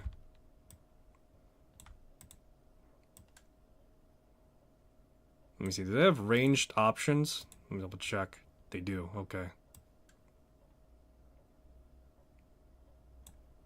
This is for a level 1 encounter, by the way, but because I'm using 2 characters, this is going to be a bit more... it's going to be a bit more complicated. So 2 more bandits are going to emerge, and I'm going to fire 2 crossbows at Rex and Vena, respectively. First one's for Rex, so that'll miss. Second one's for Vena, that will also miss. And let me see, do I have any more?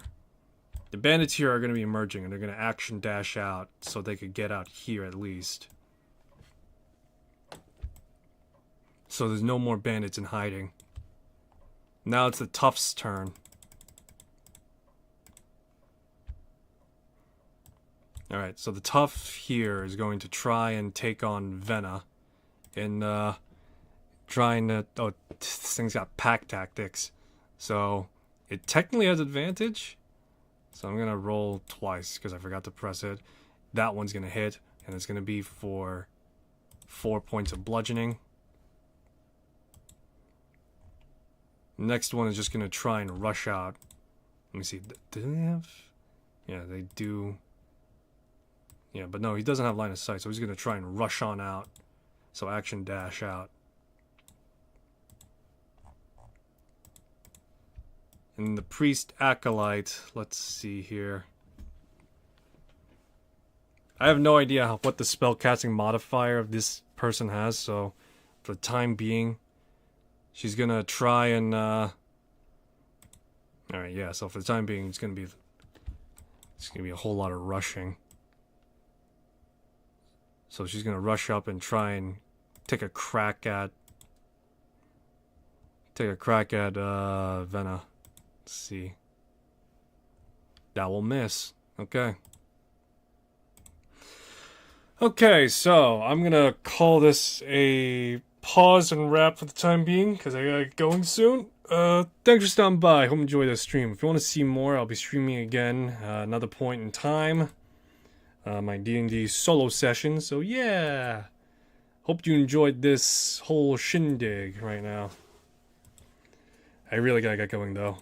So yeah, thanks for stopping by. Hope you enjoyed the stream. If you want to see more, I'll be streaming again whenever I can. Most likely next week. To which I'll try and pick up, and we'll be doing that murder mansion quest from Adventures in Faerun to see how that pans out. And so yeah, this whole thing is just this stream just started off with me doing solo stealth, and now it's ending with 2-person combat. So yeah, that's great. Anyway, so thanks for stopping by. Enjoy the stream. I'll see you next one. That being whenever I can, and yeah.